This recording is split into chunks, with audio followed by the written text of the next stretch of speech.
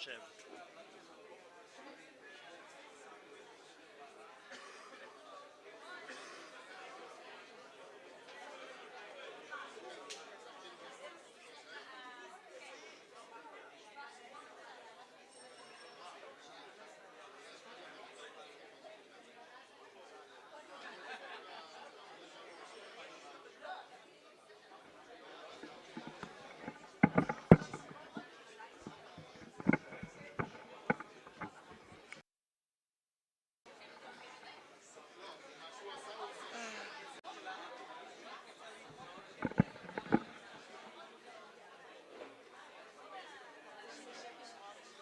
דידי.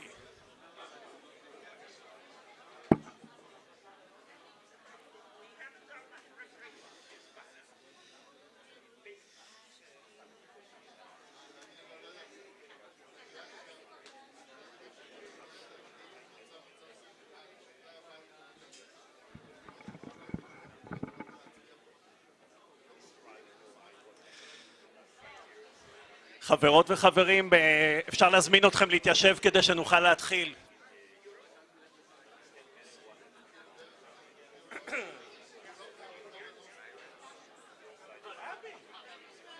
איזה כיף לראות אתכם. I can't believe it either.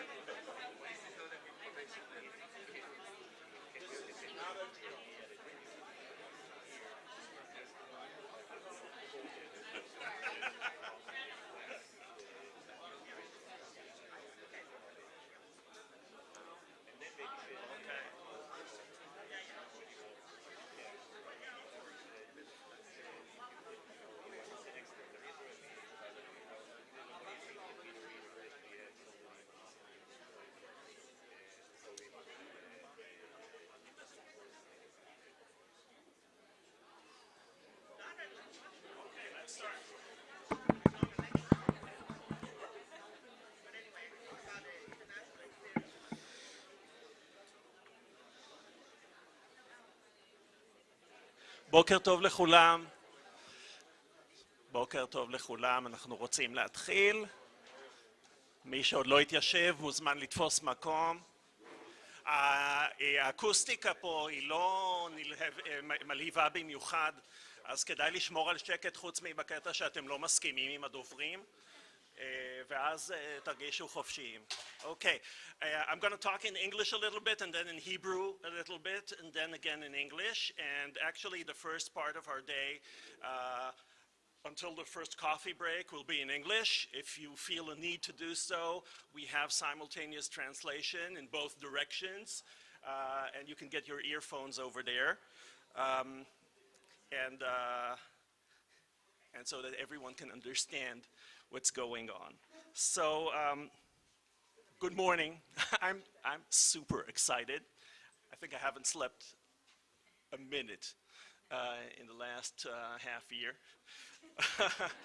My name is Ido Baum, and I'm the academic director of the Loois Brandey's Institute for Society, Economy, and Democracy. I'll say something about democracy in a minute. We have a great lineup today, and I'm really happy to see all of you here. I'm really happy to see our guests from the US, UK, Europe, that have all made it to this conference, and I'm sure it's going to be very interesting because basically every panel deals with something that's on fire in Israel. Israel is always on fire, and if you step outside, you see that the reason is the heat, but not just that. So I wrote down a few words that I want to say before we start, and I'll just say that everyone's here except one guest who took ill just before the conference, and that's Matt Stoller, who was supposed to be on the first panel. I hope he'll be better. And we send his regards, and he'll probably watch this because we're taping. And I want to thank Roy Shapira that stepped in. Where are you? Yes. I can tell you now, I didn't know that until yesterday, that Roy got his professorship in March. So it's great to have you here, and thanks for stepping in. It's like if Ronaldo breaks a leg and you get Leo Messi instead, only taller. That's just about it. But you can't play football, right? Okay. So I want to say a few words in Hebrew. Apologies for our international guests, because this is a sort of a historical event, setting up a new research institute, and I want to tell you a little bit about what's going on, and then we have some short welcoming remarks, and then we dive in to our first keynote lectures. So, בעברית, אוקיי. אז אני עידו באום, זה אותו דבר בעברית ובאנגלית. מנהל מה שנקרא לו בקצרה עכשיו פשוט מכון ברנדייס, ואם אתם רוצים לדעת אגב למה קראנו למכון מכון ברנדייס, אז תצטרכו להישאר עד דברי הסיכום שלי, שאז אני אספר את הסיפור המרתק של איך זה קרה, ואתם מבינים שאני מאוד מתרגש כי לא כל יום מקימים מכון מחקר כזה. המכון הזה הוקם בעצם, או התחיל לעבוד לפני קצת פחות משנה, אבל הרעיון להקים אותו הגיע אליי לפני שנה וחודשיים על ידי שני אנשי חזון, ממש אנשי חזון, שנמצאים כאן, ברק גונן ודוקטור הראל פרימק, מגיע להם. אם לא ברק והראל באותה פגישה, או סדרת פגישות אפילו, לפני שנה וחודשיים, המכון הזה לא היה קורם עור וגידים. אני זוכר שהם באו אליי ואמרו, צריך בישראל מכון מחקר עצמאי, בלתי תלוי, ברמה אקדמית, בינלאומית, גבוהה, ואני אמרתי להם, צריך כסף. בשביל דבר כזה, וברק והראל שהקימו לפני יותר מ10 שנים את הפעילות שלהם בעמותת צדק פיננסי, התגייסו לדבר הזה וגייסו אליו קבוצה של מה שאנחנו קוראים לו בינינו לבין עצמנו משקיעים, כי מדובר בהשקעה בעתידה של מדינת ישראל, לא פחות ולא יותר בסוג הפעילות שאנחנו רוצים לראות במכון ברנדייס, והקבוצה הזאת חלק ממנה נמצאים כאן, אני לא אנקוב בשמות כי לא כולם כאן, וחלק בארצות הברית, ואני מקווה שצופים או יצפו בנו, והתרומה שלהם פשוט לא תסולא בפז. אני יכול לומר לכם שבימים האלה יש ערך חשוב במיוחד למחקר אקדמי, ואנחנו נדבר על זה גם בפאנלים, למחקר אקדמי רציני שנעשה בליווי של אנשים מהשורה הראשונה בתחום האקדמי בעולם, ולכן אחד הדברים שהיו מאוד מאוד חשובים לנו בתחילת הדרך זה לגייס מועצה אקדמית שתלווה אותנו, וקודם כל שהמכון הזה יהיה בתוך מוסד אקדמי תלווה את עבודתו ועדה אקדמית של אנשים מהשורה הראשונה בעולם, ואני רוצה להודות ואני אזכיר אותם כאן כי חלק השתתפו היום במושבים אבל לא כולם, את האנשים שהתגייסו ללוות את העבודה של המכון הזה, פרופסור ענת אדמתי מסטנפורד,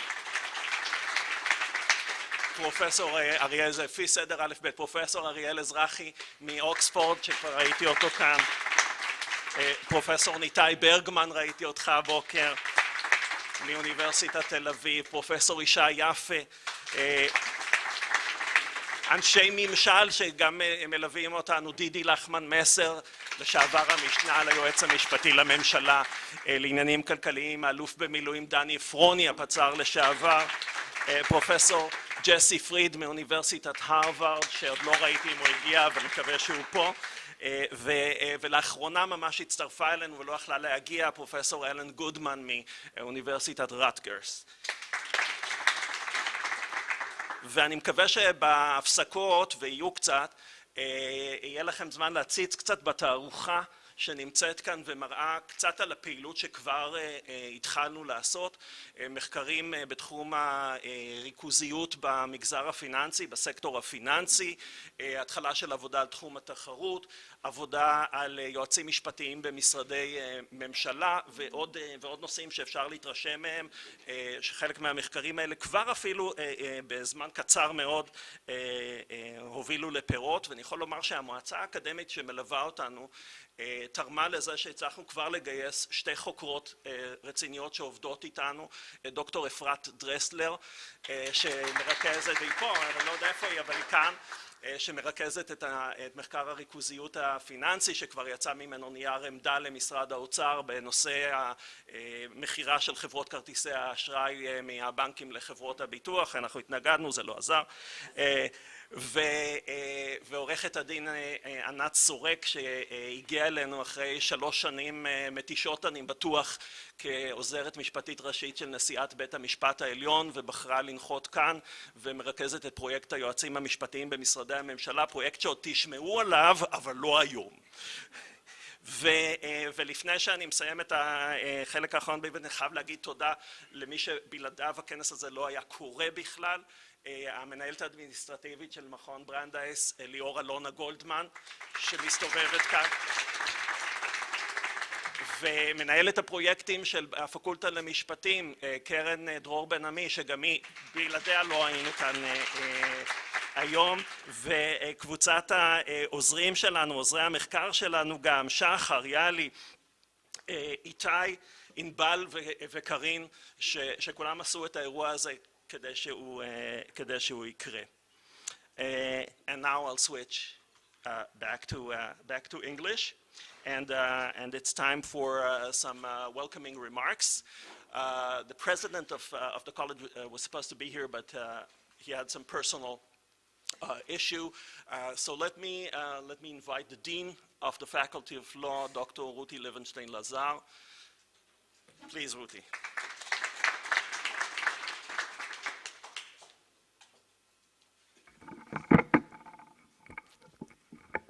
Good morning, everyone. Okay, that's what happened when you have a women dean. Short. I'm very delighted to be here today, taking an active part. Well, I'm kidding, because Ido did everything. I'm just a guest at the conference of the Brandey's Institute for Society, Economy, and Democracy. First, I would like to thank our speakers for being with us today and taking part in this academic event coming from abroad. The quality and caliber of the speakers is outstanding, although I'm not an economic researcher. My area is criminal law and gender, very, very far away from economy, but still I understand that these are the first very prestigious speakers. Second, I would like to thank and congratulate Ido for organizing such an outstanding and impressive conference with rich and a program. Bravo, Ido.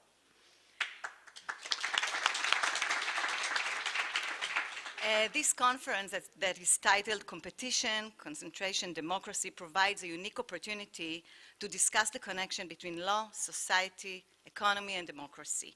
As you all know, these are unusual times in Israel.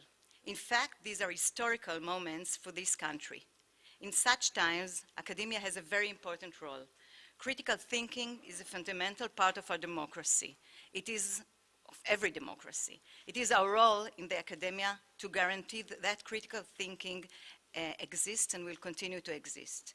It takes courage and the inspiration, Ido, to conduct research and promote a discourse in the current climate. While the academic freedom is at risk, while the academy, along with the legal system and the press, become the enemy, research that offers a clear voice on the relations between economy, social structure, and law, and successfully brings significant issues of public interest to the forefront of the public agenda is particularly important. The Brandeis Institute strives to promote a democratic and fair society, a kind of society that many of us think and feel that is at risk. An economy that is based on a free and competitive market, equality, independent media, and optimal financial regulation. This is exactly the kind of voice that the academy and society need, especially in these days. The speakers will offer perspectives from various jurisdictions, from various states, and this outside prism has significant contribution to the way we should handle the situation, our choices, and our battles. On this occasion, I would like to thank the group of Brandeis Institute investors. Your donation to the College of Management, to the law faculty, made this research institute possible. Many of you are here. Thank you very much. I would like to thank the Financial Justice Association and its founders, Barak Gunen and Dr. Harael Primark, for having the vision to have this institute. Thank you very much. And I will I will finish with the words of the late Justice Brandeis, who said, "We can have democracy in this country, or we can have great wealth concentrated in the hands of a few, but we can't have both." Thank you very much.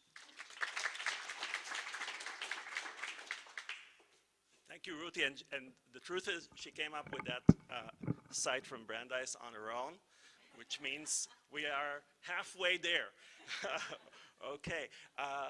A second welcoming remarks from Professor Gadi Jacobi, Dean of the School of Economics.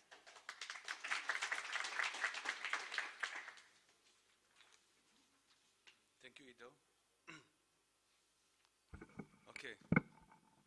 Although I'm a male dean, I'm still shorter, So good morning, everybody, distinguished guests, colleagues, and friends.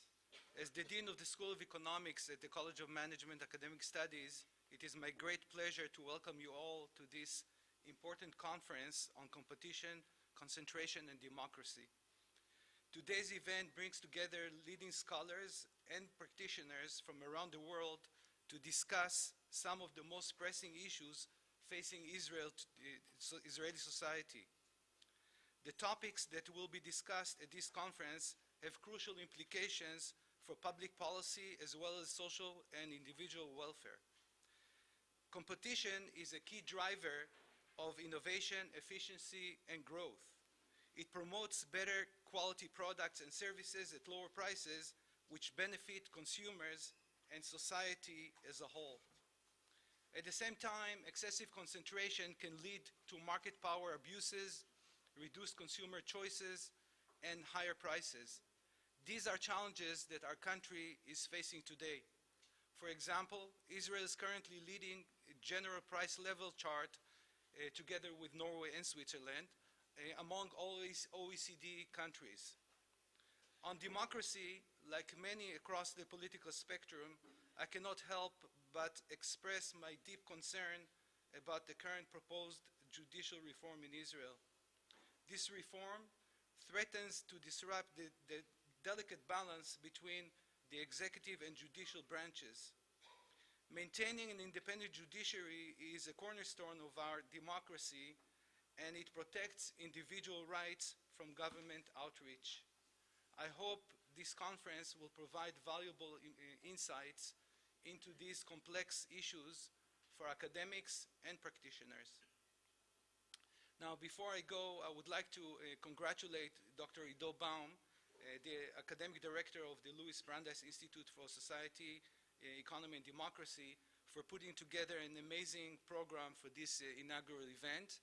And following Ruti, I would like to thank the donor for this amazing investment. It's an investment, you're right.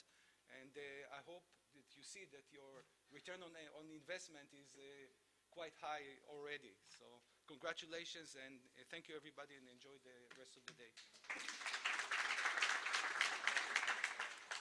Thank you so much, Gadi.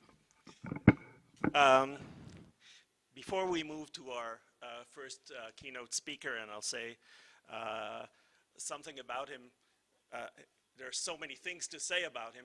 Let me tell you that we have actually two keynotes today. They're both phenomenal, or if you know Noah Kirel, I should say, one is phenomenal and the other is femininal. And if you don't know Noah Kirel, I'll fill you in later. And her cultural importance to the state of Israel.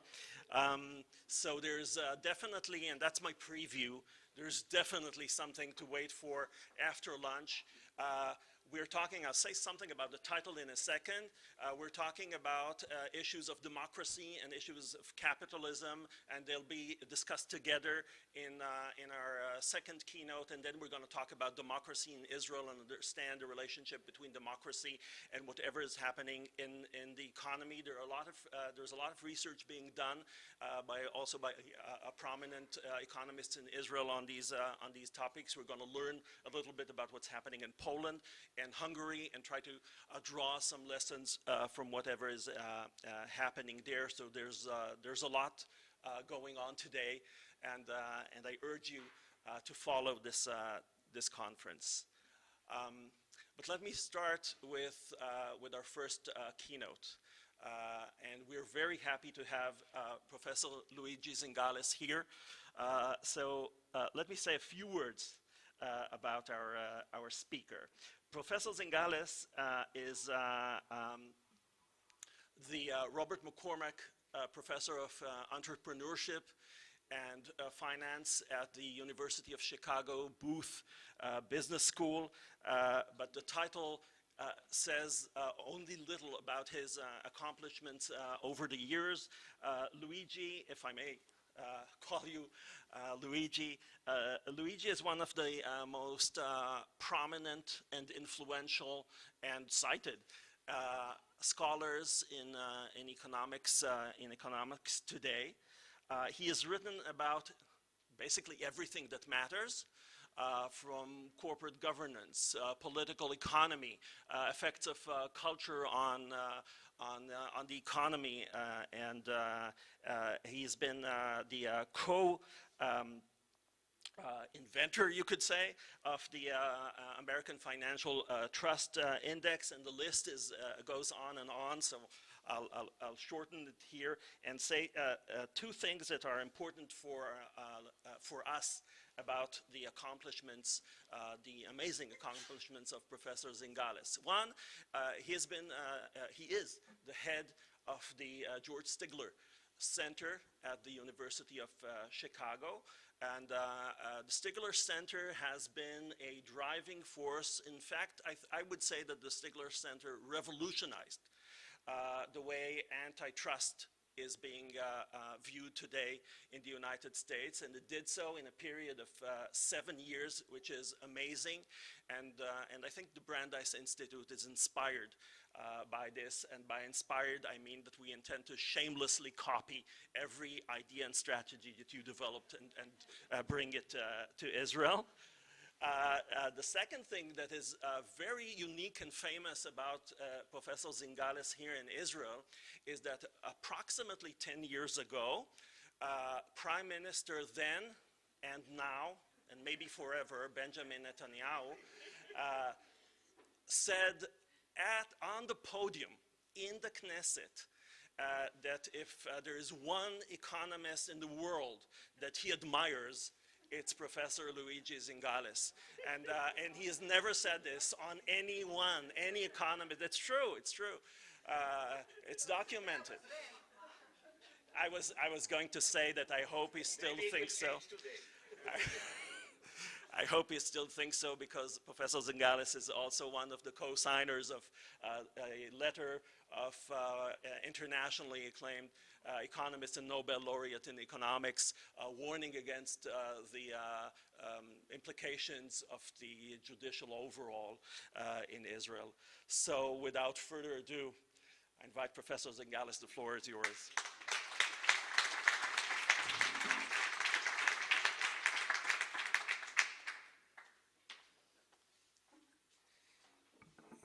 Thank you very much for such a kind introduction. After this introduction, I fear I can only disappoint the audience because you said so many nice things. You make my mother proud. So it's a real pleasure to come here and present a paper at the Brandeis Institute in this moment in Israel. I think is very important. And I cannot not start with a quote by Brandeis. It's a different one that the Dean chose. It's one actually of my favorite, even before I really knew what Brandeis was. I think that this quote has been an inspiration, and in particular, most of the time the second part is mentioned. I want to focus on the first part because it's a publicity just commanded as a remedy for social and industrial diseases.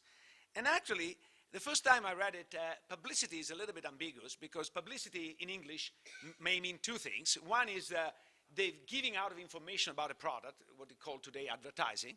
But the second one is to give notice of attention given to someone or something by the media.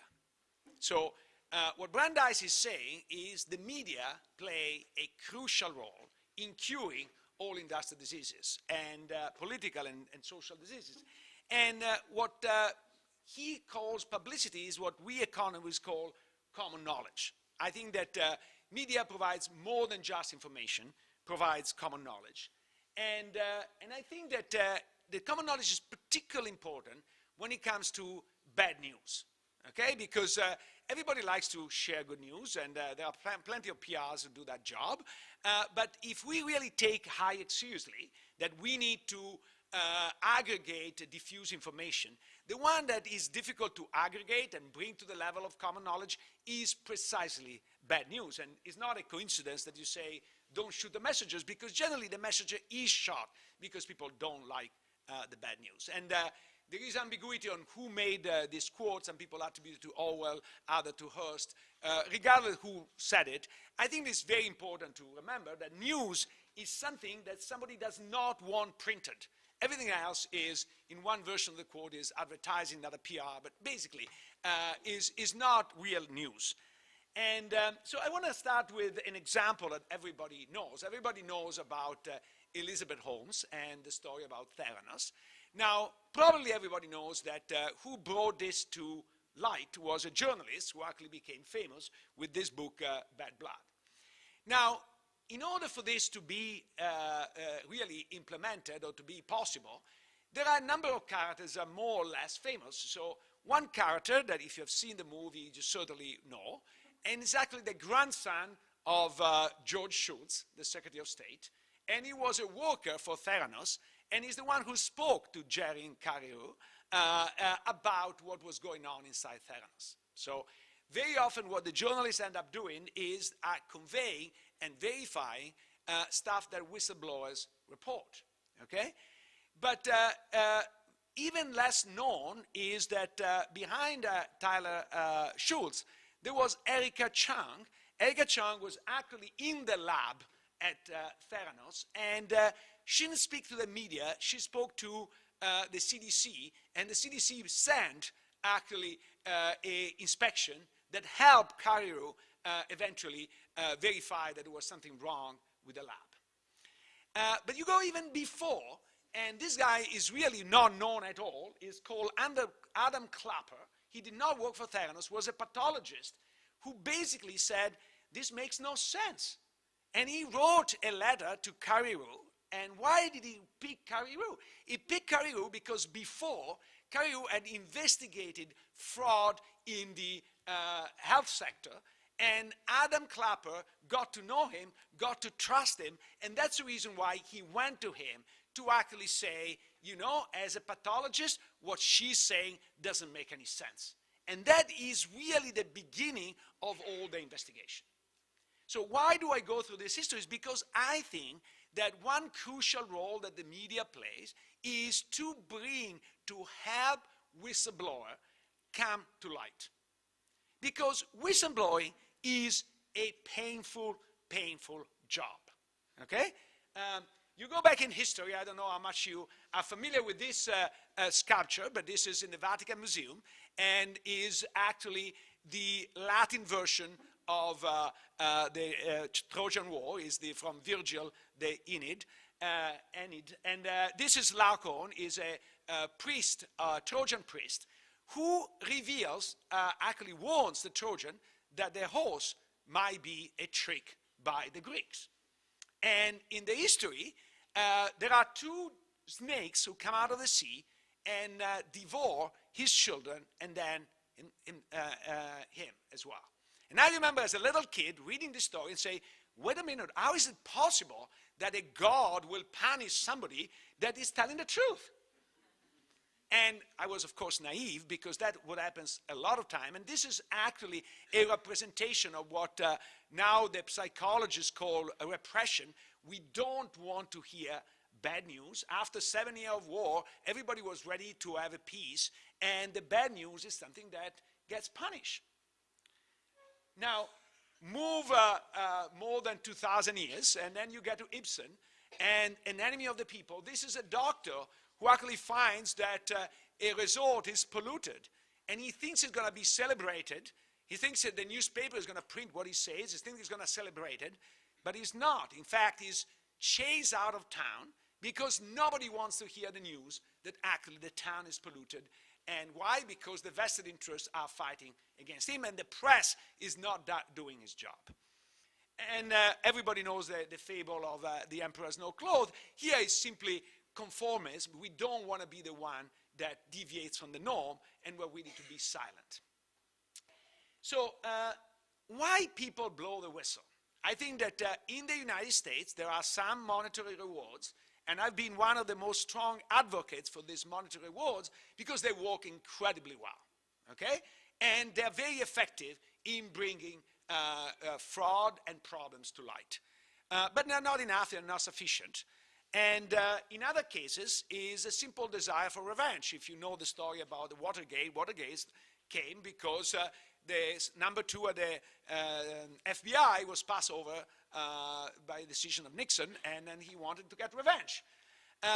But a large fraction, including Adam Clapper, Tyler Schultz, and Erica Chung, what they speak out of concern for the impact they can have on society. So there are people who are motivated for justice.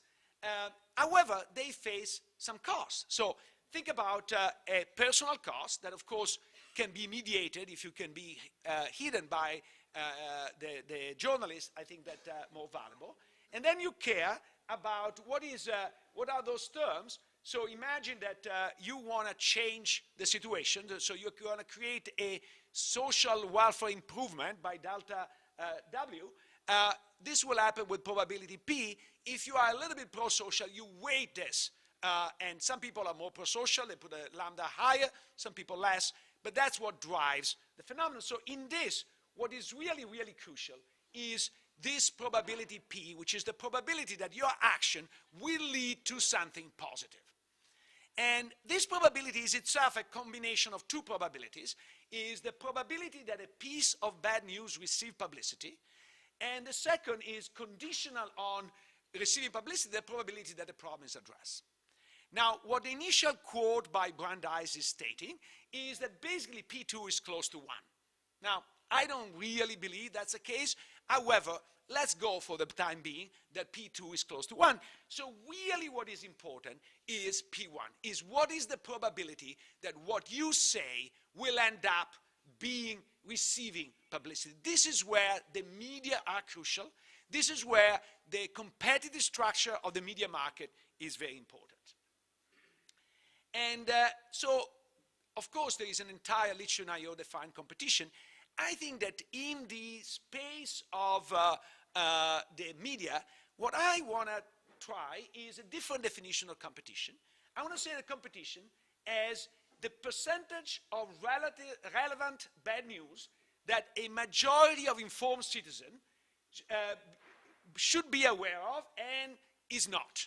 So this is the definition of lack of competition, to be fair. And you can also make a statement about how long does it take for a bad news to actually become of a public domain. Now, of course, in that definition, there are a lot of variables that need to be defined. What is relevant news? What is bad news? What is an informed citizen? What majority? What is the time framework? And I think this is more an agenda setting rather than I have all the answers here. But I think that that's the direction we should go, and we should not be actually afraid of the fact that some of these definitions are difficult to be implemented, because any definition of competition, even a traditional one, what is the definition of the market, how do you measure really marginal costs, and so on and so forth, they're not easy. So let me give you an example of why this is important. So first of all, I want to do a quick survey. How many of you know about the Tuskegee syphilis study? Wow, okay. So not very many. So let me tell you about what it is. So in 1932, the United States Public Health Service decided to study the impact of syphilis, and they recruited 400 black men who had syphilis, promising them to cure them.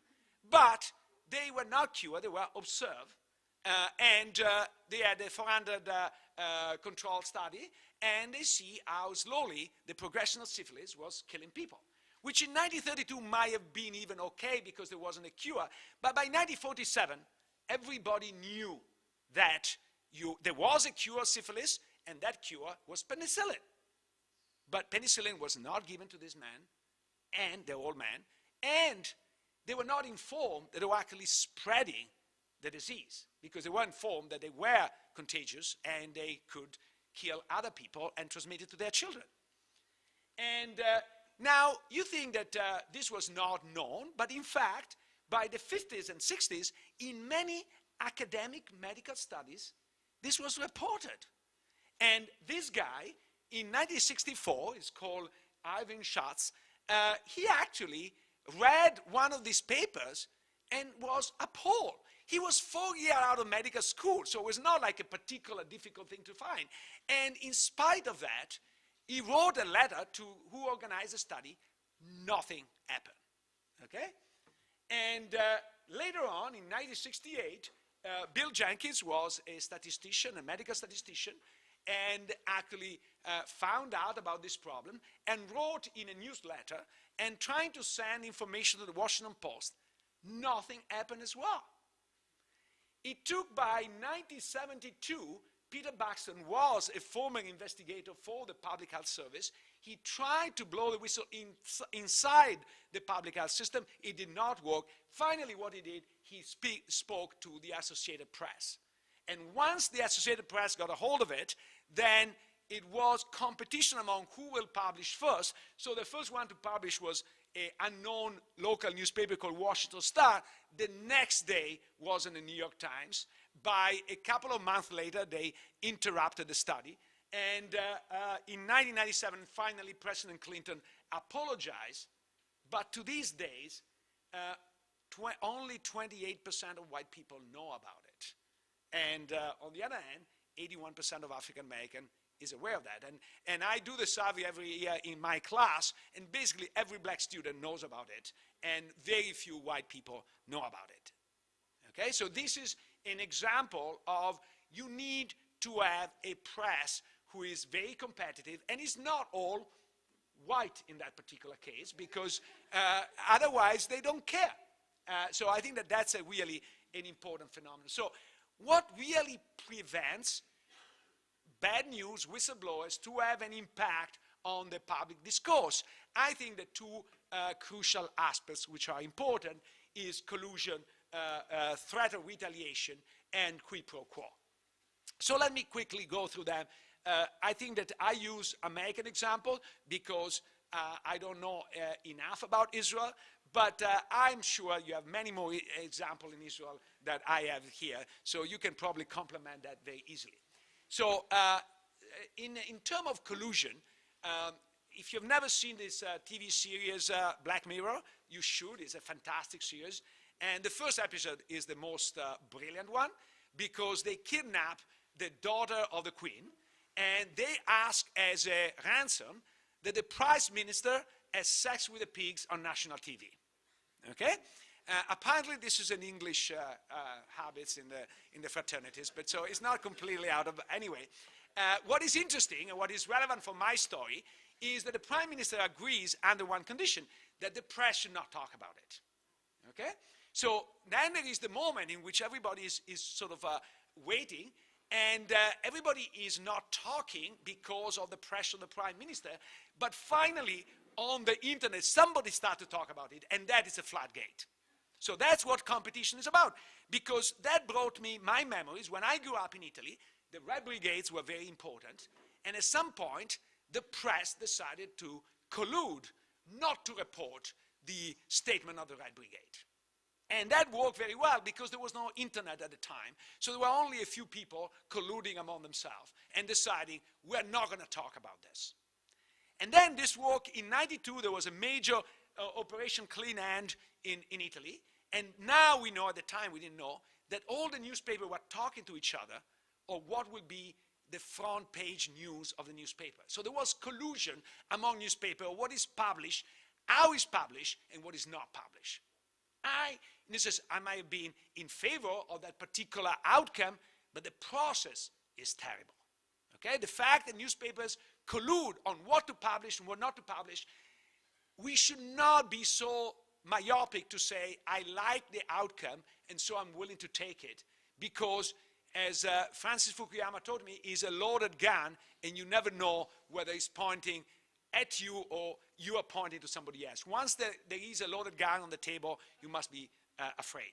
And this is, by the way, what happens also in the United States.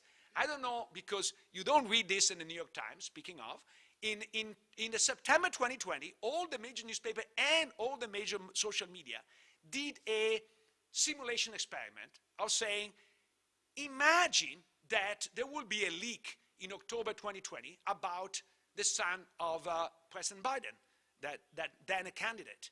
What we're going to do in case of that leak? And they all agree, we're not going to publish the news. Sure enough, a month later, the news arrived, was absolutely true, and was not published. Why? Because there was collusion. I don't know why the antitrust in the United States is not going after this, because this is collusion, right? It's collusion on quality, and is a violation of the Sherman Act. I don't know why they're not going except for political reason, because this turned out to go in the right direction, but we should be afraid regardless. The second is retaliation. I think that we all know advertisers, since the beginning of advertising, has used their clout with newspapers to try to get in and out news. Now, what is interesting is when there are a lot of advertisers and when the newspaper are pretty solid financially, this does not work. It not only doesn't work, it's not even tried. Why? Because you expect not to work, and so you don't try. The moment you have fewer advertisers, the moment the newspaper is weaker, this is not only tried, but succeeds on a regular basis. And I think that this is not only happening with advertising, I think that is happening all over the place. So we know that in the last presidential election in Turkey, Elon Musk was asked or pushed by Erdogan to actually censor on Twitter the opposition. And actually Elon Musk, the defender of freedom, decided to do it because the alternative was to a shutdown of Twitter. But the cynics like me say the alternative was even worse, is that Elon Musk actually had a contract with, through SpaceX with the Turkish government. And so he did not want the Turkish government to pull out of the SpaceX, and so that was retaliation that succeeded in silencing Twitter. And this is not just Elon Musk. The same is true for LinkedIn. A presidential candidate in the United States today got his LinkedIn message censored because it was critical of China. And why? Because Microsoft is doing business in China and is afraid of that. So now clients are as important as advertisers in making censorship work. And finally, there's a quid pro quo. Let me actually talk from my own country. It's just everybody says that the Draghi government was great, and part of it is because it had a phenomenal press in Italy. Now, of course, in part is because he's famous, blah, blah, blah. But in part is because the Draghi government actually offered $90 million of subsidies to the newspapers and bail out the special pension fund of journalists, not capping the outrageous pensions of the director of the newspapers. And so, surprise, surprise, every newspaper spoke very well about Prime Minister Draghi. Now, I fear that these are not just isolated instances. The risk of collusion, of course, becomes, the risk of collusion, retaliation, or quid pro quo is much more severe when you have fewer media outlets, when these outlets are very homogeneous, culturally, politically, or even racially, as I show, when the media outlets are less financially solid because they can't afford to lose or to be blackmailed when you have other financial interests at stake. So the tradition in the United States, which even the United States is losing, of having editors that are pure editor, don't have other financial interests, was very healthy, because if you only have that interest, then you're less blackmailable and less purchasable with quid pro quo. And they can be more easily bought if you have other interests. So under this condition, power becomes unaccountable. Why? Because the whistleblowers cannot report the bad news to the newspaper. Actually, they will not report knowing they will not be printed. In Italy, my interest for whistleblower came when the Parmalat scandal exploded 10 years ago. Actually, no, 20 years ago, sorry, my French. 20 years ago, time flies. And when that happened, later we realized a lot of the workers in Collecchio, which is a small town near Parma where Parmalat was based, were making jokes about what was happening inside. So there was a lot of diffuse information, but this diffuse information was not reaching the press, was not reaching the financial market, was not reaching the world market. Why? Because the Italian newspapers don't have a reputation to stand up. They don't have a reputation to do investigation. And a whistleblower will not go and speak to an Italian newspaper, because would be time wasted, or even worse, would be dangerous, because actually Tanzi, the then owner of Parmalat, will learn it before the public will learn it about what you said. Okay? So it's very important to maintain that level of competition. And what I want to stress is this is not just a partisan issue. Many people make it a left and right divide. This is more like a pro-business divide or not. And if you are in the pocket of the incumbent business, then you're going to create not only censorship about industrial news, but also business, especially large business, is always in cahoots with government. Why? Because they need the government. And so the big risk is, if big business control the press, the government will control the press. And the freedom and the accountability is disappearing. So this is why it is important to pay attention to this. So concluding, both a functioning capitalist system, because the story about Parmalat, the story about Theranos, are a story about bad business that can only be cured through whistleblowing. So good capitalism and democracy only work when you have a system that exposes the bad news. And you have a system that exposes the bad news only if you have a competitive media sector. Okay? And competition should not be measured in the traditional IO sense of the word, because here there is something much bigger at stake than that. I think that ideally it should be measured the way I describe it up front, but if you don't have yet those measures, I think the structural correlates that I describe are plenty good to indicate whether you have a healthy media sector. And to leave you with a provocation, I would like paraphrasing Clemenceau and say media competition is too serious a matter to let IO economists measure it.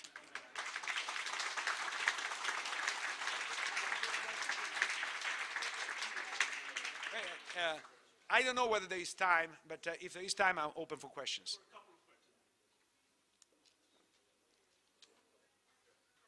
Please.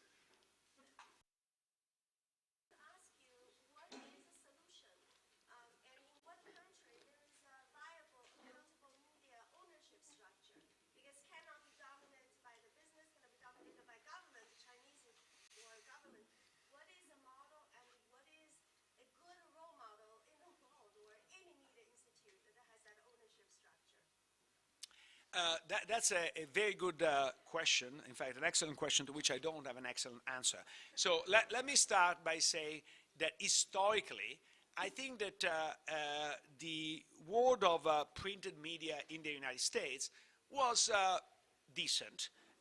Why? Because there was a lot of fragmentation in ownership. And so, by the way, was in the radio sector, not as much in the TV, but in more recently, even in the TV sector. I think that what has changed everything is the internet revolution, and today we have an enormous amount of concentration in terms of diffusion of information through the so-called social media. I personally believe that the only solution is one in which we have individual editing. So what Francis Fukuyama talked about middleware. So the fact that Facebook shouldn't have the right, or Twitter shouldn't have the right to pick what kind of post you want in your newsline, but you should be able to do it contracting with an editor of your choice. Now, of course, there is a problem of business model. I think that this requires some form of structural separation between the posting and the editing. That's a very short version of a very long answer, and I can talk to you later, but that's kind of the direction to go. But I think is really crucial to have a diversity of editing. I think a world in which two social media can decide whether your post will be seen by millions of people or not is not a free world. Yeah.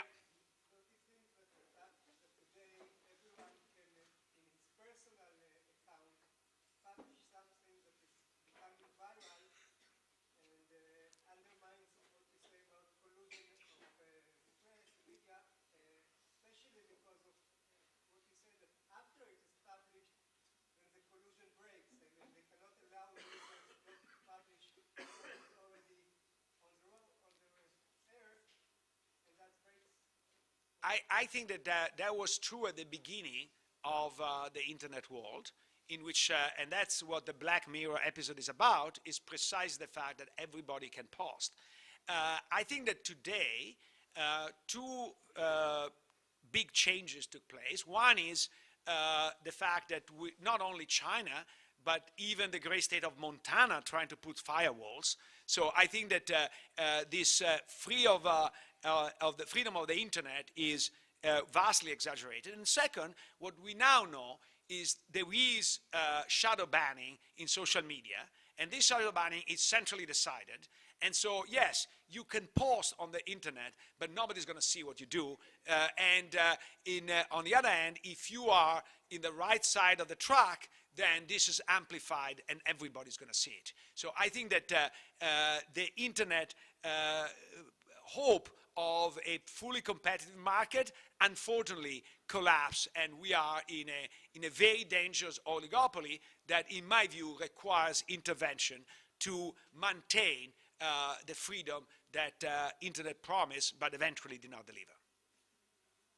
Maybe the last question. Yeah, last question.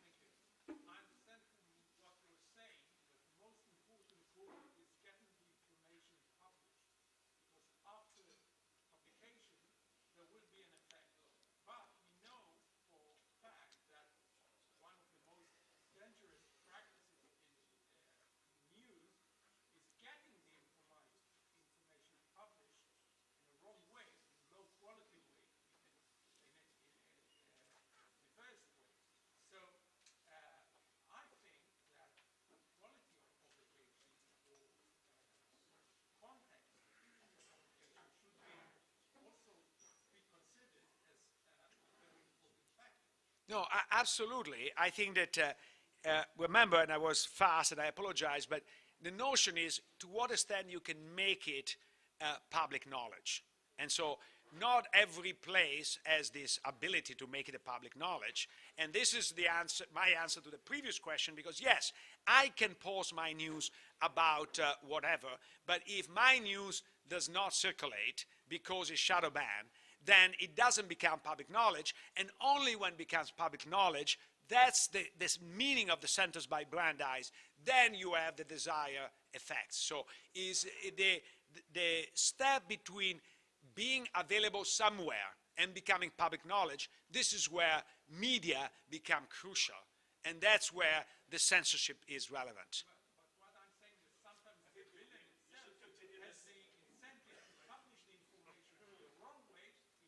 Oh, absolutely. Yeah, absolutely, yeah. Thank you very much.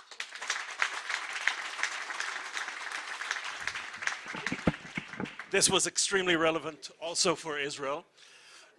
And we'll actually touch on some of these issues in the next panels. But we go directly to the second session. Those who are standing, you can get some seats over there in the back. And let me invite the moderator of our panel now, Guy Rolnick from the University of Chicago and founder of DeMarker. And you will present the speakers of this next panel. Guy.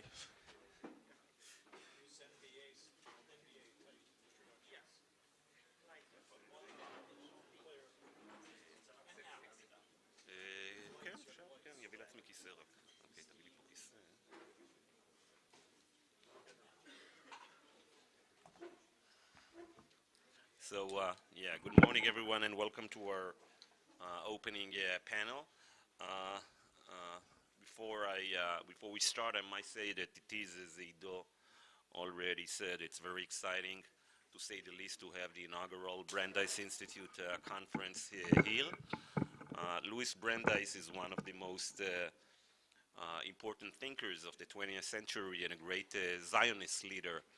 Of course, but his ideas didn't get much attention here in Israel, and especially his ideas about corruption, private economic power, and antitrust. And having him reappear in Israeli discourse and the academia in 2023 is in many ways a dream come true for many of us here in the audience. And of course, it's very, very timely, given what we have seen here in Israel and many countries around the world in the last decade. So we have an amazing group of panelists today that needs no introduction, but I will introduce them very briefly.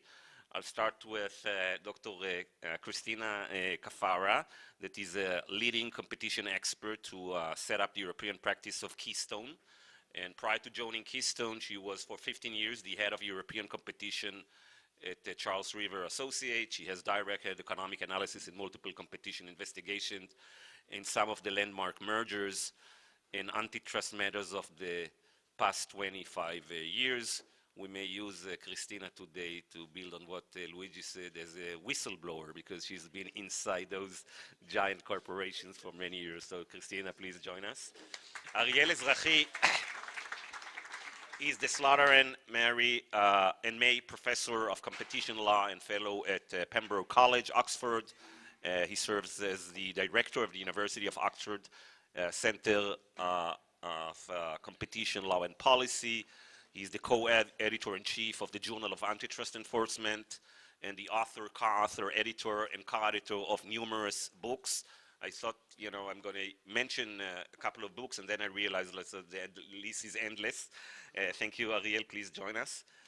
William Bill Kovacic is a global competition professor of law and policy, professor of law, director, Competition Law Center in George Washington University. Before joining the law school in 1999, Kovacic was the George Mason University Foundation professor at the George Mason University School of Law.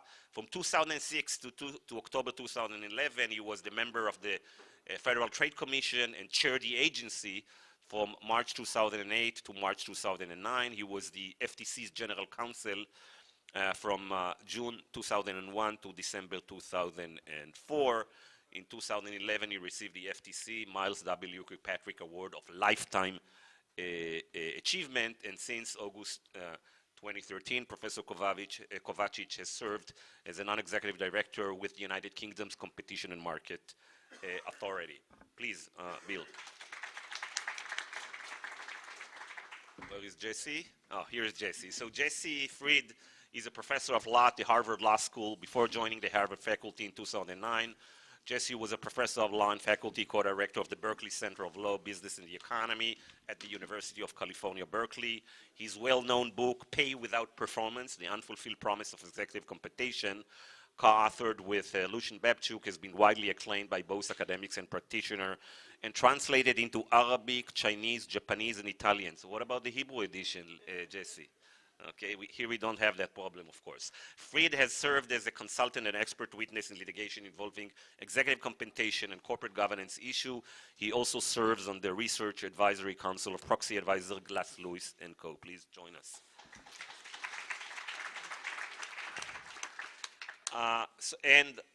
We have, Matt Stoller is not here, so I asked two of my best friends to join us here today for this discussion. Lואיג'י, please join us.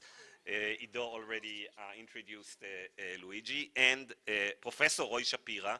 By the way, Roy has been a fantastic friend for many years, but he never told me that he got his professorship. This is the kind of guy he is.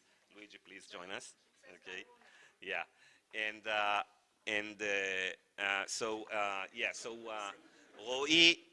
Roy Shapira, among many other things, he's a professor at law at Reichman University, and he's very interested in a lot of the issues that we're going to discuss today, including business and corporate reputation, which has a lot to do with media, of course, and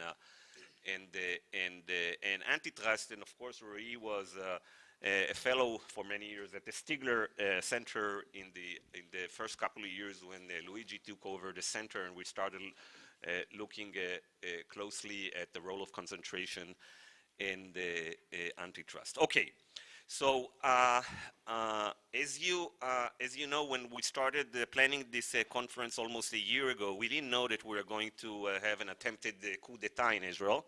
We knew Israeli democracy is fragile, but many of us were shocked in January 4th when Minister Yariv Levin laid out his plans for restructuring our democratic institution. And I believe that at this point, most of us who care about democracy do not take it for granted anymore. And we spend much more time in thinking about what is needed to preserve and strengthen it, and we should. What hasn't changed since we started planning this conference, and in many ways probably got much worse, is the problem of cost of living in Israel, and especially the discussion on the role of monopolies, cartels in creating it. Absent from this conference today, as you notice, is the chairwoman of the Antitrust Authority, the Israeli one, that last week we learned that the government is trying to fire as a scapegoat, my opinion, for their own incompetence. But although we can and should suspect Netanyahu and his economic minister, Nir Barkat, real motives to fire the chairperson of the Antitrust Authority, it still does not absolve our antitrust agencies, academic researchers and experts from blame for the lack of any meaningful antitrust enforcement in Israel in the last decade, or maybe even longer. Israeli, to quote one of the former head of antitrust in Israel, Dror Strum, Israel is leading the world in number of monopolies, cartels, and exclusionary conducts. And many times it seems that its antitrust ideas and practices are captured by a handful of law firms and paid consultants working for big money. So we want to talk today about at least three issues. First, understand what's happening in the US and perhaps Europe in the last 5 years. Is there another antitrust revolution in the making with the appointments of people like Jonathan Kanter, Lina Khan, and Tim Wu? Secondly, we want to understand what is the connection between democracy and antitrust. Are antitrust laws relevant to preserving democracy, and how that discussion changed in the last 130 years? And thirdly, we want to understand what went wrong in antitrust enforcement in the US and perhaps Israel that imported some of that US ideology in the last decades, and should we go about changing that? All right, so I will start with you, Bill, for two reasons. You are an historian of antitrust, and not only a practitioner, and I think you wrote a couple of years ago an important essay on the revolution that is happening in your eyes in the antitrust in the US. So give us, like in 7 minutes, your 130 years of history of thoughts about antitrust. No, I mean really what's happening recently in antitrust. Go ahead. First, thanks so much to the organizers, to Ido, to Guy for the marvelous opportunity to participate in the discussion, and to our host here at the university. I think a foundation for significant policy change is a reservoir of ideas. The system of competition law from its beginning in the US has depended upon an intellectual infrastructure that supports the development of policy. And a good deal of the modern story of the United States has been the shift in the debate. And to emphasize that the shift in the debate is an enormously powerful change and maybe one of the most durable contributions of what are often called the neo-Brandeysians, the advocates of a fundamental transformation. What do they do? First, they worked prodigiously over the past 20 years or so to create a new literature. It was a new literature that was founded in many ways by journalists who had a fascination with the details of individual industries and wrote powerful case studies that focused on the fragility of the US economy in many respects. They were joined by more traditionally trained academics who shared their values, and working prodigiously hard turned out an absolute avalanche of documentation and of policy prescriptions. In many ways, they did exactly what the Chicago School did in the 60s and 70s. They saw an intellectual orthodoxy, which they thought to be questionable. They saw its vulnerabilities and frailties, and they bore down on them with the same ferocity, determination of effort. And in doing that, I mean, aided by the Stigler Center, which gave them an extremely important platform in the US, aided by the development of new media.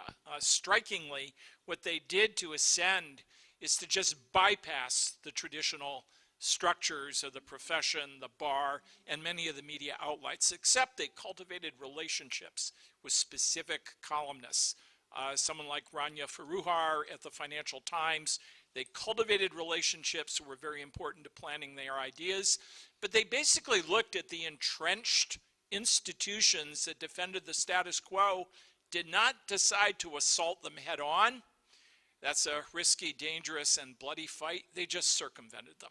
They bypassed them and stranded them in a way that was so quick and so powerful, I don't think that the traditionalists really know what hit them. They're still trying to get the license number of the truck that drove over them. It happened dramatically and quickly.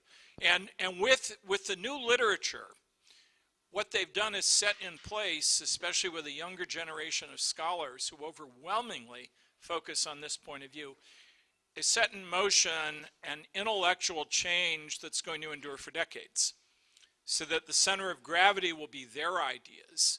And in many ways, they push the orthodoxy in many respects on the back foot. All of a sudden, the orthodoxy looks old, it looks tired, it looks stale.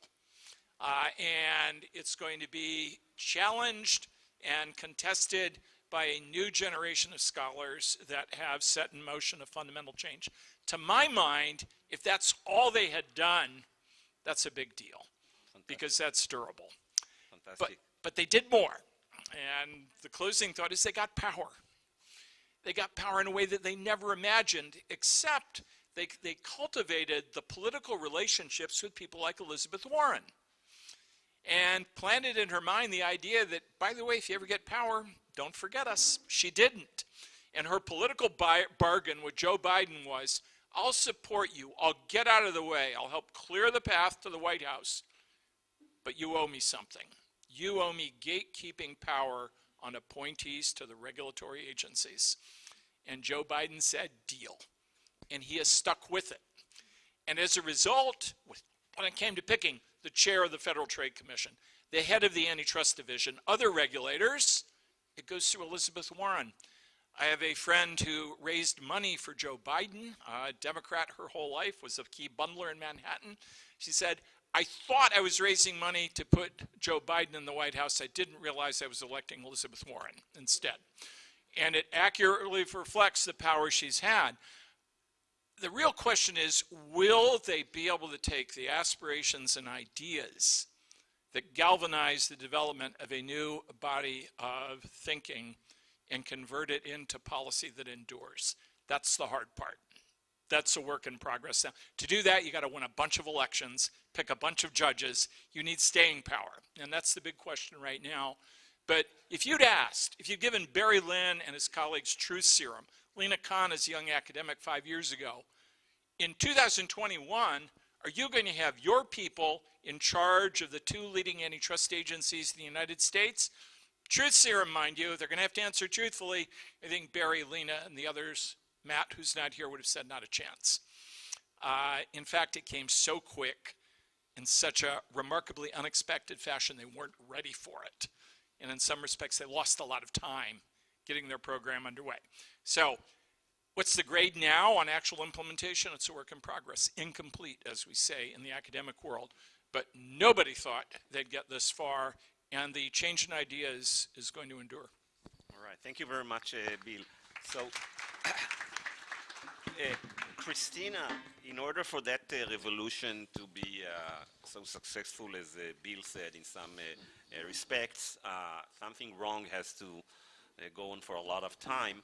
And you have become more and more vocal gradually in the last decade or so about antitrust enforcement. So, Christina, what went wrong? Who captured antitrust? First, let me echo Bill in thanking you and Ido and the organizer of this remarkable event. I'm delighted to be here. I'm not sure that I can define myself as a whistleblower, but certainly someone who from within the tent has been saying for a very long time the king is naked. And the reason it is naked is that my observation as a practitioner, as someone who has been working on cases at the coalface and knowing where all the bodies are buried, is that over time, this Chicago orthodoxy, which has been the institutional foundation for what we've done in the last 40 years, has revealed its massive problems.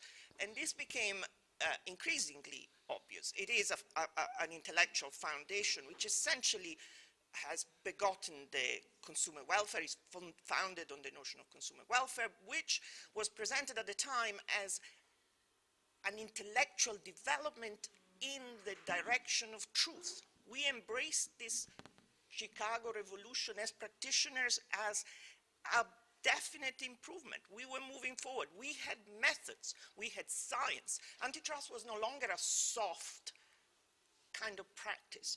We could actually apply as economists our tools to actually achieve scientific certainty. Now, that inevitably, or perhaps not inevitably, but in practice meant that the profession became very influential. Economists became very influential. They were relied upon by the defense bar in particular to support defense narratives. There's an expression that says there is an app for that. You cannot name a single conduct, exclusives, time, bundling, that economists have not been able to actually find exculpatory narratives for.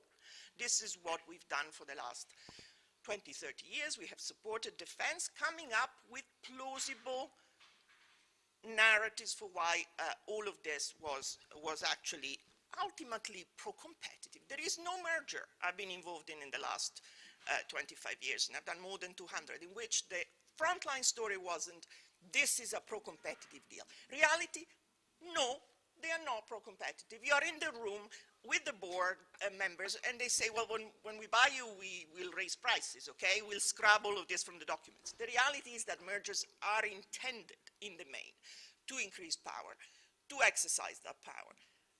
And frankly, it is the way things are set up. So we economists have been aiding and abetting this kind of process by essentially producing narratives that effectively have supported it. Now, I think, going back to Bill's point, what we're witnessing now is a major inflection that actually started in the US. And let me say briefly something as a European. I come to it, of course, as somebody who practiced all her life in Europe. So the consumer welfare orthodoxy in Europe was slightly less extreme than it has been in the US as a dominant intellectual orthodoxy, but still we embraced it. And in Europe we did sort of proceed along those lines, although Europe, coming from an ordoliberal tradition, had somewhat of a different path. But the reality is that it has become clear that that kind of the values that have animated antitrust in the last 20, 30 years are not delivering. And we have plenty of empirical evidence as economists, and we see it in published studies, that the economy doesn't perform well. Margins are going up. Concentration is going up in parallel. So the outcomes are not favoring consumers. And this is the premise from which the Brandaysian Barry Lynn, Matt, if he was here, would proceed. We are observing that the economy is not doing well for the people. So never mind great companies having mergers. Judge Sorokin blocking the American Airlines JetBlue combination just a couple of weeks ago said the purpose of antitrust is not to allow big companies to become big and fight big companies. It is not that. It is to preserve competition. Amen. But the reality is that the Brandaysians have actually come and challenged that orthodoxy, which had become pervasive. And I remember hearing for the first time Barry and Matt Stoller and Lena talking about the animating values of antitrust as being different, needing to be different.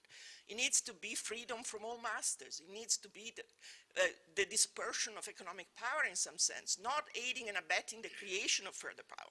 So bottom line is that this inflection is, as Bill has described masterfully as always, underway in the US. It's a great experiment. In Europe, we are sort of watching this like, whoa, what's going on? Ooh. We started off being, in Europe, fairly at the forefront of competition enforcement for reasons we can go into later. We are no longer the first boys and girls in the class. Now we've been overtaken by the Americans, and we're going, what's going on over there? We kind of don't get it. But hey, it's exciting. So I'll stop here, but there is no question that what has gone wrong is that we have embraced this kind of view of the world. There has been a ton of money made by economists and consultants in the process defending these exculpatory narratives, which is why we are where we are. And we certainly haven't helped anything at all. Thank you, Christina. You are a whistleblower, you are. You don't want to admit it. But I need, yeah, so Lואיג'י, I need to bring you in the fold because when Christina says economist aiding and abetting, Bill said that the Stigler Center had an important role in starting this conversation about what's really happening in antitrust in the US. Do you think it's going back to Clemenceau, your quote that you are a finance professor and not an IO economist?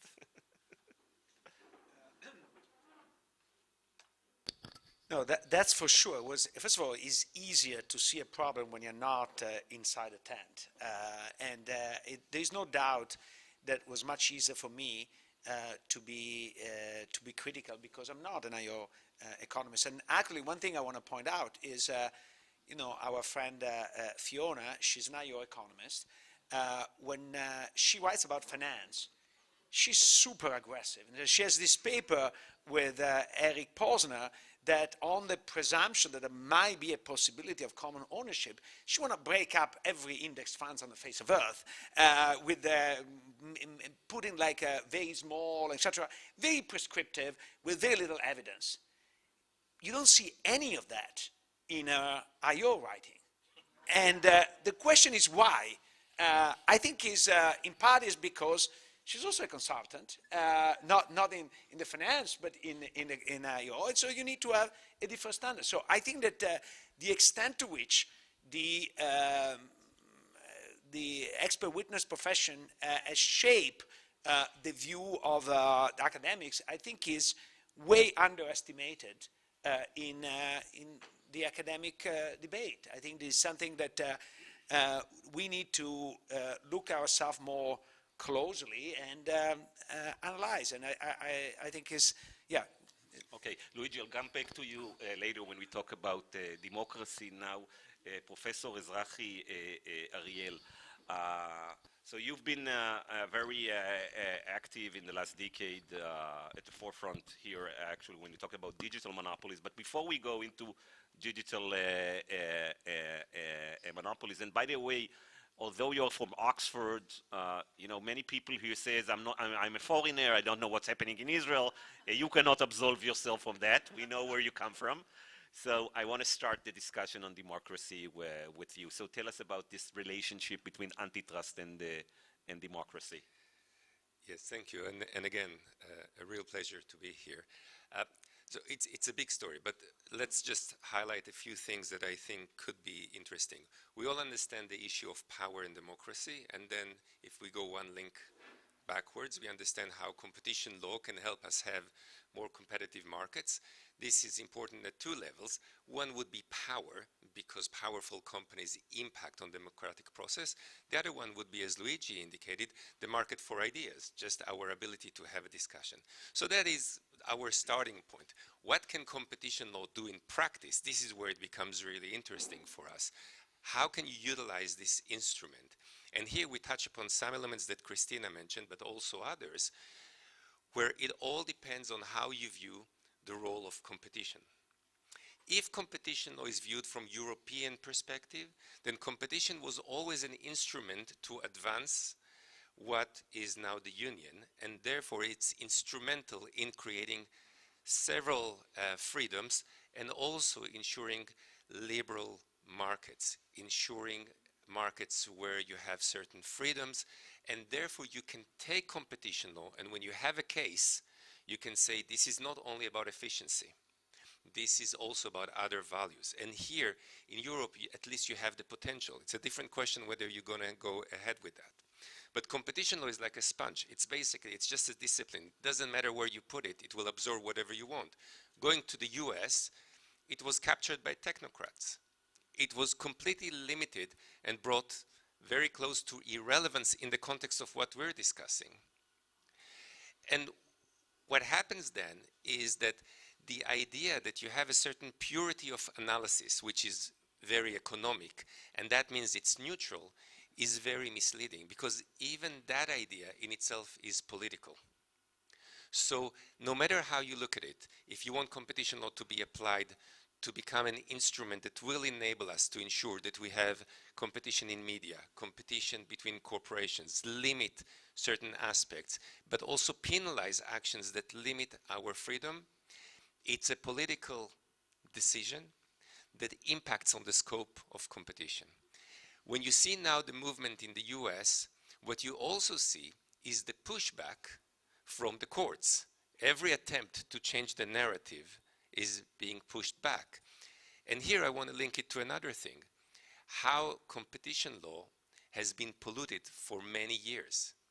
The discussion of competition law, we present it as if it's semi-economic, semi-pure, but you have businesses that invest a lot of money, A, in capturing the debate, B, in the US we have, for example, training the judges in certain aspects. So against the attempt to make markets more competitive, you have not only those in power who are not always keen on democracy, but you also have businesses that through the back door, either through lobbying or through their ability to impact on how we think because of commissioned articles, because of the way they train, have completely captured the debate. So the overall system that we have is that we understanding the link between competition and democracy is the easiest thing. What can we do about it is much more problematic. Not because the discipline cannot be used to do that, but because the discipline has evolved in different jurisdictions differently, and jurisdictions are linked, and the ethos that we have behind competition law has a certain facade of almost mathematical certainty, and that does not help those who try to widen the scope of competition, because it will always put the brakes on any attempt that we will have to actually make use of it. And last comment, I know we have a lot to cover. When you try to limit one thing, and in our case it's competition law, and limit its effectiveness, it is not effective even in the EU, and Christina noted that we're doing a lot of good, but it's nothing in comparison to the rest. The pressure has to be released somewhere. And this is why you have this wave of regulatory interventions. So in the US, you have a pipeline packed with regulations that will likely not see, not reach the final destination because they will somehow be delayed or blocked completely. In the EU, we have the DMA, the DSA. So it's a false victory. Those who thought that they are winning by taking a flexible and balanced instrument like competition law that has limiting principles and has a logic where you always try to identify the right level of intervention. Those who try to completely suppress it will later on have to deal with regulation that might be draconian and might actually benefit us in one way but might also harm us in another. So it's a rather complex matrix in which we operate. Yeah, perhaps we'll have time later to go back to the question of regulation versus antitrust. Jesse, you are also not an antitrust academic here, but you are in corporate governance and finance about power in corporation. And the question, one of the questions here is that, should antitrust deal and focus solely on consumer welfare, or maybe perhaps on the questions of accumulation of power per se, and because maybe it's also important not only to the competitive process but also to our democratic institutions. Well, thanks for inviting me to be on this panel, Ido and Guy. Let me start with a caveat. I'm on a panel with very distinguished antitrust academics and practitioners. I'm a mere corporate governance person. I am ignorant of antitrust. But I have never let my I have never let my own ignorance stop me from talking. And so I'm not going to start here. So I'm going to offer some thoughts. I hope to be provocative. I hope that I get Guy Rolnick a little bit excited by what I'm about to say. So my understanding of neo-Brandesian antitrust is that the objective should not just be to increase consumer welfare, but to break up businesses as a power center so that they don't have a pernicious influence on politics. Now, this view makes sense in a world where politics would yield the outcome that you want in the absence of business pressure. So if you are a liberal Democrat, and I assume most of the people in the room are, you would believe that if business was put aside, the democratic process would yield a government that was tolerant, inclusive, technocratically savvy, would deliver a great society for the population. And if that's your view, then limiting the power of business to interfere makes sense. But what if we live in the real world where what we have now are right-wing populist governments coming to power, and these right-wing populist governments want to put in place policies that may be very appealing to their own supporters, but probably not appealing to many of the people in this room. Homophobic policies, xenophobic policies, entrenchment of the ruling coalition. In that case, maybe having businesses be involved in politics would be a good thing. Why? It's true that the people running business are selfish and greedy and want to make money for themselves. On the other hand, they tend to be pretty smart and probably smarter than the typical politician that gets elected. They tend to understand how institutions work in society, unlike many of the politicians. They also have a stake in society working reasonably well in order to make profits. So in that case, if you think that you're going to have right-wing populist governments come to power, having businesses influence political outcomes might be a good thing. What am I thinking of in particular? I'm thinking of Israel. So we just had, and I'm using the word we because I'm Jewish, I care about the country here. We just had a government come into power, propose a series of legal reforms that, in my humble opinion, would have had adverse effects on human rights, would have led to entrenchment of the current ruling coalition over time, would have increased corruption, would have harmed the economy. The first people to protest about this were academics in Israel, but of course they're all left-wingers, so why pay attention to them? They have absolutely no credibility. In fact, the more the academics here protest, the more powerful is the government's position. Then you had lawyers protest, but of course they have a vested interest in pleasing the people on the Supreme Court, so we can't pay attention to them. Nobody started paying attention until people in business said, this is going to be bad. And it started with the high-tech people, but then it eventually escalated. And the last intervention, as far as I know, was like the 4 big banks, their CEOs got together and said, this is going to be really bad. And eventually the Histadrut figured this out, and of course it helped that the military, people in the reserves were protesting, which was very frightening to people. But in the end, the reform, in my view, is dead, in part, I think, because of business intervention. If business had been quiet, the outcome might have been different and might have been worse. Okay? So here we have an example, I think, where business getting involved in politics led to an outcome that, at least for me, seemed better. Now let's go back to Brandesian antitrust. So let's suppose that we're successful in crushing business as a power center in society.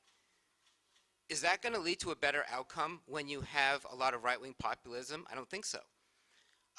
Because you're going to reduce the power of basically a sane group of people, true greedy, but also sane, and that's going to allow other people to be more powerful. And the more powerful you make antitrust as a mechanism for crushing business, the more power you give right-wing populist governments to suppress opposition. I don't think it's a coincidence that Smotrich recently came out and said that the banks should be taxed on their excess profits because interest rates are rising. It was the banks that came out against him and his government. And he probably had other reasons for it, but there is some potential risk in a world of right-wing populism of giving too much power to the antitrust authorities in government.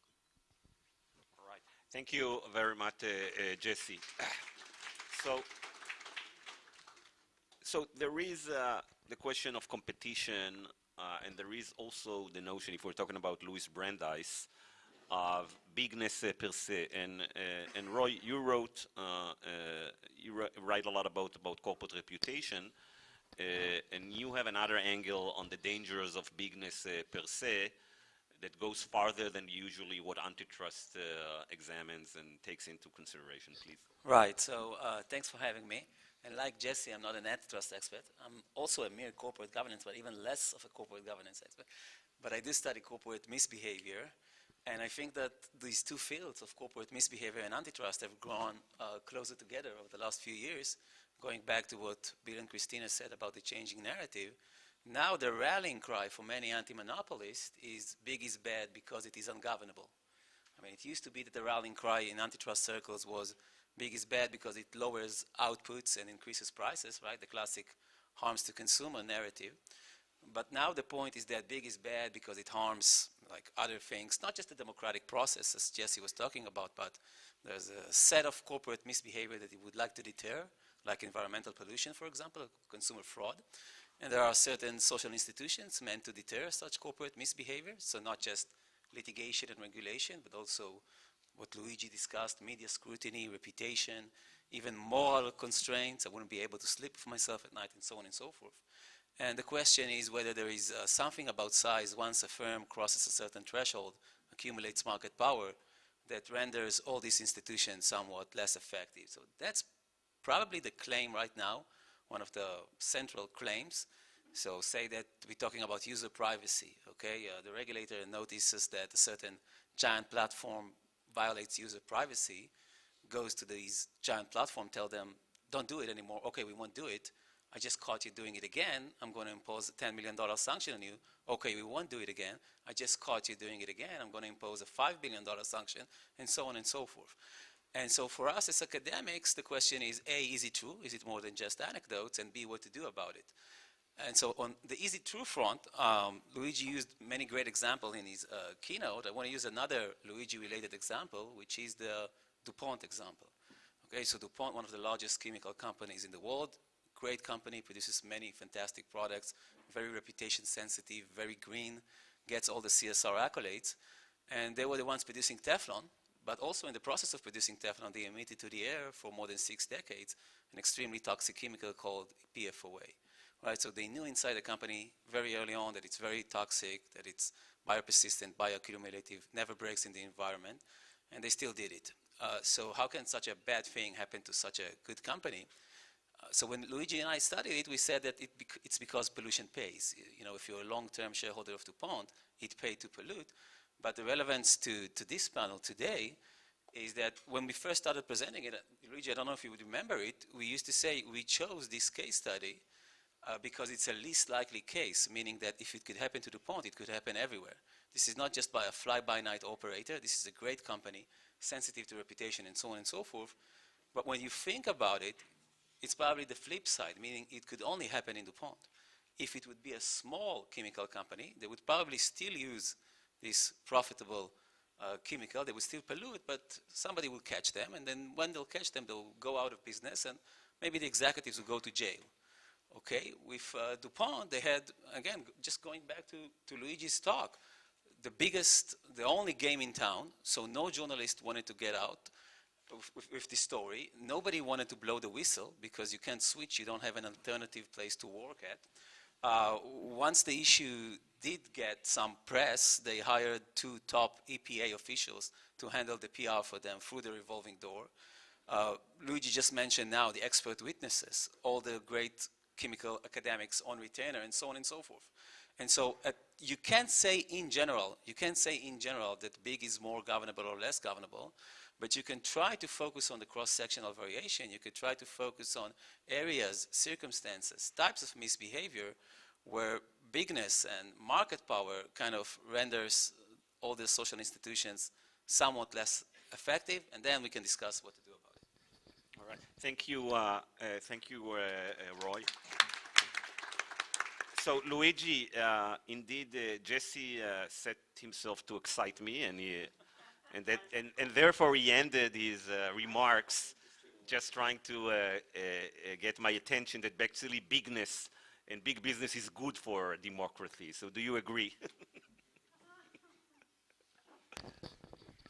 I think that what he's saying is very dangerous because I think that business, in my view, is adopting the popular thing in the certain elite to cover itself up and continue doing what they care, which is to make money at the cost of violating antitrust, polluting, all those things. So this is kind of the icing on the cake. It's a propaganda, and honestly, I have a very negative view of the entire sort of debate in the United States, because the reason why the Republican Party and the Democratic Party needs to be so divided on civil rights issue is because they are so similar on everything else. They're both in the pockets of large business.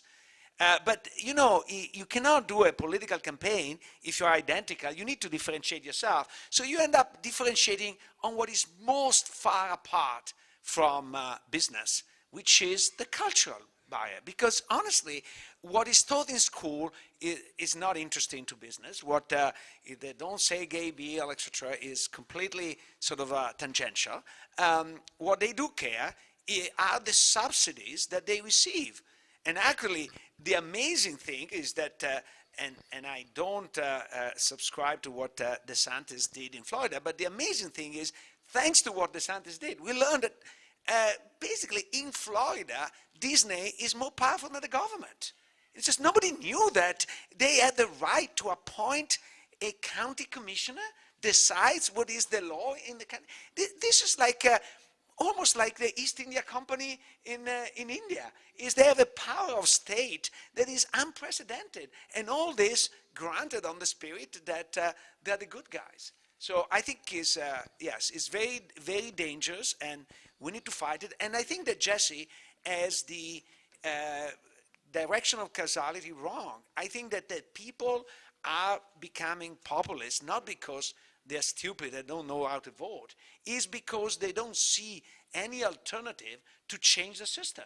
It says the reason why people voted for Trump, I don't think is because they are racist. They voted for Trump because Trump was hated by the elite, and they hate the elite.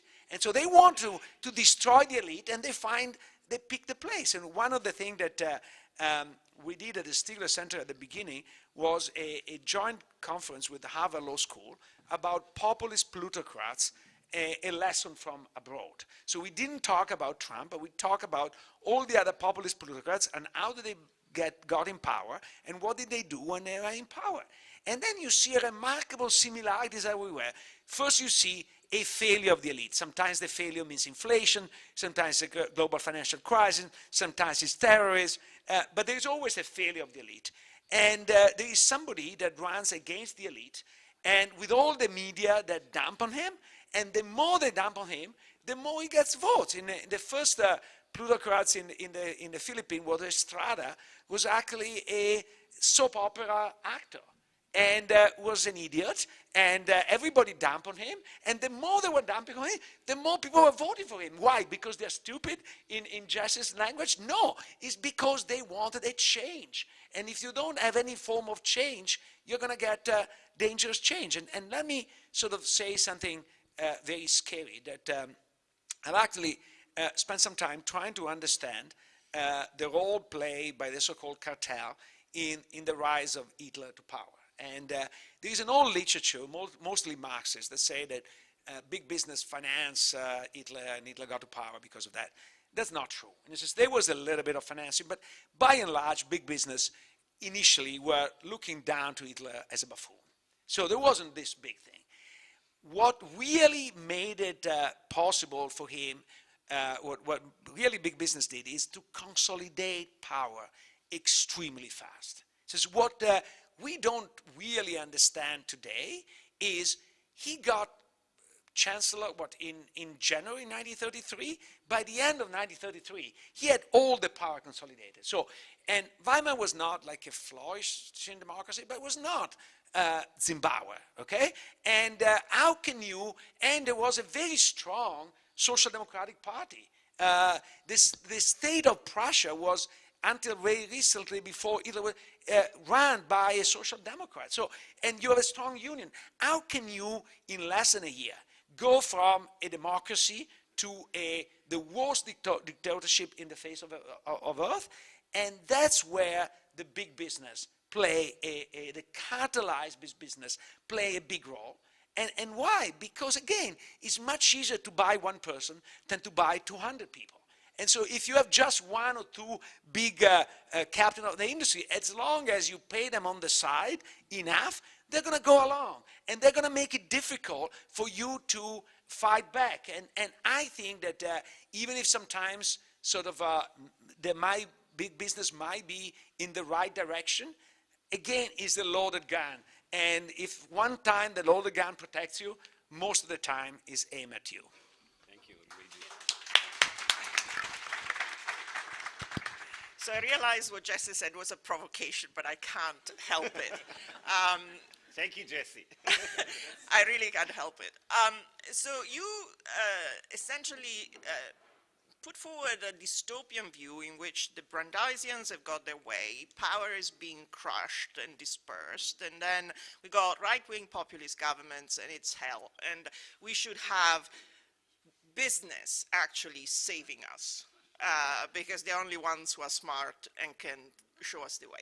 I mean, look, I'm in the company of very wise academics. I'm in the room. I do the cases at the coalface. Let me just put a different perspective, which is what the Brandeisians have reacted to and where that movement came out is nothing like what I think Jesse presents. we are nowhere near there. We're not on the way to get there. It will not happen in generations. The issue is that it was a reaction to an observation,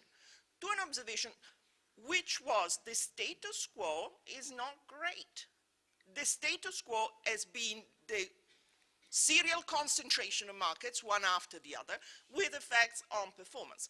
One memory, you wanted me to come up with episodes. I remember being in the room at the Metropolitan Club in DC. I don't know if you were there, Bill, but all of this sort of... I wasn't old enough to get in. The median age is 85. Yes. 26, no, I was kind of half there. But 2016, Jevons Institute, one of these kind of roundtable, there were 4 FTC commissioners in the room, there was DOJ, there were all of the kind of great and good academics. And Orszag and Furman came and gave the early insight into the work they'd done at the White House under President Obama, showing initial signs that margins were going up and concentration was going up. I was in that room. There was consternation from the Associated Antitrust Club, because all of the academics in the room were like, this is not properly measured concentration, this is not relevant markets, right? These are not relevant antitrust markets. So, and they were like, what? Yeah, but this is not relevant antitrust markets, so this measure of concentration tells us nothing, the margins tell us nothing. The commissioners of the FTC, the DOJ representatives, who shall not be named, dismissed it completely. They said, this is nonsense, it's nothing to do with antitrust, you're just not antitrust specialist. You're not in our church, right? You're not in our church, you don't know what you're talking about. Over time, we're seeing people, serious people like Eckhout, De Locker, many others who have actually substantiated. The increasing margins goes with the increasing concentration, the loss of dynamism. We have seen the serial to chemicals, and I'm not just talking digital, to pharmaceuticals. Every single one of these markets, in Europe for certain, chemicals, 9 to 8 to 7 to 6 to 3 to 2, telecoms. So what we observe is that this happens, and the antitrust defense bar and the economists who work for the antitrust bar, and I know this world from inside, go and say, nothing there, nothing to see. Nothing there, nothing to see, because, you know, we look at agrochem, well, you're looking at pesticides for aubergines, okay? So there's no overlap over there, wave it through, okay? So this is the reality. This was a relevant market. We had to calculate market share in 35 countries in pesticides for aubergines. And so, because there was no overlap, it was fine. And so this is true. Good work, wasn't it?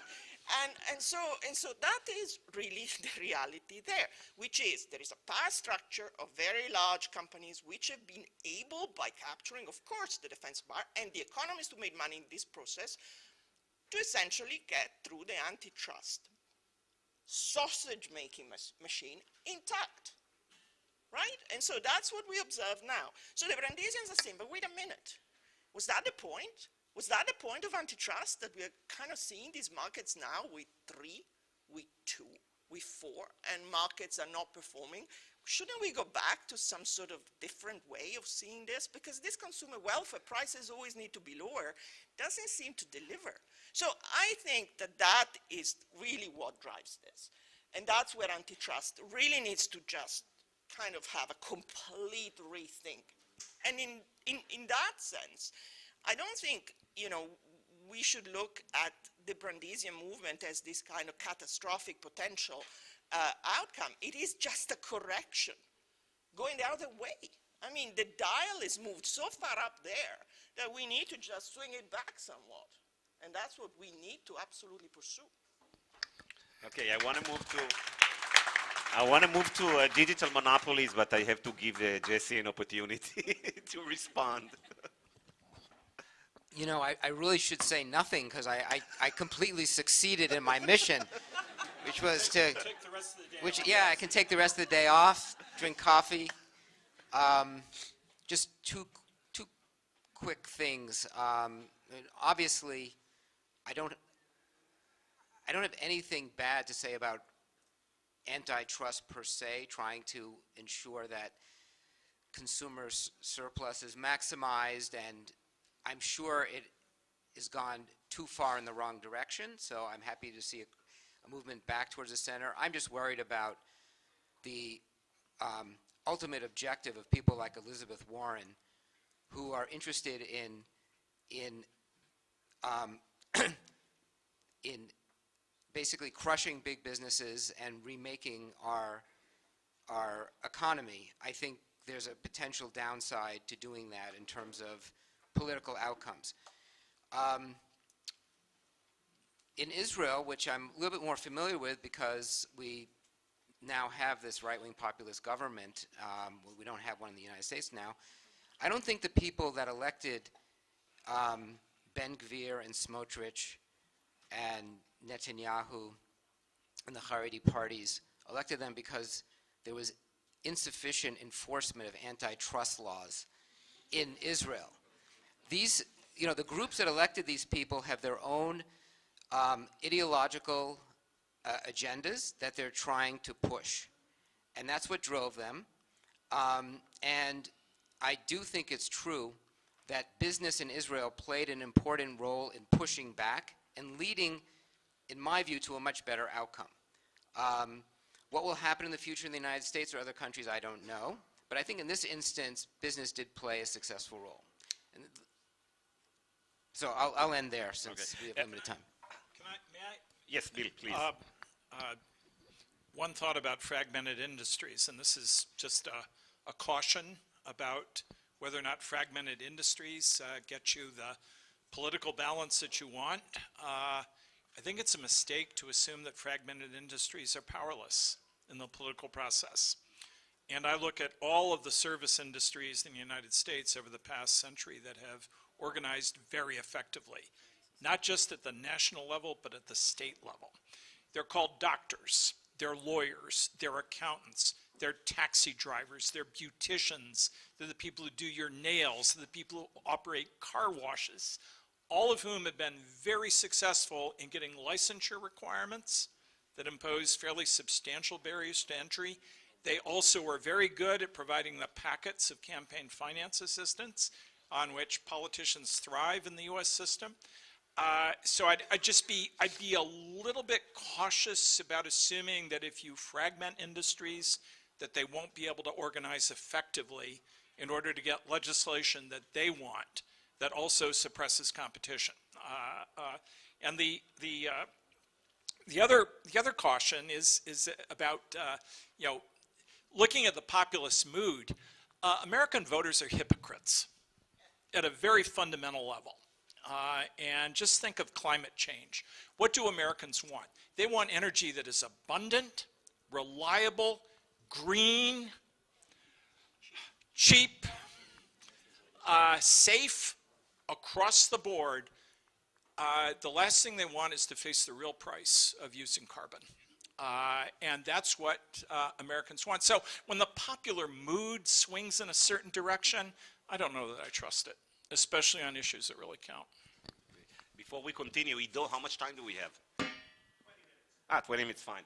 Okay, so we can, by the way, Jesse, antitrust and politics, that Netanyahu is indicted, at least in 2 cases, for trying to, stop competition in the market. So there is some kind of connection of what's happening today in politics with antitrust. By the way, Bill, yeah, please. The less power the government has, the less able politicians are to extract bribes from business. So the more power you give government, the greater their ability to get bribes. But here, of course, you assume that government, that the antitrust authority is just an arm of the government used to go after political opponents. Unfortunately, things like that happen. Okay. All right. Okay, so let's bring to the fold here perhaps the digital monopolies, okay, and their role in, I don't know, democracies or destabilizing democracy. Ariel, what's your take on it? So we have 2 illusions here. The first is the illusion of the market. So when we speak about digital, just to start us, the problem that we have is that we completely shifted to a different reality. We have algorithms, we have big data, we have the ability to micro-target each and every one of you. So the reality, the market in which we operate is a market where most of you are transparent. Most of you are maybe walking with a sense of autonomy, and you have a sense that you know what you're doing and you're making a choice, but everything is very easily determined for you. So I can create friction between you and something that you want to buy and remove friction, so basically to lead you with your sense of autonomy somewhere. So when we speak about digital markets, we speak about gatekeepers, platforms, there is a whole discussion on competition on those markets, and that level of competition or that dynamic of competition is very different from what you know from the high street. Because in the high street you're anonymous to a certain level, the market price is a market price. Online we have many times discriminatory pricing, personal pricing. So this is a whole debate which is the background to our debate on democracy. Because in that market reality, what also happens is that once you allow certain companies to gain power and they basically operate the market, they also operate the market for ideas. So what is true for pricing? What is true to you going and trying to book an airline and getting the airline that I want to push because I changed the order of the search, or I changed the apps that work well on your phone or not? All of that also relevant to the market for ideas. And this is where it becomes really scary, because you realize that our failures at the competition level also have significant failures that impact on it.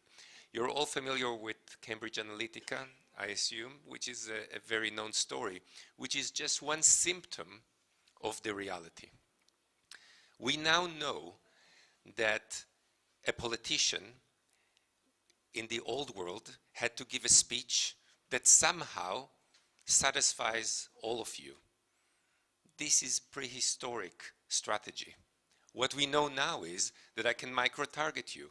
If some of you are interested in violence, I will give a speech against violence. And if some of you are in favor of an aggressive stance against something, I will give you, and I can micro-target. And we know, for example, Brexit in the UK, we know that on Facebook, some people got messages that spoke about Turkish people going to immigrate into the UK, and some people got messages about the NHS, and there is absolutely no record, because this is not the free press, so you cannot go to the archive and see what on earth was happening. And we also know that all of it was lies. So there has always been in history the art of misleading us, the people. There's nothing new here. Propaganda was not invented with the internet. Okay? So all the ideas behind it were always in place. You have Plato's noble lies. You have the whole idea of selling illusions to the people. But now it's on steroids. What changed is the ability now to create a hyper-reality that is so different, and yet each and every one of us lives in our little eco-bubble and basically feels that we're doing the right thing. And once you have that, what you have, I don't know how many of you are familiar with simulacra. The concept is a philosophical concept, which instead of the media reflecting reality, instead of the news reflecting the reality, instead of a map reflecting whatever is the terrain, what we now face is that the map determines the terrain. So it doesn't matter if you had a whistleblower, because if I know that there is bad news and I can flood the airways with a lot of stories and noise, I will divert the attention. And it doesn't matter if someone has something that is really important about corruption, because if I control it and I control the airways, I can determine where it goes. I'll give you an example from Facebook that I find really interesting. Facebook discovered that when you go to vote, and if you then say, I voted, then your friends will be incentivized to go and vote. So we all react to our friends saying, hey, I've done something positive, which is great. So the I voted button, when I put it on, it will encourage our other people. Now just think, if Facebook is controlled by someone with a political agenda, and that person knows your political affiliation, I can determine who are the people that when they put the I voted button, who are those people that will know about it and who will not. I can activate certain parts of society and put to sleep other parts of society. And I can do it maybe thinking that I'm doing the right thing. But democracy, the way we know it, is long gone. The democracy where you think that you have a market for idea and we together come to reach a certain outcome, this is a story of the past. And that story sits in a story of a problem with competition. And this is the link. This is where in digital you see it at such intensity that it's almost impossible to ignore the crisis that we face. All right, thank you, Ariel. Christina, you wanna add to that? Yeah, I want to inject a sense of urgency into this because I think I agree with much of what you say, Ariel. You say some of this propaganda has been around forever. I always kind of bristle when I hear these kind of things on a panel. I was on a panel on AI, somebody said, AI has been around for 40 years, and their opening statement, I was thinking, darling, don't say that, because then everybody thinks, oh, then it's boring, I don't need to worry about it anymore. No, it's not that it's been around. If there is a misunderstanding, do worry. Yes, it's not, I mean, the fact that it's, the issue, the concern has been around, as you said, it's on steroid. I mean, I think where digital is a whole different world in which the failures of antitrust are grotesque, frankly. They are extraordinary.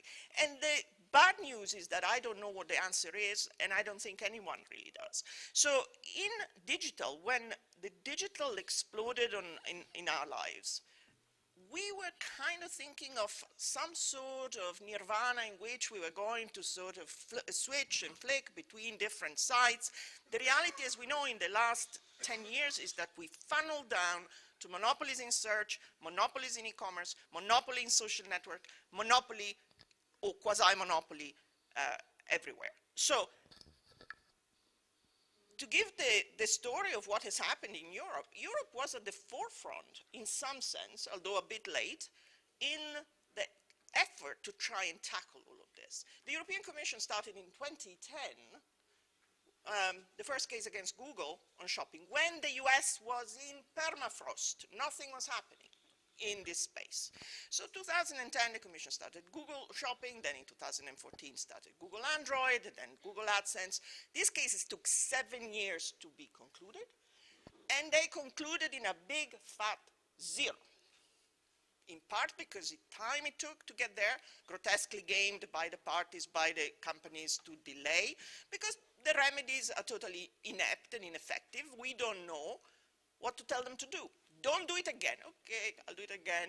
Don't do it again. Okay. You know, this is true not just of Google.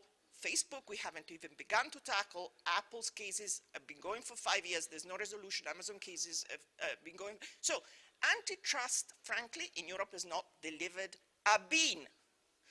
So that's why we pivoted to this ex ante regulation, which I don't want to discuss in depth, but this has been our sort of way to say, oops, didn't work, let's try something else.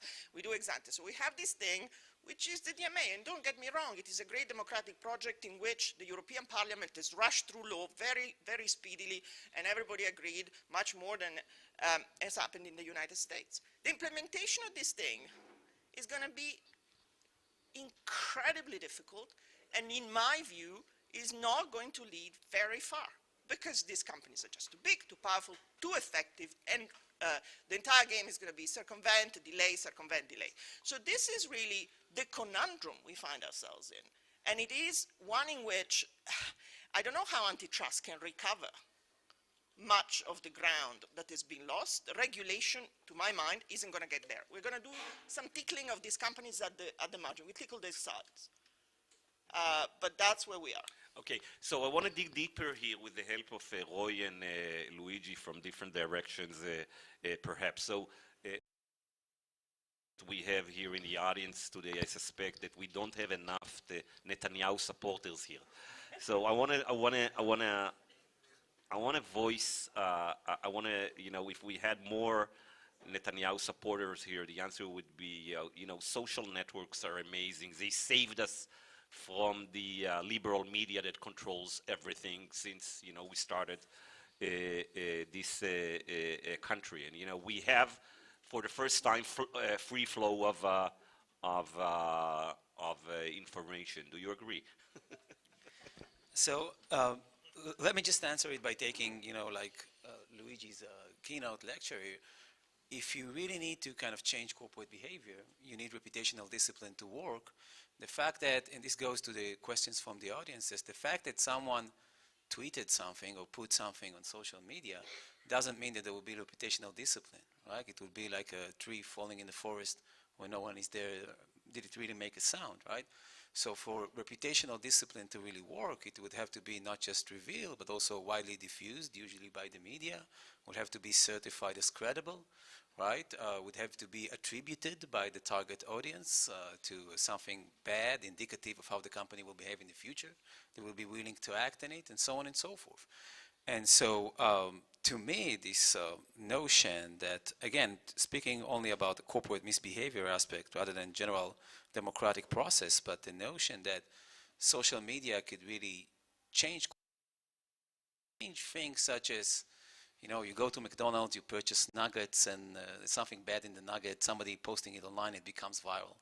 It can't really change things that are less salient and more complex. And I think it also dovetails with the Jesse debate, right? And I think you can reconcile it with the facts, with the studies on corporate misbehavior. So it's saliency and complexity. In issues of high saliency and low complexity, big business will actually behave better. They will utilize their resources. They will be at the forefront. At the same time that DuPont was emitting this extremely toxic chemical, it was at the forefront of fighting against, you know, the ozone layer and nuclear energy and everything. Or to use one of Jesse's favorite topics from today, board diversity. The biggest companies are better at checking the box on some corporate governance issues and having more board diversity. But on the less salient and more complex topic, they utilize their market power to kind of operate in liminal zones or, you know, operating in gray areas. Lואיג'י.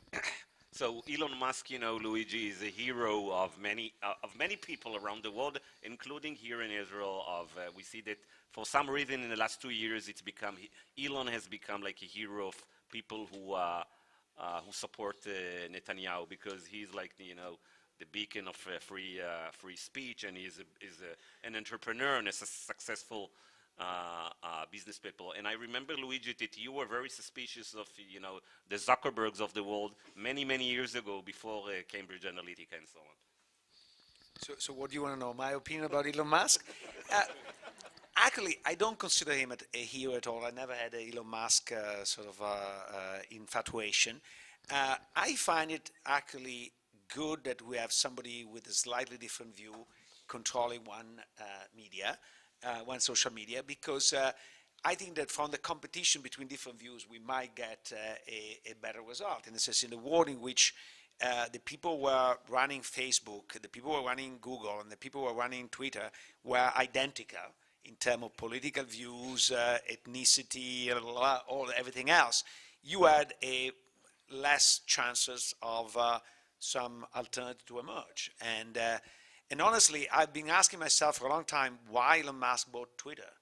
And I came to the conclusion that he bought just to be free, because he understood that after he saw that Trump was removed from Twitter, he said, now I am a world figure with 100 million followers, but at the end of the day, I depend upon 3 employees at Twitter, because 3 employees at Twitter can make me basically worthless instantaneously.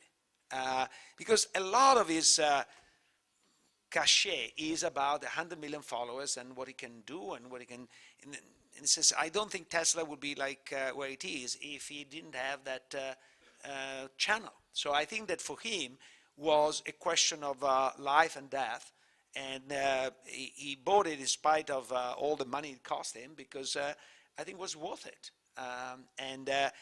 But this is a very sad world, and I am with Ariel on this. It's a very sad world in which you only have to spend $40 billion to be free. I wish a world in which we could all be free. And now, how to go to that world is a much more difficult question. But I think that the direction that Ariel is going is the right one. We need to have more overseeing of the mechanism of selection and promotion. And I think that the decentralization of the editing and pushing is a way to go, but I'm not so sure is the perfect solution. But I don't see a lot of other solutions around. All right. We have only 5 minutes to go, so I want to take a few questions from the from the audience. Yes, please. Do we have a mic, by the way, for the audience? No. Okay. How do we rebrand antitrust as something that's not good? It's positive and not negative. Rebranding of antitrust, Ariel, that's your thing. How do we brand it? I think the problem is not the branding. The problem is with the discipline that was misused or not used to its full potential. The branding is good, and even in Israel, it's no longer antitrust. It's competition. It's pro-competition. I think people understand the value of competition. Everyone understands that we benefit from competition. The problem is how we get there, and the problem is that along the way, we have a few very powerful players that hijacked the discipline.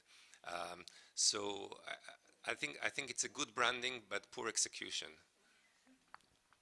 Yes, please go ahead. It's sort of connected to the question of aiding and abetting from the private sector.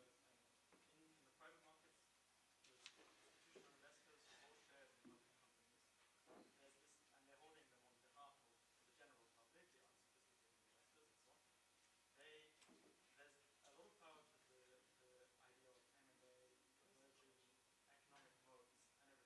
They're very good for contractors and consultants and so on. So what role do they need to play in this area?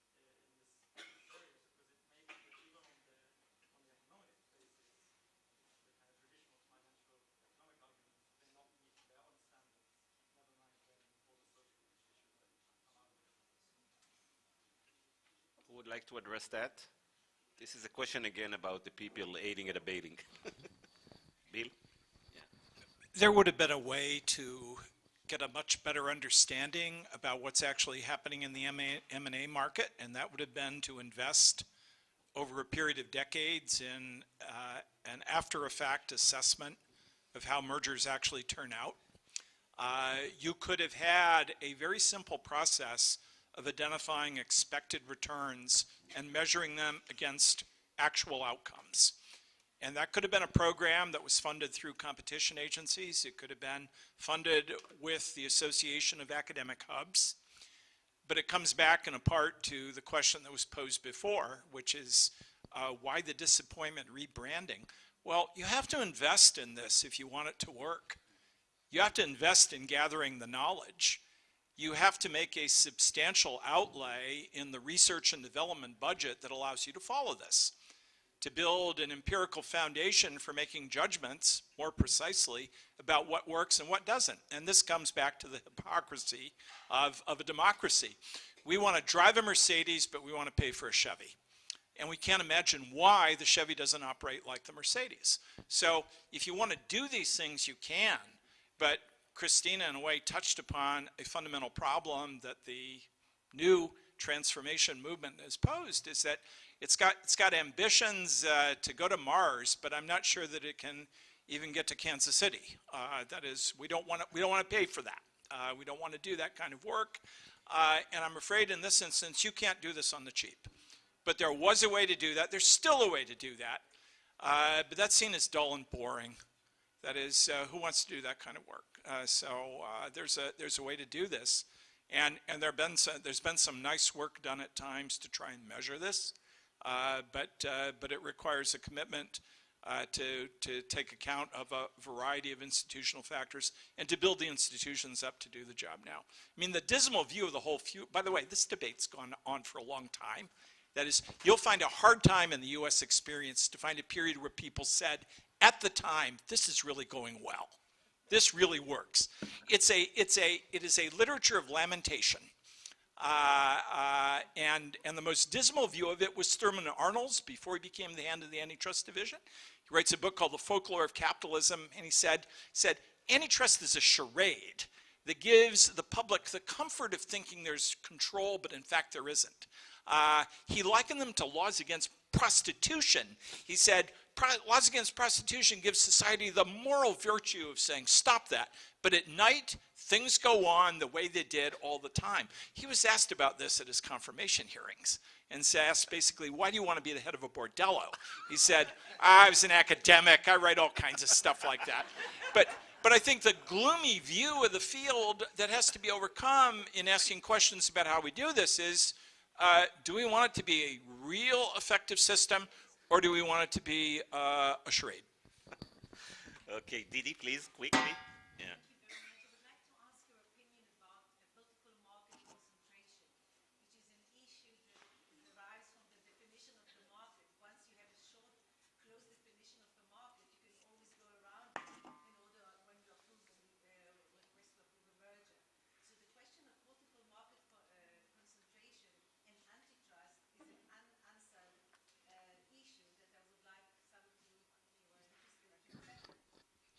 Christina, that's your. Well, that's my own specialist subject. So, well, you're right. I mean, you know, in antitrust practice, if you want to just get out from under the problem, you either define the market very narrowly or very wide, okay? Either then. Very wide, you have small market share. Very narrow, you don't overlap. This is the kind of tried and tested. What you're alluding to is how do we deal with the fact that there are companies, multi-market companies with conglomerate presence in multiple parts of the value chain. And this is absolutely a key question right now, because the notion of an ecosystem, for example, which is related to what you say, companies own assets, they have capabilities in different places. And it is the collection of these assets and capabilities that make them what they are. The question is, how do we assess that in an antitrust context? It is an incredibly topical question. I have an article coming out on it this week, because fundamentally, if you kind of use the traditional approach, you kind of don't go anywhere. Because the answer is, well, is there a relevant market in which there is either an overlap or a vertical relationship? If there isn't, well, you know, the fact that you have assets over here, assets over there, assets over there, says nothing about this particular merger. So really, this is an area which is super important, because unless we tackle this, and unless we are able to effectively be able to bring this combination of assets into the assessment, the current way we practice, the current way we do it in front of the agencies doesn't allow us to do this. And so it's a problem. I don't have an answer, but it's a problem. Quick question here. Very quickly. Last one, yeah. 2 weeks ago, you know, the OpenAI CEO,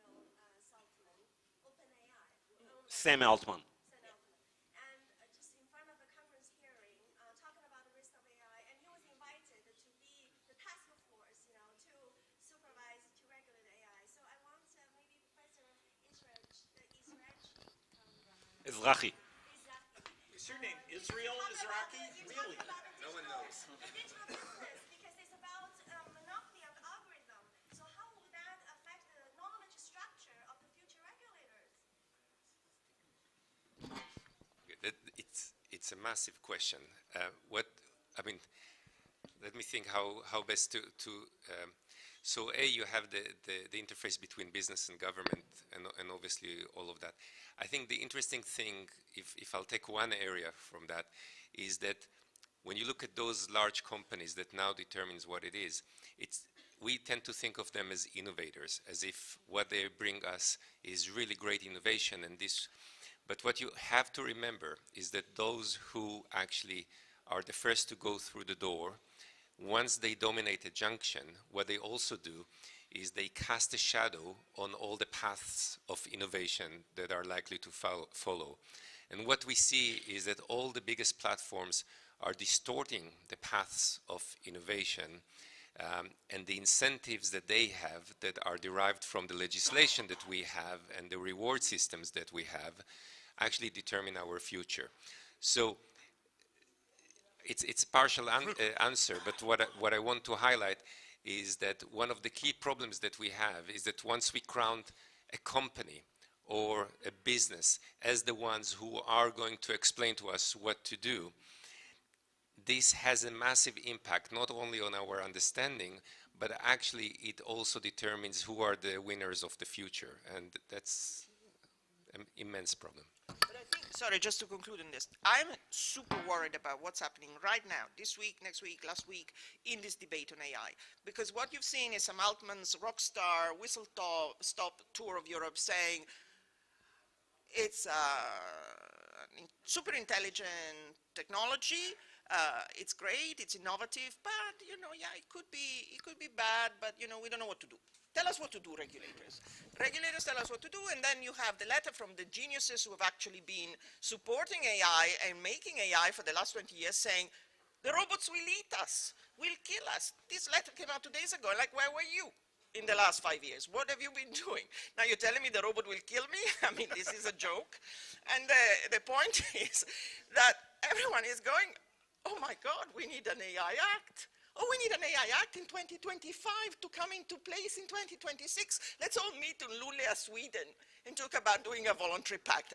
Is anyone on drugs? I mean, honestly, is anyone on drugs? Because this is just so out of what needs to happen. And I mean, where are antitrust regulators? Lina Khan said something, everyone else is sitting there saying, I'm watching this. I mean, this is really happening under our noses. We will lose this battle like we lost the internet, like we lost social networks. Good luck to us. How many competition agencies in the world do you think have the slightest idea of what AI is? Yes, but... And if you gave them a half sheet of paper and said, give me a definition of what's going on. They think it's many, I.O., not AI. How many have a tech capability inside? I love the far-sighted vision of the FTC chair, but her agency does not have the capacity to really deal with those issues right now. And when you go to writing legislation, where do you think the expertise to write legislation on this topic is going to come from? From committee staffs? From parliamentary committees? The industry will write the bill. I don't think it's, I mean, Bill, you have people like Meredith Whittaker and now at Signal, you have people inside the FTC who are real knowledgeable about this. You have Sarah Myers-West. I think we're not totally hapless. I agree with you. Inside the agencies, you know, I mean, the expertise isn't necessarily there, but I mean, the answer cannot be let's sit for 2 years and wait for them to tell us. It means you've got to invest in getting the right people. You cannot win a Formula One race by riding an ostrich, and that's what the agencies are doing now. Okay, on this happy note, thank you very much. Fantastic panel. Thank you very much.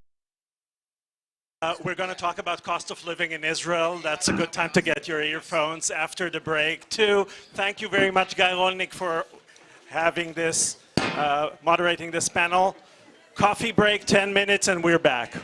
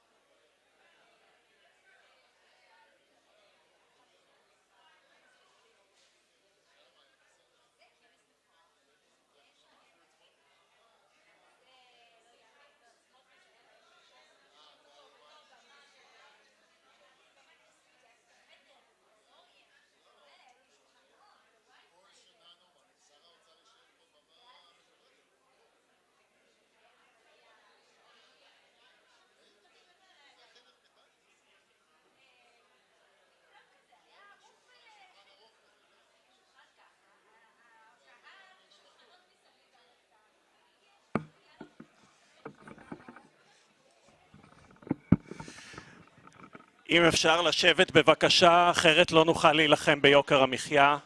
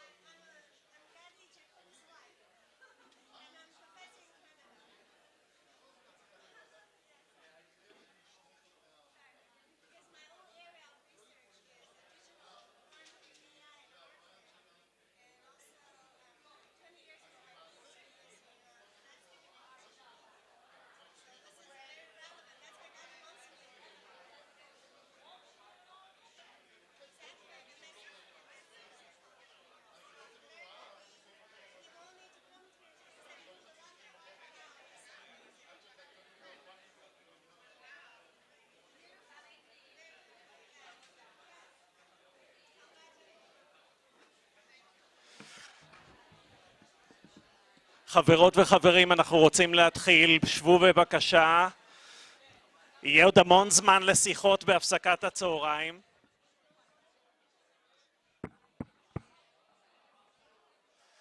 Please get your seats.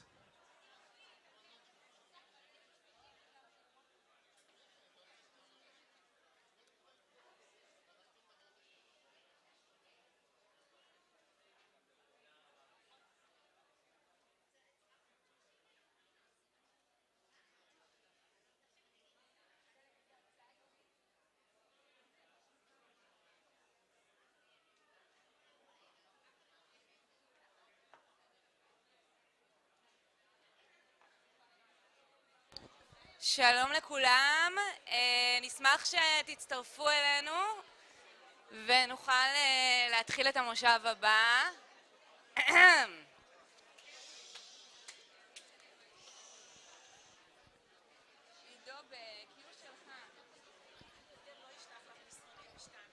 לא, 2 בלילה. רגע, דידי, אני אקרא לך, תני לי לעשות את האינטרדקשן. רגע. מה אתה אומר? נתחיל?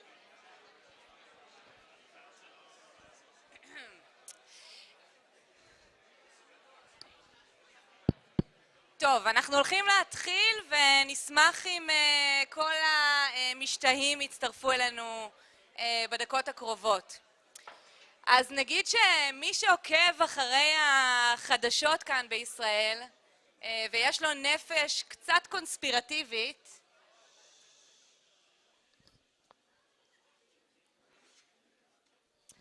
מי שעוקב אחרי החדשות בישראל ויש לו נפש קצת קונספירטיבית יכול היה לחשוב שהמארחים הנכבדים שלנו כאן בברנדייס בעצם ינדסו את מה שקורה בישראל בשבועיים האחרונים.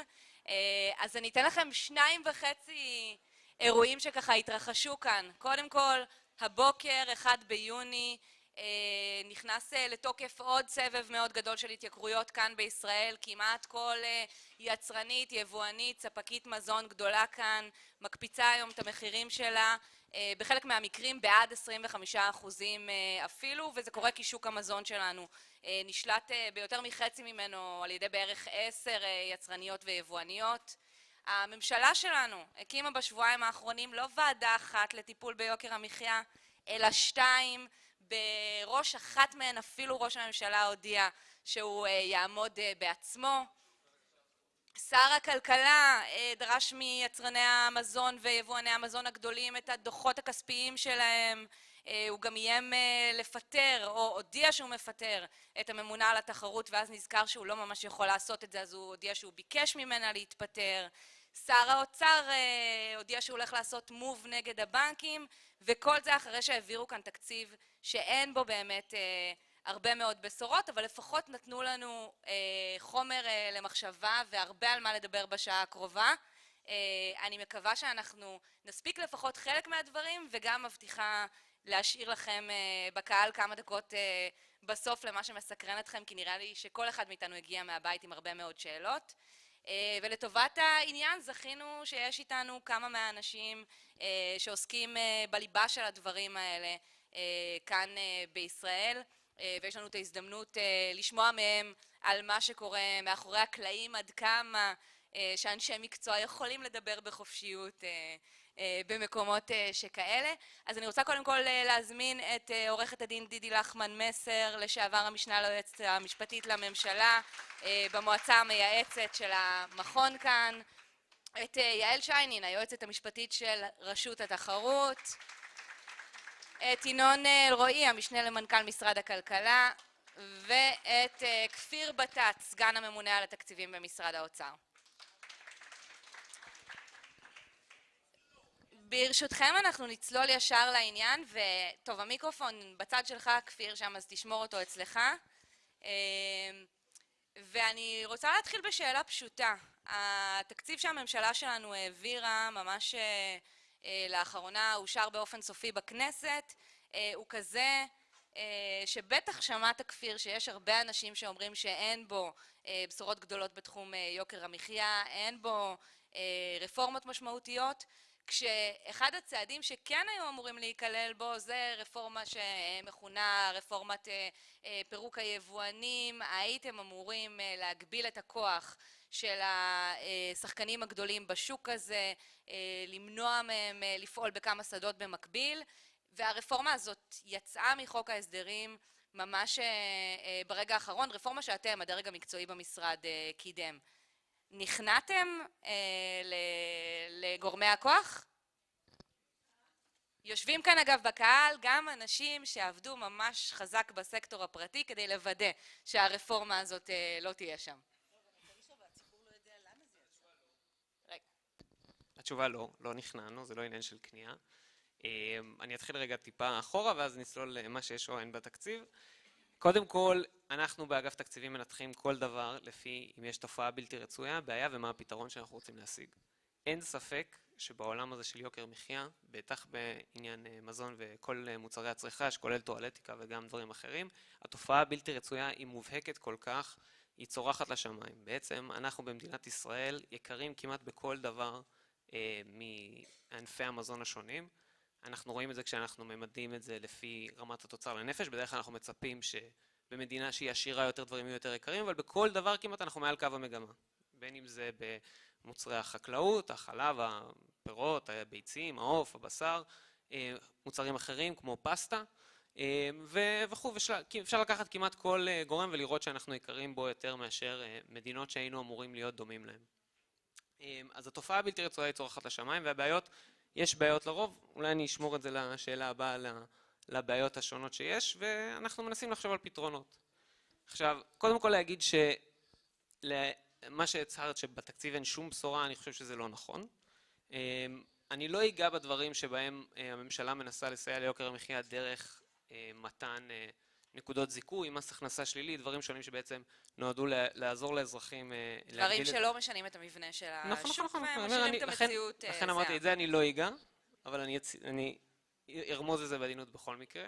אבל כן יש כמה דברים שבכל זאת עשינו. אחד מהם זה רפורמה בהגנת הצומח, שזה בעצם הגוף במשרד החקלאות שקובע איזה פירות וירקות ניתן לייבא לישראל מבחינת הגנה על מזיקים. זה לא אמור להגן על היצרן המקומי, זה לא חסמים מכסיים שהם אמורים להגן על היצרן המקומי, אלא חסמים רגולטוריים שבעצם עד עכשיו מנעו כמעט כל אפשרות לייבא פרי או ירק למדינת ישראל, שזה גם משתקף במחיר וגם משתקף במגוון שיש לכם בסופר. אני שנה שעברה ביליתי שנה בארצות הברית, והפלא ופלא קניתי אבטיח בחורף באמצע הקור המקפיא בבוסטון, דבר נהדר. בישראל אי אפשר כל כך לעשות את הדבר הזה, וזה חלק מהסיבה שאי אפשר לייבא, בגלל שאי אפשר היה לייבא פירות וירקות, אנחנו מקווים לשנות את זה, וזה גם אמור להשפיע בצורה משמעותית על המחיר. דבר שני שעשינו זה גם בענף החקלאות, זה רפורמה בפטם בעצם. אני קצת מרגישה שעשית לי מה שמרואיינים מוצלחים עושים, אומרים לך, זו הייתה שאלה נהדרת, ואז הם עונים על משהו אחר.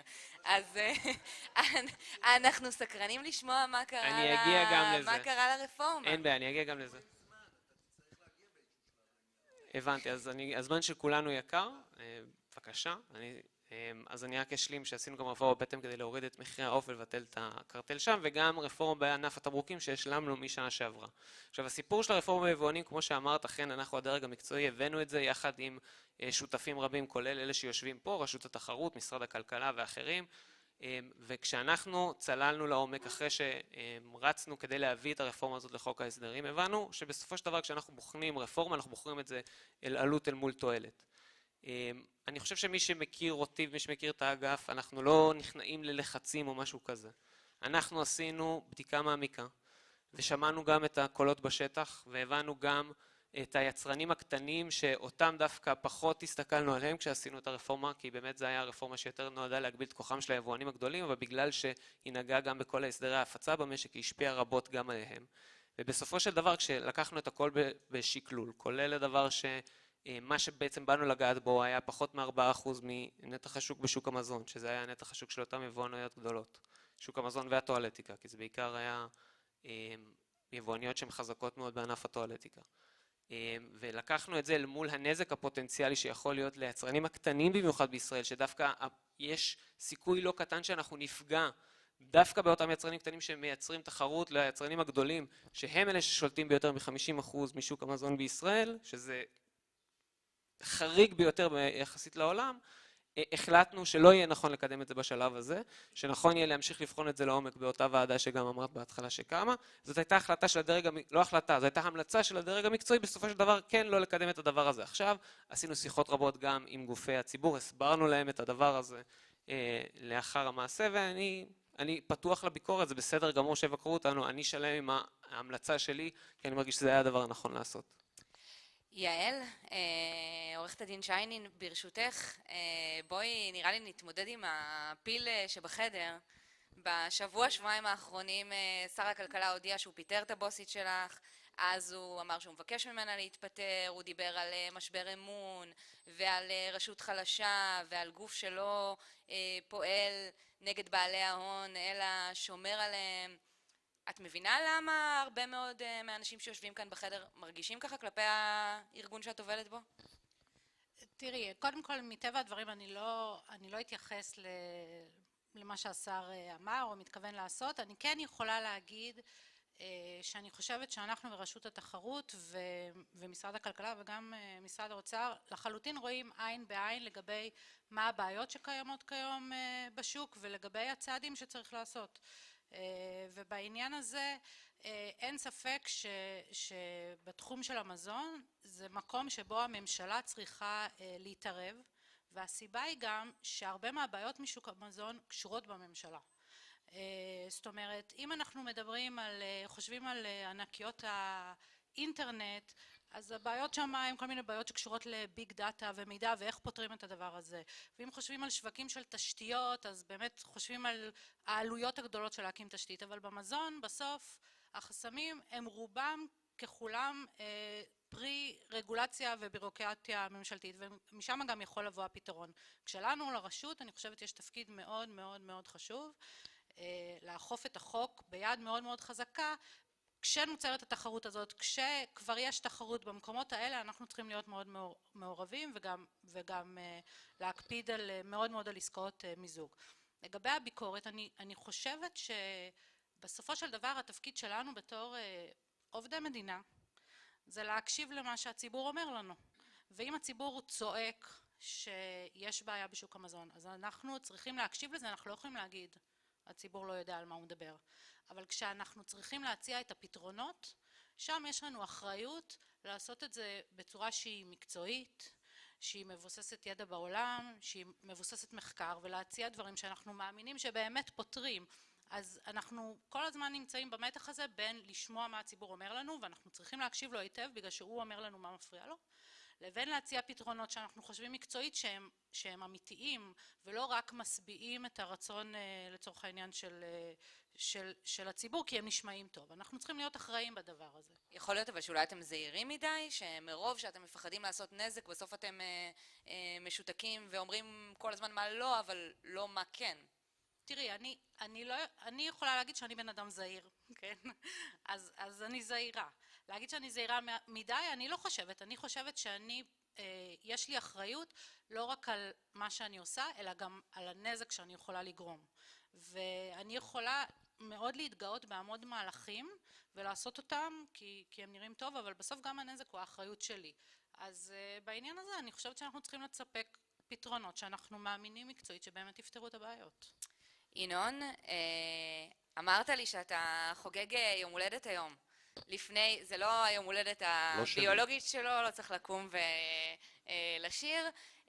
אתה חוגג יום הולדת לרפורמה בשוק היבוא. ואני אמרתי לך שאם היינו בתוכנית טלוויזיה והיה כזה סטרייפ על המסך, אז הייתי כותבת בו יום הולדת שמח, סימן שאלה. כי הצרכנים הישראלים לא ממש מרגישים שהעובדה שנכנסה כאן לתוקף רפורמה ביבוא, שעבדו עליה קשה, שהייתה בחוק ההסדרים הקודם, בתקופת הממשלה הקודמת, שגם כפיר לקח בה חלק, וגם יעל, הציבור לא מרגיש את זה במחירים בסופר. צהריים טובים. בתור מי ששירת כדיפלומט כלכלי יותר מ10.5 שנים, קודם כל תרשי לי לברך את המשתתפים הזרים. Thank you very much for getting here and inspiring us with your thoughts and beliefs. So this is for the beginning.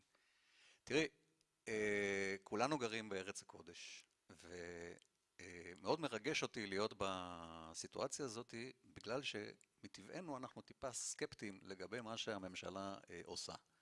אז יש לי חדשות בעיניי מאוד משמחות. אף אחד לא יכול לבוא ולהגיד שהרפורמה הזאת לא בוצעה. אף אחד לא יכול לבוא ולהגיד שלא עמדנו בזמנים. אף אחד לא יכול לבוא ולהגיד שלא מימשנו בדיוק את מה שהחליטה עליו הממשלה והכנסת. אבל המשתתפים הזרים צריכים לדעת שבישראל לעמוד בזמנים זה לא טריוויאלי בכלל, אז עמדנו בזמנים. אז אני רוצה רגע, למען מי שלא מספיק מכיר את העניין, הרפורמה היא הייתה רפורמה שבעצם הממשלה והכנסת אישרו, לייצר שינוי בצורה שבה מכניסים יבוא למדינת ישראל. ב1.6 התחילה הרפורמה שמשרד הכלכלה והתעשייה אחראי עליה, שזה מוצרים שכפופים לתקינה רשמית. ב1.9 הצטרפו משרד האנרגיה על כל מה שקשור ליעילות אנרגטית. ב1.1.23 הצטרף משרד הבריאות בתחום המזון, וב1.4, שזה אתמול, הצטרפו תחום התמרוקים, שגם עכשיו עוד לא כל כך פשוט. מה שקרה, ואני עומד על כך שתרשי לי לשנות את הגרפיקה באופן קל, אבל החלטי בין סימן שאלה לסימן קריאה. ומדוע? מאחר ובסופו של דבר אנחנו רואים בשוק שקרו דברים. יש עלייה של 90% בטראפיק של מוצרים שנכנסים בהצהרה. לפני זה הם היו אמורים להיכנס בבדיקות של מעבדות, מכון התקנים ומעבדות ובדיקות אחרות. יש עלייה של 90%, ויש ירידה של כ-70% במוצרים שנכנסים בקבוצות המחמירות. אנחנו רואים ירידות מחירים ברורות. בהתאם לאומדנים שעשינו מול היבואנים לפני הרפורמה, עשינו בדיקות כמה עולה היבוא, כמה ניתן לשפר ולהפחית את העלויות של היבוא, על מנת שהיבוא יהיה יותר זול למדינת ישראל. ואנחנו רואים קבוצות של מוצרים שיש בהם ירידה בעלות היבוא מ-12%, 10%, 7%, לשם כיוונה הרפורמה. אז תספר לנו באיזה מוצרים, כי הירידה, כי איכשהו זה לא מתגלגל אלינו, אז יכול להיות שגם לא עשיתם צעד משלים כדי לוודא שהיבואנים שנהנים מההוזלה גם יגלגלו אלינו, וגם אולי איפשהו אנחנו לא הולכים לאותו סופר. אני מבקש שנהיה מאוד מדויקים. ושנזכור גם איפה אנחנו חיים. סליחה? אבל ניתן לינון לענות. חבר'ה, אני מבקש, תקשיבו לי היטב למה שאני אומר. אני לא אמרתי שירדו המחירים לצרכן. אף אחד לא שמע את זה ממני. אף אחת ואחד לא שמעו את זה ממני. אני אמרתי שעלות היבוא ירדה. הנה, ועדנה שהיא שומעת היטב והיא מהנהנת בראש. בסדר? עכשיו, מה קורה? בואו, כולכם פה, יש פה אנשים יותר חכמים ממני ויותר מנוסים ממני ובראייה יותר רחבה משלי. אבל בואו רגע, בואו ניקח דוגמה. נגיד שהכוס הזו, בסדר? עלתה במאי 2021 דולר, סתם בשביל זה. בשוק היבוא, זאת אומרת, היא עלתה או בסין או באנגליה היא עלתה דולר. היום היא עולה $1.10 בסין, בסדר? בשוק היבוא. בנוסף, שער החליפין עלה בסביבות 10%. האם מישהו מצפה שכשזה היה דולר ועכשיו זה $1.10 ושהיה גם שינוי בשער החליפין שהוא יותר יקר ב10%, יש סיכוי שזה יהיה יותר זול במדינת ישראל? לא, זה לא בשליטתנו. אנחנו יכולים לעשות את הכל בשביל לייצר אקלים עסקי נוח יותר, תחרות רבה יותר, להכניס הנה יותר צרכנים. אני רוצה לצטט, תרשי לי, ישבתי לפני, לא יודע, חצי שנה או משהו כזה עם החבר'ה שלי. אמרו, חברים, הוזלתם לנו מחירים.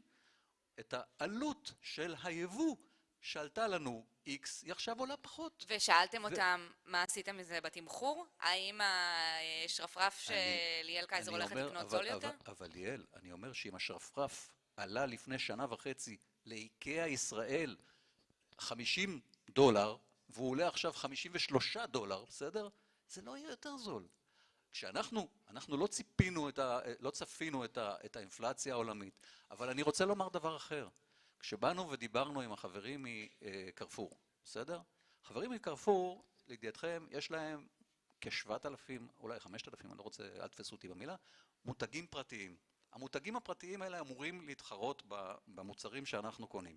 לפני הרפורמה, לא הייתה להם יכולת להכניס מספיק מותגים פרטיים למדינת ישראל. אחרי הרפורמה, יש להם, תודה לאל, כבר יותר אפשרות להכניס מוצרים פרטיים, ואנחנו עובדים, כולנו, כפיר והחברים במשרד הבריאות וההנהלה החדשה שלנו מאוד נחרצת בעניין הזה, להמשיך ולרדד את המדיניות. אגב, לפני חודש או וחצי השקנו את פיילוט בתחום של רשתות זרות, בשביל לאפשר להם כניסה קלה יותר למדינה. ואני מקווה שזה, רואים ואנחנו מקווים שזה יביא עוד אחרות. דידי, את מגיעה מהעולם המשפטי, ישבת בטופ, במקום שבו מתקבלות ההחלטות. מדברים כאן כפיר וינון ויעל על הכלים שעומדים או לא עומדים לרשות מי שמנסה לקדם כאן תחרות. מה בעינייך אולי השינוי המחשבתי שצריך לעשות באופן שבו מנהלים את האירוע הזה כאן בישראל? טוב, אני ישבתי לפני הרבה שנים במקום שלא בדיוק מקבלים לה כל ההחלטות, אבל... את כל ההחלטות, זה מה שנהוג להגיד היום בישראל. זה ממש לא נכון, משרד המשפטים הוא צומת חשובה, אך לא צומת מכרעת, ואני חושבת שמה שחיפה לומר זה שיש כאן שיתוף פעולה, והשאלה היא עד כמה שיתוף הפעולה הזה מתבצע הלכה למעשה בשלב המעקב אחרי הרפורמה. זאת אומרת, אנחנו נמצאים במצב טוב יותר בשלב יצירת הרפורמה, לעתים קרובות משרד האוצר מוביל, תכף אני אתייחס גם לרפורמת היבואנים, אבל אנחנו פחות יודעים מה קורה אחרי שהרפורמה נחקקת ומבוצעת הלכה למעשה. כאן השאלה היא באמת לחברתי, לרשות התחרות, המעקב אחרי ביצוע הרפורמות, איפה הוא נמצא? מה קרה? נניח שהשרפרף עולה לאיקאה $53. האם הוא עולה לנו באמת רק $54 או שהוא עולה $60? זאת אומרת, האם היבואנים לא גזרו נתח גדול יותר מהנתח של עליית, אני לא יודעת, אני רק שואלת, אני אומרת, הנושאים האלה מחייבים בדיקה ומעקב. ואני חושבת שכמו שהחברים כאן יושבים ביחד והוגים רפורמות, כך הם צריכים לשבת ביחד, ואת זה אמרתי במשרד המשפטים עוד לפני 200 שנה כשהייתי שם, צריכים לשבת ביחד ולעקוב אחרי ביצוע הרפורמות. ואני מצפה מרשות התחרות, סליחה שאני אומרת את זה יעל, להוביל את המעקב הזה בגלל המבנה המיוחד של שוק המזון, או בגלל המבנה המיוחד של השוק של המוצרים, לאו דווקא מזון נקרא לזה, של מצב הקמעונאים, מצב הספקים, אנחנו נמצאים בשוק ריכוזי מאוד. עכשיו, השוק הריכוזי הזה מחייב שבעתיים מעקב אחרי ביצוע רפורמות.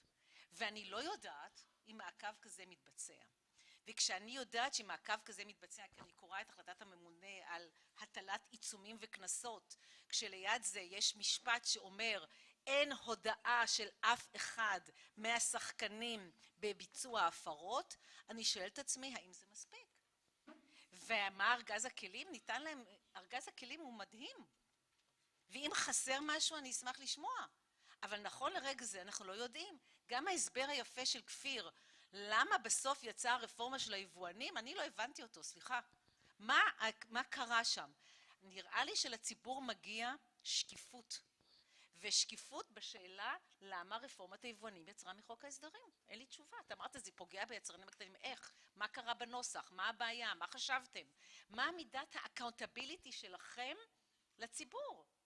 עד כמה אתם נותנים שקיפות להחלטות שהתקבלו באשר להוצאת הרפורמה או באשר למעקב אחרי הרפורמות? אנחנו לא יודעים כלום. ולכן כאשר אתם אומרים שאתם קשובים לציבור, אני מברכת את זה, אני שמחה על זה, אבל אני חושבת שכדאי שתתבצע תהליך הפנמה, מעקב, הפקת לקחים של כלל השחקנים עם שקיפות לציבור של הנושאים הללו. אז עוד רגע אולי ניתן לכפיר גם הזדמנות לחדד את ההסבר, אבל אני רוצה לשאול אותך, יעל, אתם לאחרונה שהטלתם עיצומים, קנסות מנהליים, על, אם אני לא טועה, זה היה 7 מהשחקנים הגדולים ביותר בשוק המזון, כאן שטראוס ועוד שורה של יצרנים ושחקנים, כשהסכום הכולל של העיצומים הוא 23 מיליון שקל. עכשיו, אני לא רוצה לתרגם את זה לדולרים, אבל ביחס למחזור של החברות האלה, לרווח הנקי של החברות האלה, זה ברור לכולנו. אני שומעת 23 מיליון שקל, אני שומעת עלות של נופש חברה קולדפליי בברצלונה. אז זה נשמע שזה no brainer שזו הפרה יעילה. שכשאתה מפר את חוק המזון ואתה מתאם עם הספק שלך מי יישב על איזה מדף או איך נפתה את הצרכנים הישראלים לקחת דווקא את המוצר שאנחנו מכוונים אליו, אז אם בסוף אחרי דין ודברים והריטיינר לעורך דין אתה מסיים את הכל ב3, 4, 5, 7 מיליון שקל, אז אולי זה דווקא ממש משתלם. טוב, אז אני חושבת שזאת הזדמנות טובה קצת לדבר על הנושא הזה, כי אני חושבת שיש הרבה אי דיוקים באיך שזה מוצג. דבר ראשון, דיברת על לחקור ולבדוק מה קורה עם רפורמות, אנחנו ברשות התחרות עושים את זה. למשל, אנחנו משקיעים הרבה משאבי מחקר בדיוק בשביל לראות אם רפורמות עובדות. אנחנו בדקנו את ההשפעה של הפחתת המכס על הטונה, לראות אם זה באמת יתגלגל לצרכנים. זה העבודה שאנחנו עושים. ראינו שזה טוב לצרכנים. אנחנו בדקנו את המרווחי שיווק של החקלאים. אנחנו עושים הרבה מאוד בדיקות שהן בדיוק נועדות לייעץ למשרדי הממשלה מה הרפורמות שעובדות, מה הדברים שמצליחים פחות, ואנחנו לחלוטין חושבים שזה חלק מהתפקיד שלנו, אבל התפקיד שלנו הוא בראש ובראשונה לעשות מה שהחוק אומר לנו, וזה לבדוק מיזוגים, ואנחנו בודקים למעלה מ-200 מיזוגים בשנה, ולאכוף את הפרות של החוק. עכשיו לגבי חוק המזון. בסופו של דבר אנחנו התחלנו בפרויקט הזה של בדיקה של הפרות חוק המזון, בגלל שאנחנו שמענו טענות שיש הפרות בוטות, מוחלטות, כולם מצפצפים על החוק הזה, אף אחד לא מקיים אותו וכן הלאה. עכשיו, אולי תגידי במשפט רק מה החוק אומר? זה בדיוק מה שרציתי לעשות. עכשיו, מה זה חוק המזון? חוק המזון הוא נותן כל מיני הוראות, מה שקוראים אצלנו התנהגותיות במערכת היחסים ההסכמית, בין ספקי מזון לקמעונאים, בין מי שמייצר, שטראוס, תנובה, אוסם וכן הלאה, לבין הסופרים, והוא אומר להם מה מותר להם לעשות ומה אסור להם לעשות. הוא אומר להם, אסור לכם להתערב במחירים לצרכן, אסור לכם להתערב בשטח המדף, אסור לכם לסדר את המדפים, אסור לכם לתת כל מיני סכומי כסף חד פעמיים, שהתפיסה היא שזה מתמרץ להעדיף את הספקים הגדולים וכן הלאה. אנחנו התחלנו במבצע כזה כי אנחנו קיבלנו טענות מהשטח ותלונות כלפינו שהחוק הזה מופר באופן מוחלט ואף אחד לא מקיים אותו. ומה שאנחנו עשינו, אנחנו פנינו לכל ספקי המזון הגדולים, כולם, ואנחנו ביקשנו מהם את כל ההסכמות שיש להם בתוקף עם הקמעונאים, ואנחנו עברנו, וזה כולל לדרוש מהם לעלות על הכתב דברים שנקבעו בעל פה, וכולל אימיילים והודעות, הכל.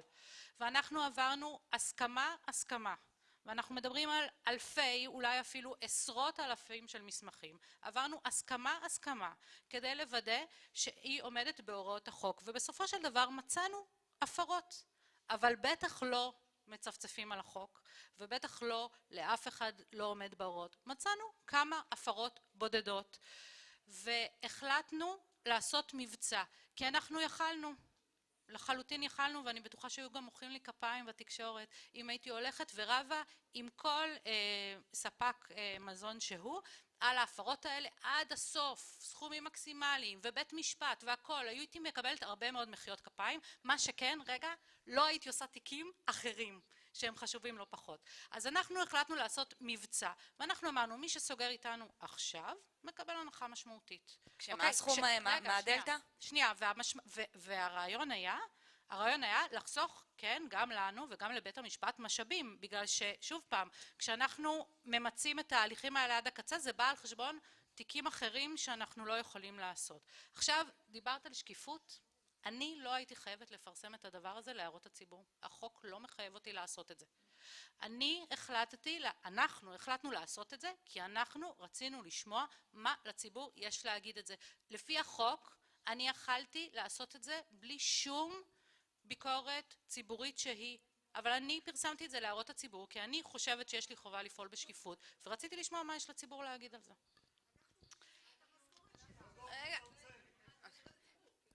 לחלוטין. אני רק אומרת, החוק לא מחייב את זה, אבל אני בעד שקיפות. ינון,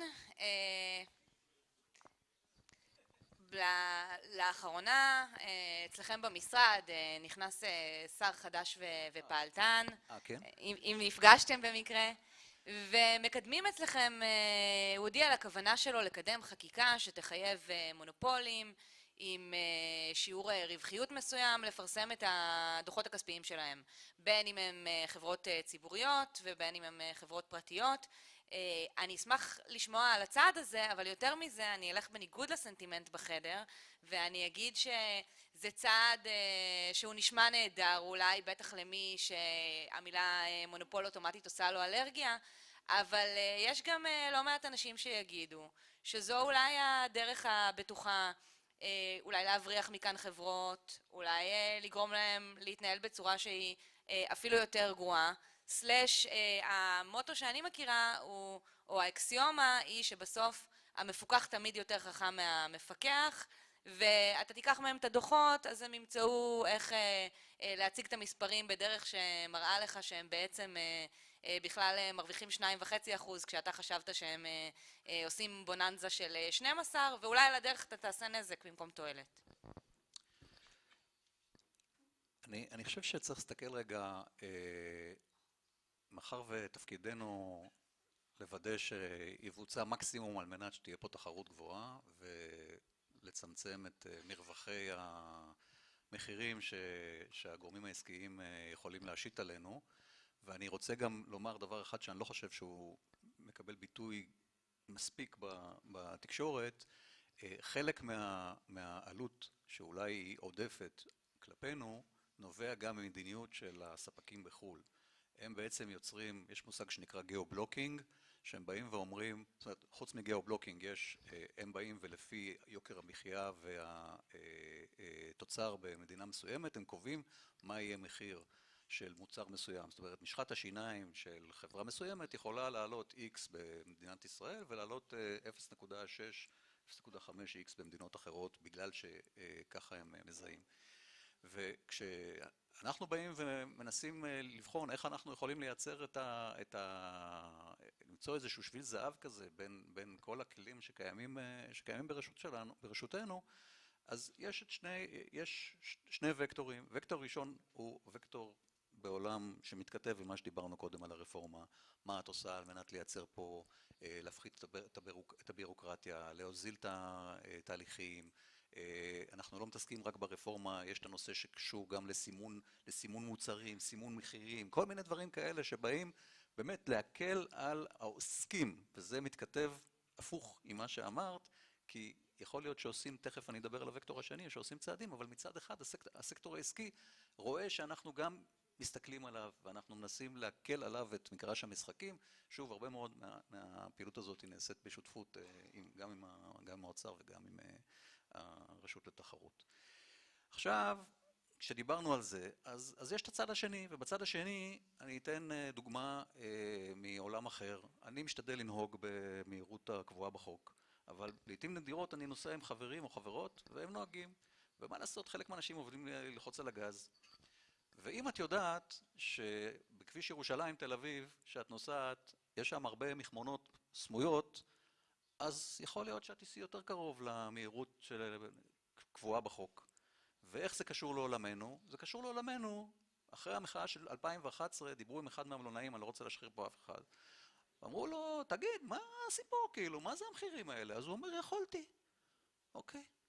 אז אנחנו פועלים ומשתדלים לייצר פה מודעות שוואלה, enough is enough, בסדר?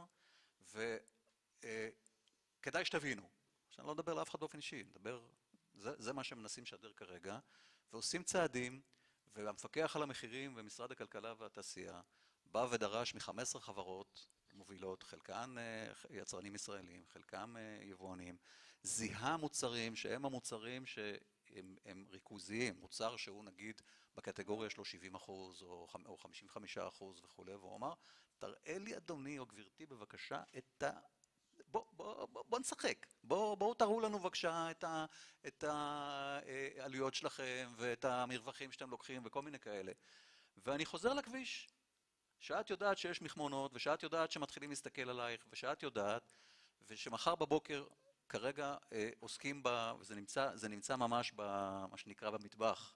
עכשיו מבשלים את הדבר הזה ובודקים מה נכון, איך בדיוק נכון לעצב אותו בצורה שהוא יהיה user friendly as much as possible, לא להגדיל את הבירוקרטיה, אלא לייצר שקיפות לאור השמש, בשביל שכל הביקורת שנשמעת פה, מה אתם עושים ואיך אתם עושים ולמה אנחנו לא יודעים וכו' וכו'.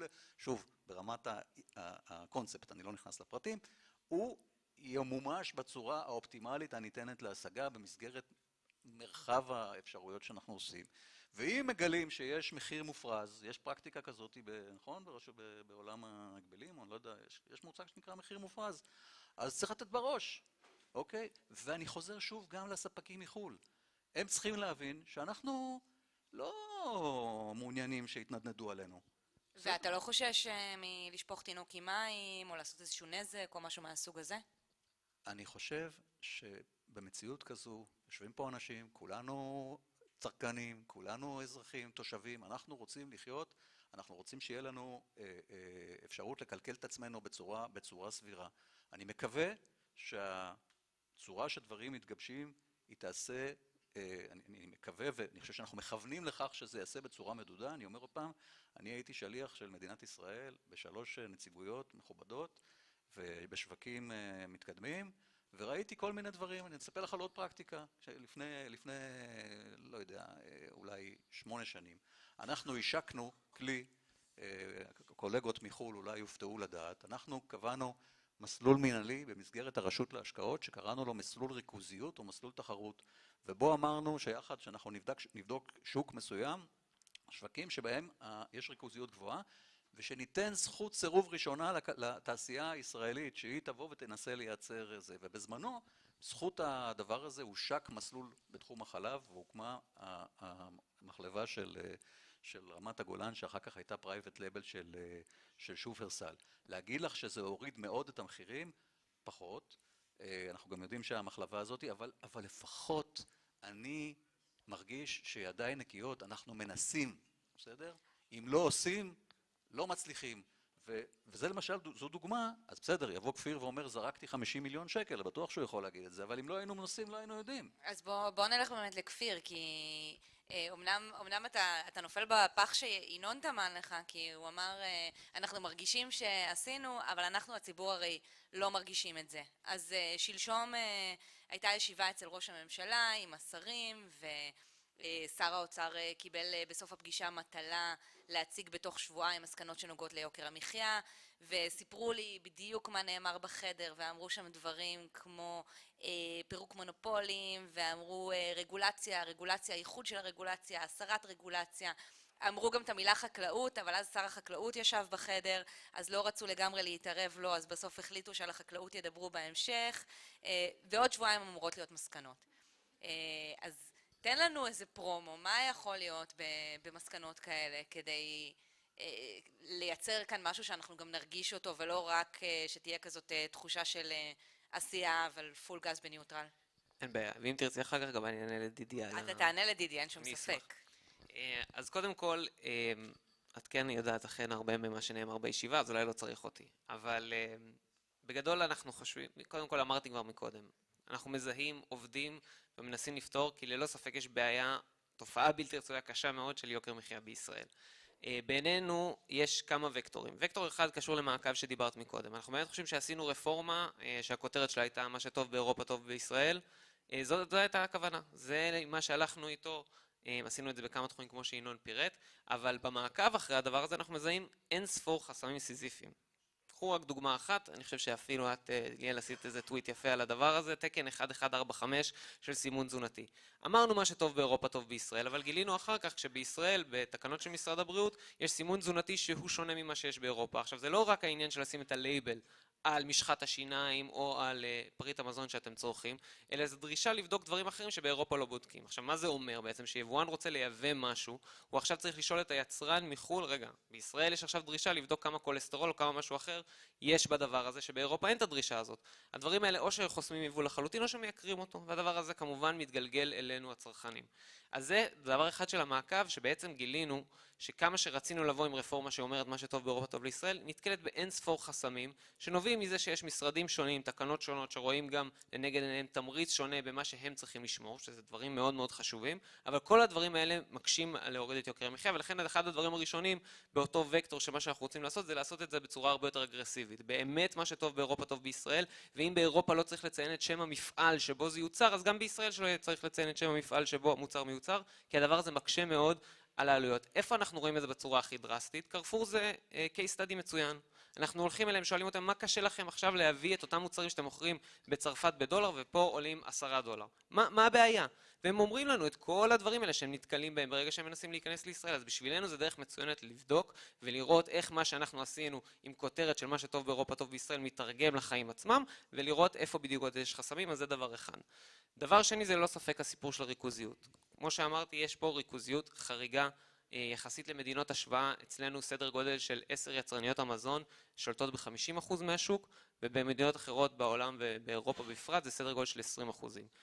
וזה כשאני מדבר על שוק המזון, כשאנחנו מסתכלים על מקטעים שונים בשוק המזון, בין אם זה שוק החלב או שווקים אחרים, אנחנו רואים ריכוזיות גם הרבה יותר גבוהה, וגם בתוך שוק החלב אנחנו רואים שבמעדנים אנחנו בריכוזיות אפילו עוד יותר גבוהה, כי נוח במידה מסוימת לחלק את השוק. אז ללא ספק הריכוזיות זה משהו שהוא מאוד מאוד משמעותי, ופה יש גם את האפקט של כמה שחקנים יש בתחרות השוק מסוים, וגם יש איזשהו אפקט קונגלומרטי שאני אגע בו גם אחר כך שנדבר שוב על הסיפור של היבואנים. הדבר השלישי שאי אפשר להתעלם ממנו, זה שחקלאות זה 50% מהעגלה שלכם בסופר. אוקיי? מוצרי חקלאות, עוף, בשר, ביצים, חלב, פירות וירקות, זה 50% מהעגלה שלכם בסופר. בלי שנטפל בשוק הזה, שהוא רובו, יעל ציינה מקודם, נגוע בחסמים ממשלתיים, שמונעים בו תחרות בשם ערכים שאני לא מזלזל להם בכלל. אבל בסופו של דבר צריך להבין שיש טרייד אוף. וככל שאנחנו חוסמים יבוא וחסמים תחרות כדי להגן על החקלאות המקומית, התוצרת שאנחנו מקבלים יקרה יותר. אז עשינו כמה דברים, כולל מעבר מתמיכות עקיפות לתמיכות ישירות במספר ענפים, אבל יש עוד הרבה מה לעשות. אנחנו ראינו שכשהורדנו מכסים, שפתחנו את השוק לתחרות, בין אם זה בשמן זית, בדגים ובדברים אחרים, המחירים ירדו דרסטית. מחיר שמן זית של מכסות פטורות ממכס עולה לכם 11 שקלים בסופר, כשעוד המחיר הממוצע הוא בין 25 ל-30 שקלים ברשתות, בכל זמן אחר שבו אין מכסות פטורות. הדבר הזה יש לו השפעה ענקית, וכמו שאמרתי, זה 50% מהעגלה בסופר. אני חייבת לשאול אותך, כי אנחנו מדברים על זה שנים. אני לא חושבת שיש כאן מישהו ישראלי שיושב כאן שלא מכיר את הבעייתיות הזאת שאתה מדבר עליה. פעם אחר פעם אתם באים עם אותם צעדים. בממשלה הקודמת עוד הצלחתם לעשות מוב שלדעתי פינטזתם עליו בערך איזה 10.5. זו קבוצת האינטרס מהחזקות בישראל, אם לא עד כמה הפוליטיקאים שלנו בשלים להתמודד עם האירוע הזה, כשאנחנו יודעים שבישראל, אני אגיד לאורחים הזרים שלנו, החקלאים הם מתפקדים גדולים וטובים של המפלגות המשמעותיות כאן, יש להם הרבה מאוד כוח. זאת שאלה מצוינת, וצריך להבין את הטרייד-אוף. צריך להבין את הטרייד-אוף. שוב אני מציין את המספר, 50% מהעגלה בסופר זה מוצרי חקלאות. אז אפשר להגיד מצד אחד אנחנו חושבים שיש פה יוקר מחיה מאוד גבוה, בלי להבין את הטרייד-אוף, ואפשר להחליט גם שהטרייד-אוף מחליטים שיותר חשוב לשמור על החקלאות, אבל זה הטרייד-אוף. עכשיו, אני חושב שאגב מה ששאלת, גם בקרב הנציגים הזרים פה, בכל העולם, הסקטור החקלאי הוא בעל יש לו חוזקה מאוד מאוד גדולה, וזו שאלה שאת צריכה להפנות קודם כל לפוליטיקאים. אבל אנחנו, אמרת ש10.5 שנים אנחנו עובדים על דברים, שנה שעברה העברנו רפורמה שעבדנו עליה יותר מ-20 שנה.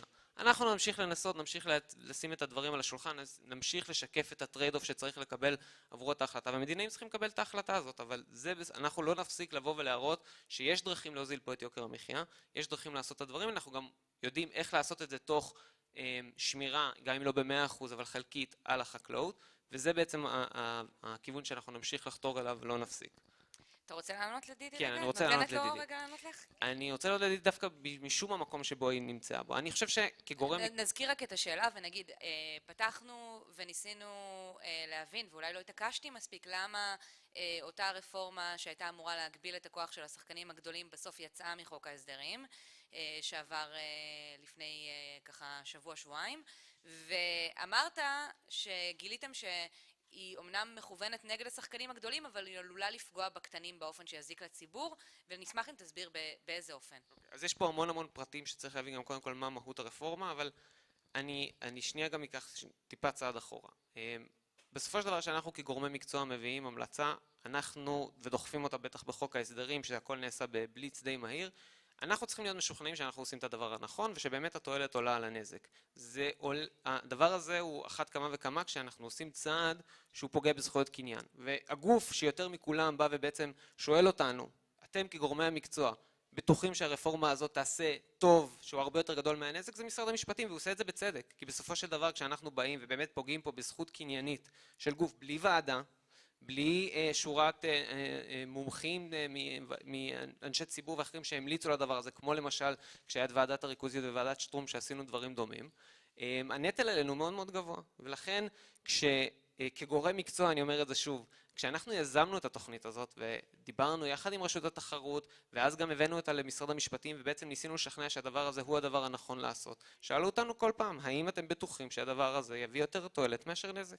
לאורך הזמן, אחרי שגם הוצאנו שימוע ציבורי שלא היינו מחויבים לו, אבל בחרנו לעשות את זה עוד טרם הפצת התזכיר, ובו נתנו לכל גורם שרצה לבוא ולהאיר את עינינו על הסוגיה הזאת, עשינו שימוע ציבורי במשך יומיים, שבו כל אחד יכל לבוא ולדבר.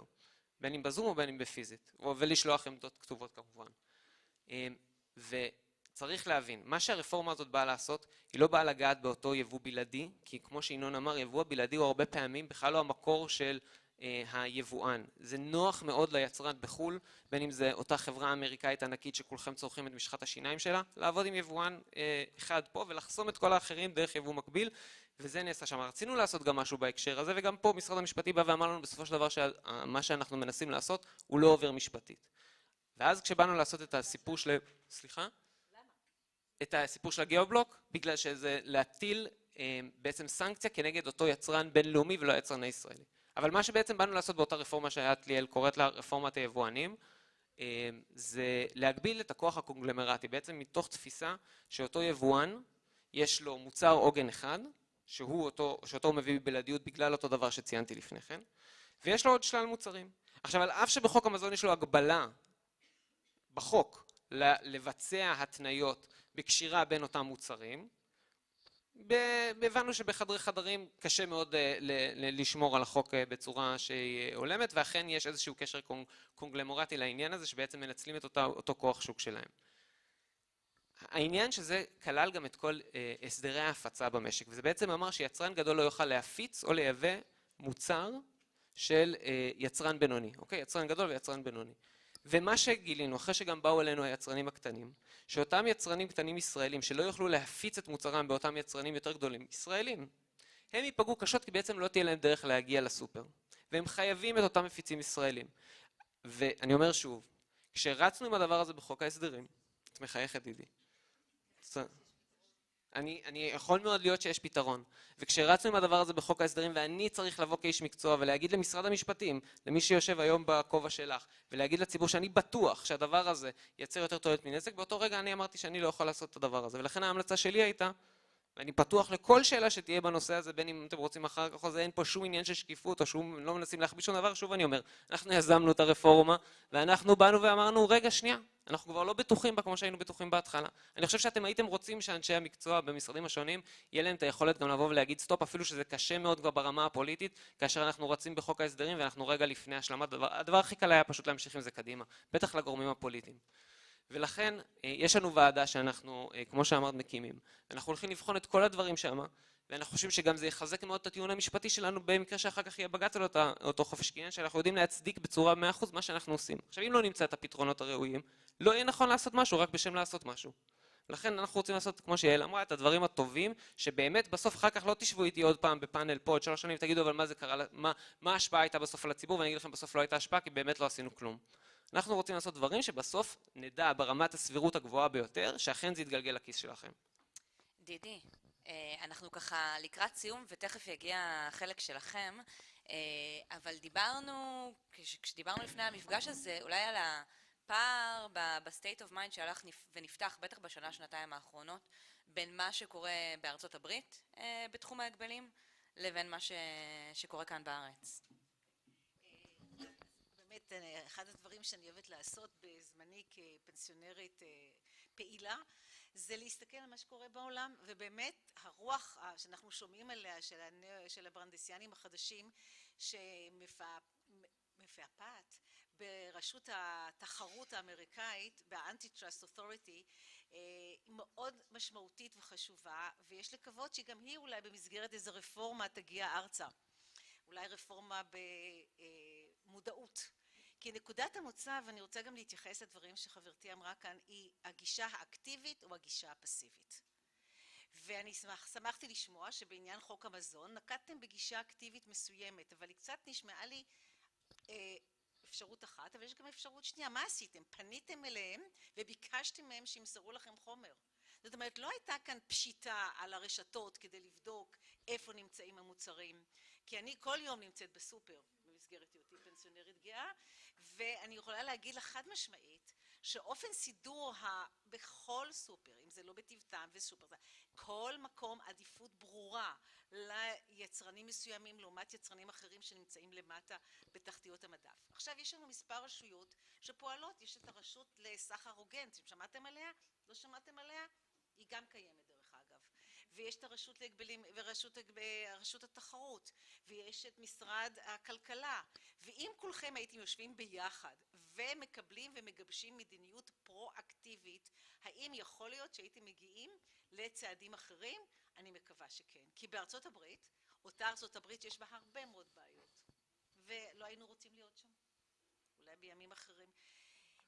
מעבר לזה, אבל גם שיש בהם הרבה מאוד בעיות, יש רוחות חדשות שמנשבות שאומרות אנחנו נעמיד לדין פלילי גורמים משמעותיים הסתכלתי על הנאום האחרון של ג'ונתן קנטור שהוא היועץ המשפטי של של המקבילה, בקיצור איזשהו מבנה מיוחד שקיים באמריקה.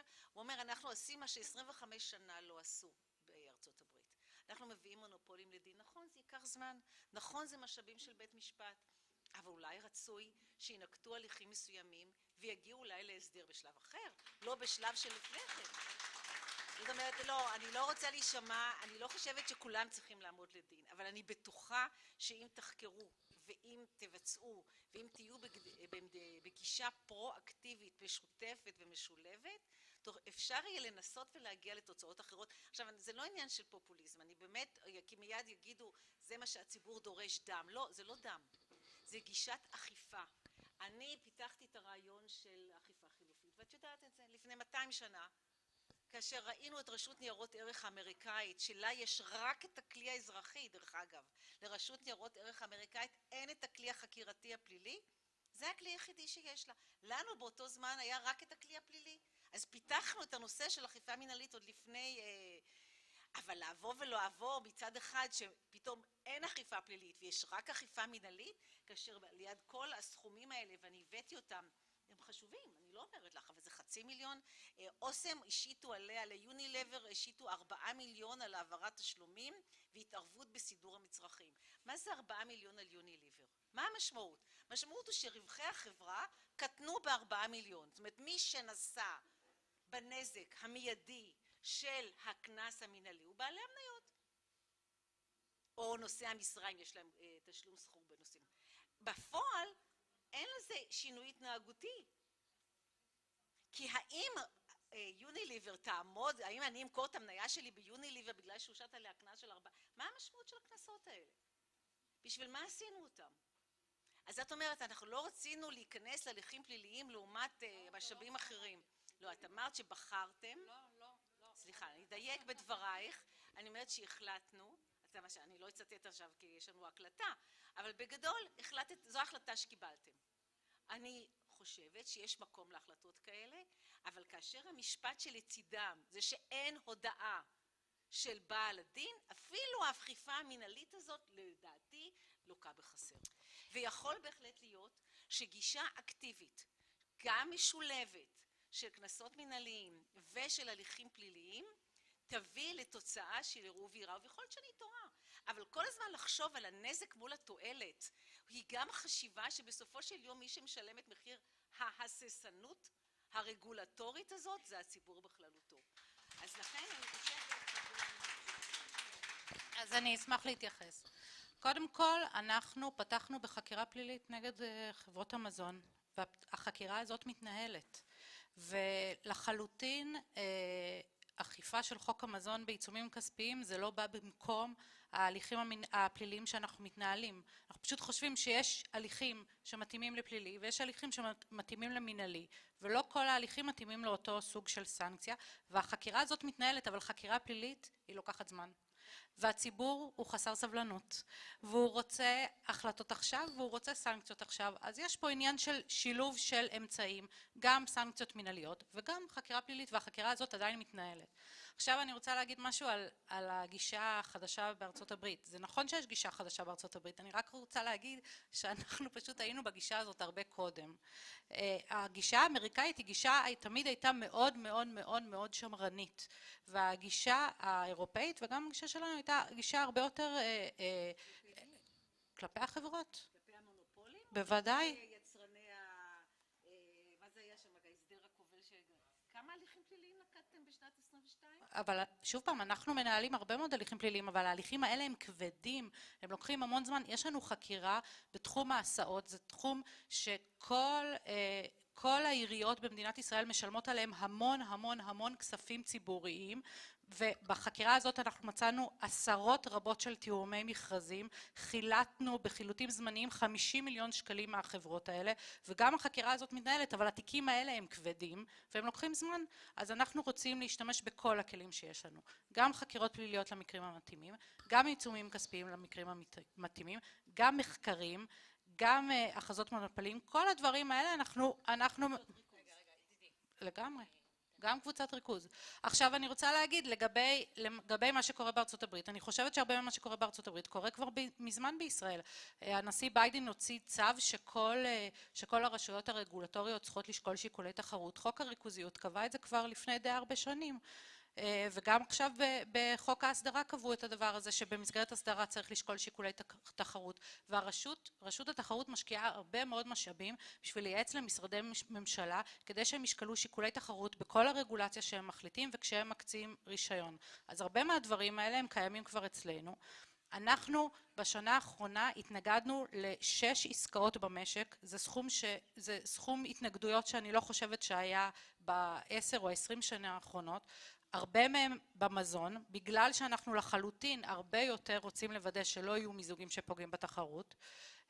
אנחנו גם בהליך של הכרזת מונופולין על ויסוצקי, אנחנו גם פתחנו בחקירה פלילית, אנחנו גם בדקנו את כל הפרות המזון, אנחנו הסטנו המון משאבים בשביל להיות לחלוטין אקטיביים בשוק המזון. טוב, אנחנו הולכים עכשיו כולנו ביחד לנסות לעשות את הבלתי אפשרי. עידו סימן לי שיש לנו 5 דקות, אז ב5 דקות אנחנו צריכים גם שתהיינה 2 שאלות, הן צריכות להיות לכן לא נאום, ואם אפשר לא מתקפה, כדי שנסיים בצורה מכבדת ונעימה, וגם שיספיקו להשיב לנו. ועידו יבחר, כי אני לא הולכת לעשות את הדבר הזה. כדי שכולם ישמעו, אין שום בעיה. בסדר, אני אחזור אחריך, אני שומעת אותך. יש עוד מנגנון שבכלל לא הזכרתם, דיברתם על הססנות רגולטורית.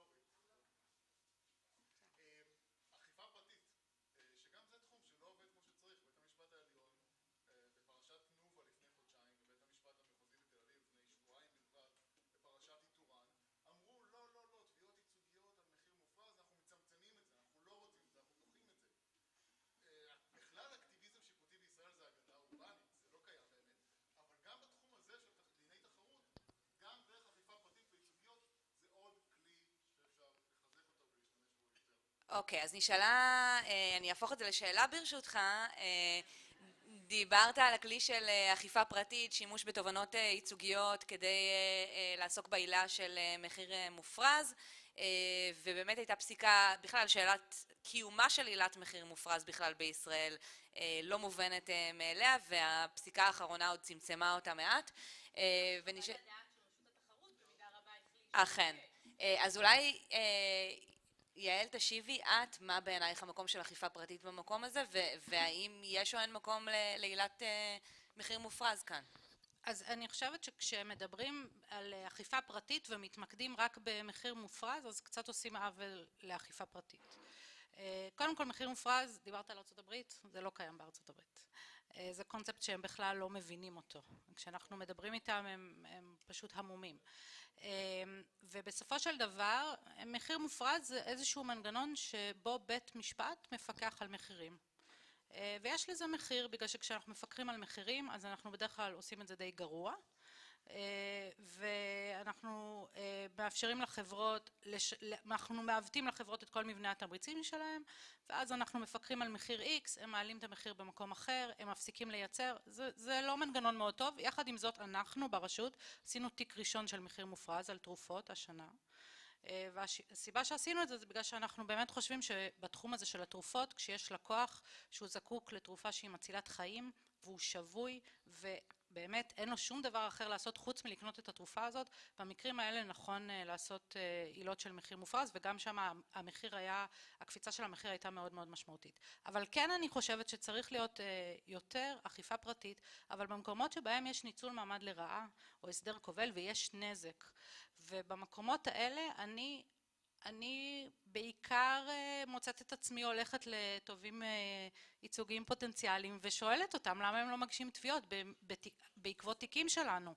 ואנחנו, יש לנו אנשים ברשות שהתפקיד שלהם זה לעזור ולייעץ ולתת הכוונה לטובים ייצוגיים פוטנציאליים. אנחנו מאוד בעד ההליך האכיפה המשלים הזה, אנחנו חושבים שזה מאוד מאוד טוב, אבל אין בחוץ אנשים שמרימים את הכפפה, וזה לא קשור למחיר מופרז, זה קשור לזה שאני לא יודעת, זה תיקים שהם מורכבים מאוד להוכחה, ואין גורמים שבאמת עושים. אנחנו מבחינתנו מאוד מאוד מנסים לעודד את זה.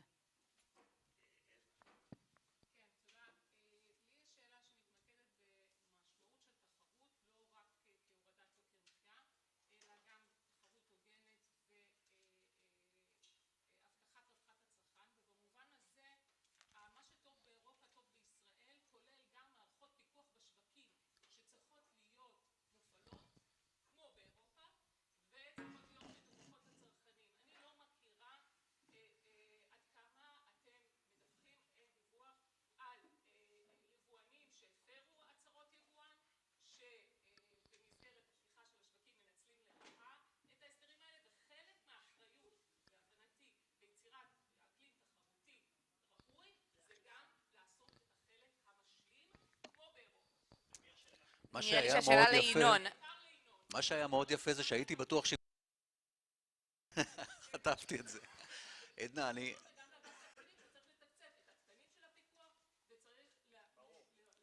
אז עורכת דין עדנה הראל, איתה עבדנו בצורה צמודה, שהיא הייתה במשרד המשפטים, ותודה על כל העבודה המשותפת. אני אומר שאגף תקציבים ברוב טובו, ביציאתנו לרפורמה, תקצב אותנו ב-40 ומשהו תקנים נוספים, 27 לצורך פיקוח, אוקיי? 27 מהם נכנסו ברפורמה הקודמת, ו19 אוישו רק שבוע, לא אוישו, הופשרו רק שבוע שעבר, כי לצערנו התקציבים הרי לא היה תקציב במדינת ישראל לפני כן. ברמה העקרונית, מה שעמיתותייך ועמיתייך במחלקה המשפטית הסבירו לי, זה שעד שאין פסק דין, אסור לדברר את האינפורמציה לציבור. זאת אומרת, אם תפסנו עכשיו יבואן ויש הליך פלילי, אז אסור להודיע, זה לפחות מה שמספרים לנו, יכול להיות שיש פה איזושהי טעות, אבל תסמכי עלינו שאין לנו שום אינטרס להחזיק שום דבר בחושך, וגם אנחנו, שוב, רפורמה שרצה בשנה, נשאלתי אתמול, מה, עוד לא הספקתם? אנשים לא מבינים, את יודעת היטב, ומישהו בממשלה, כמה קשה. העיקרון מקובל, ואני חושב שאנחנו יוצרים חשיפה כמה שיותר, וכל פעם שיש ריקול, אז כאילו נגיד שמוצאים מישהו, ישר מודיעים על ריקול, גם בשביל לשמור על בטיחות הציבור ואיכות הסביבה, וכמובן שגם הציבור נחשף ככה ושומע שינון היבואן, אולי הוא, וואלה, לא רוצה לקנות ממנו מחר. בסדר?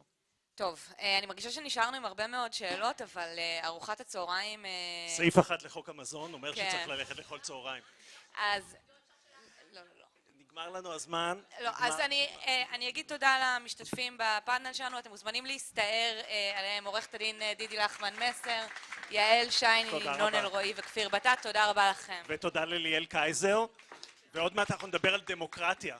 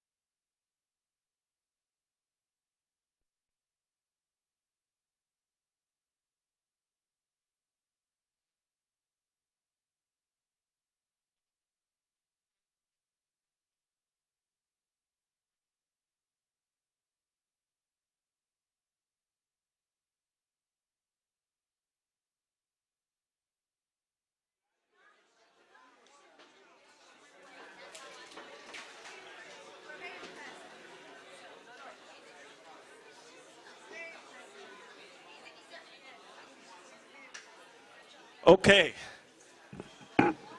חברים וחברות. Okay. The next session is going to start with our keynote. Take your seats. And those of you who are not fluent in Hebrew, Anat will actually speak in Hebrew, right? So get your earphones.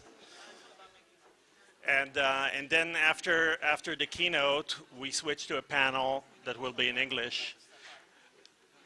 and look beyond the borders of Israel, this time in the direction of Central Eastern Europe. Okay, so since Anat is going to talk in Hebrew, then I can also present her in Hebrew. Yeah, get your headphones, right.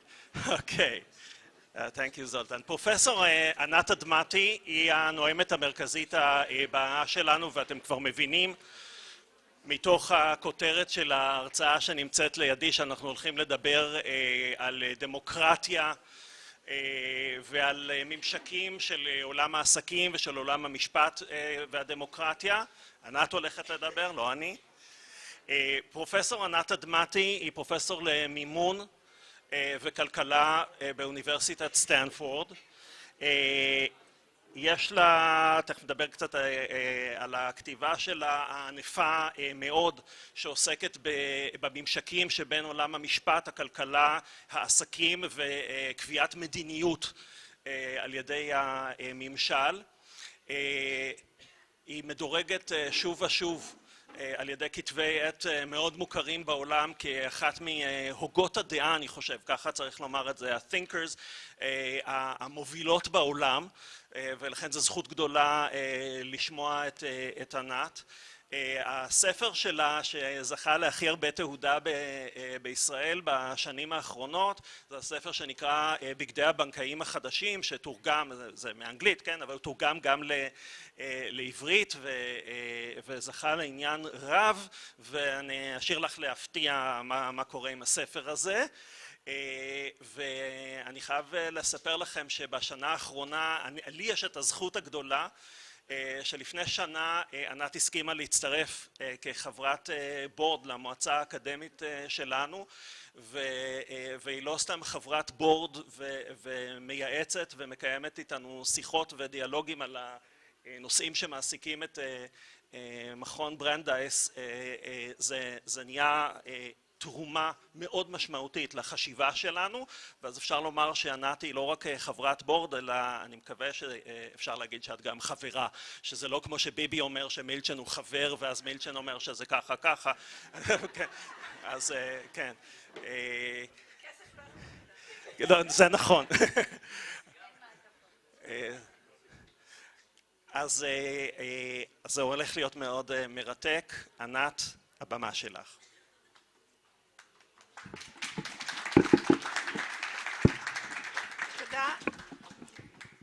תודה עידו, נחזיק את זה. תודה עידו, ואני רוצה להגיד שאני מאוד התלהבתי ששמעתי על הקמת המכון הזה. אצלנו בסטנפורד יש מרכז שנקרא CDDRL, Center for Democracy Development and the Rule of Law, אבל הם רק עושים דברים על מדינות רחוקות שבהם עוד אין שום דבר. נוסעים לג'ורג'יה, נוסעים לאינדונזיה, נוסעים לכל מיני, שכחו מה הבעיות של הדמוקרטיות שקיימות, כולל בארצות הברית. אבל כאן עידו והאנשים מסביבו לא שכחו שיש לנו בעיות בדמוקרטיות שלנו, ולא רק שהדמוקרטיות, לא רק זה, אלא הדמוקרטיות שלנו מאפשרות להשחתת דמוקרטיות בהתפתחות על ידי כל מיני כיבוס כספים וכולי וכולי, וכל הכסף המלוכלך שזורם לנו למדינה ולארצות בריטניה ולכל מיני מקומות כאלו, ומקלקל את המדינות באפריקה ובכל מיני מקומות אחרים בשביל להביא כסף זר, או כמובן אוליגרכים למיניהם, ללונדון ולארצות הברית וכולי, בקבלת פנים די טובה. אז כל מיני דברים קורים שלא כל כך נוח להסתכל, כי אולי התורמים שלנו לא כל כך אוהבים שנסתכל על זה, אבל זה חשוב וזה משנה את התוצאות הכלכליות, וחלק מאיתנו מוכנים להסתכל על זה ורוצים להסתכל על זה, אז נראה אם אני יכולה לעשות משהו דומה גם בסטנפורד, אבל אני מאוד שמחה שכאן עידו הצליח להקים מכון כזה על שם ברנדייס, ואני לא תאמתי עם לואיג'י את ההרצאה שלי, אבל יהיה איזה חפיפה, ולואיג'י ואני זה אני חושבת פעם שנייה שאנחנו ביחד בטאג טים של קינוטס, זה היה בגרמניה, נזכרנו באיזשהו מקום שדיברנו יותר על בנקים ועל משילות תאגידית ומטרת הזה, שזה בדרך כלל מה שאני מדברת אליו, אבל כאן אני יותר מדברת על דמוקרטיה. אנחנו ביחד ארגנו עם המרכז שלי, שנקרא Corporation Society Initiative, והמרכז של לואיג'י סטגלר סנטר, כנס שנקרא תאגידים ודמוקרטיה בדצמבר 2020, שזה היה בין הבחירות לבין 6 לינואר 2021. בכל מקרה, בואו אני אתחיל את הנושא הזה, המסובך של דמוקרטיה, משלטון החוק והכלכלה. למה כמוני מדברת על דברים כאלה, איך הגעתי לזה בכלל? הגעתי לזה באמת מהמשבר של 2007 עד 2009, ששם הסתקרנתי מה קרה, בתור מישהי שמתעניינת בממשל תאגידי, בתור מרצה למימון ושווקים פיננסיים וכל זה, ובוא נאמר, נפלתי לי מאורת ארנב, וזה הספר שהוא הזכיר, וכאן יש, אני לא מנסה להתגאות כל כך, אבל אחד מהרבה בלרבס שאמרו, כולם צריכים לקרוא את הספר הזה, כדי שעושי המדיניות לא יתבלבלו, ולא יטעו אותם בכל מיני שטויות.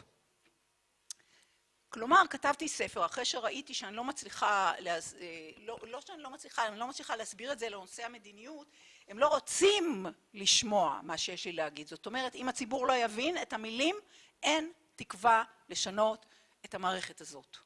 זה מה שהגעתי למסקנה אחרי שניסיתי לדבר ברמה יותר גבוהה לעושי המדיניות. וזה לא הלך כל כך טוב. בקיצור, כתבנו את הספר הזה לפני יותר מ10 שנים, אמרו עליו דברים מאוד נחמדים, נעשיתי נורא חשובה, והלכתי לדאבוס וכל מיני דברים כאלו. שום דבר. לא הצלחתי. זה אחד הביקורת שכתב מרטין וולף, למה הבנקאים, כבר הזכירו את בגדי הבנקאים, בגדי המלך החדשים, אז כמובן זה על שם זה, זאת אומרת הבגדים שאין להם שום, שלא קיימים, זה בעצם כל הדברים, כל השטויות שאומרים, שזה בא במרווח גדול של כל מיני שטויות, שחשפנו שהם שטויות, שהם מבלבלים לכולם את המוח. מה שהוא אמר, בסוף, הוא אמר עוד דברים מאוד נחמדים, בביקורת הזאת על הספר, ובין היתר הוא אמר שהסיבה שאנחנו לא מצליחים לשנות זה 2 סיבות, שהבנקאים כל כך משפיעים פוליטית, שיש להם כוח, ושהדברים בלבלים את האנשים. זאת אומרת, זה מסובך קצת. טוב, עכשיו, מאז, עברו יותר מ10 שנים, ובוא נאמר, מאז 2013, אחרי עוד כמה שנים שהתעסקתי מזה, התחלתי להתעניין במשברים הכפולים בין דמוקרטיה לקפיטליזם. בדרך כלל שואלים אותי, מה קרה לקפיטליזם? למה אנשים לא מאמינים בקפיטליזם? ואני אומרת, מה הבעיה עם קפיטליזם? הרס את הדמוקרטיה. בדמוקרטיות, נהרסו הדמוקרטיות, מרוב הכוחות הקפיטליסטיים, שבהם זה גרם להם להשתלט על הממשלות ולהשחית את הממשלות, ולהחליש את הממשלות, ולהוציא מהם את כל הרצון הפוליטי לעשות מה שהן צריכות. זה קטע, זה איזשהו אסא שכתבתי ב-2021 לאיזה כרך על קפיטליזם ששאל קבוצת אנשים מה לא בסדר בקפיטליזם, מה השתבש בקפיטליזם, שזה מניח שמשהו השתבש, איך לשנות את זה ב5,000 מילים. והתזה שלי הייתה שמה שקרה לקפיטליזם זה שהכוחות שלו השתלטו והחלישו את הדמוקרטיות, ובגלל זה יש לנו משבר כפול ומשולב בדמוקרטיה ובקפיטליזם, ושהאסטרטגיה העיקרית גם בשווקים וגם בפוליטיקה היא הונאה. כלומר, בלבול הדעת, ומה שאני אקרא לזה בסוף ההרצאה הזאת, השחתת הידע. Corruption of knowledge. שזה כולל את זה שאנחנו צריכים לדעת מה נכון, אבל אנחנו מתבלבלים על מה נכון ואפילו על העובדות בימינו. זאת אומרת, המצב נחלש במובן הזה. והנה, יש לנו עוד פעם משבר. אני כבר התעייפתי מהבנקאות אחרי כמה שנים שהתעסקתי מזה, ועברתי לדברים אחרים, אבל שכנעו אותי להוציא מחדש את הספר. זאת אומרת, זה להוציא מחדש, נוסיף ועדכון אחרי 10 שנים, ועמלנו על זה בסבל רב, בוא נאמר, כי מי רוצה לשמוע על בנקאים? אף אחד לא רוצה לשמוע, עד שקרה המשבר הזה. אז הנה, יש לנו הוצאה חדשה, הולכת לצאת, רק בינואר, אם קצת צבעו להם באדום את העניבות, כדי להראות שזה קצת שונה, אבל זה אותו ספר, ובעיקרון מה שאנחנו עושים ב3 פרקים חדשים, זה קודם כל מסבירים שעבדו עלינו בעיניים ולא שינו, שאמרו לנו שפתרו את הבעיה הזאת, והכל בסדר, ולכו לישון. לא.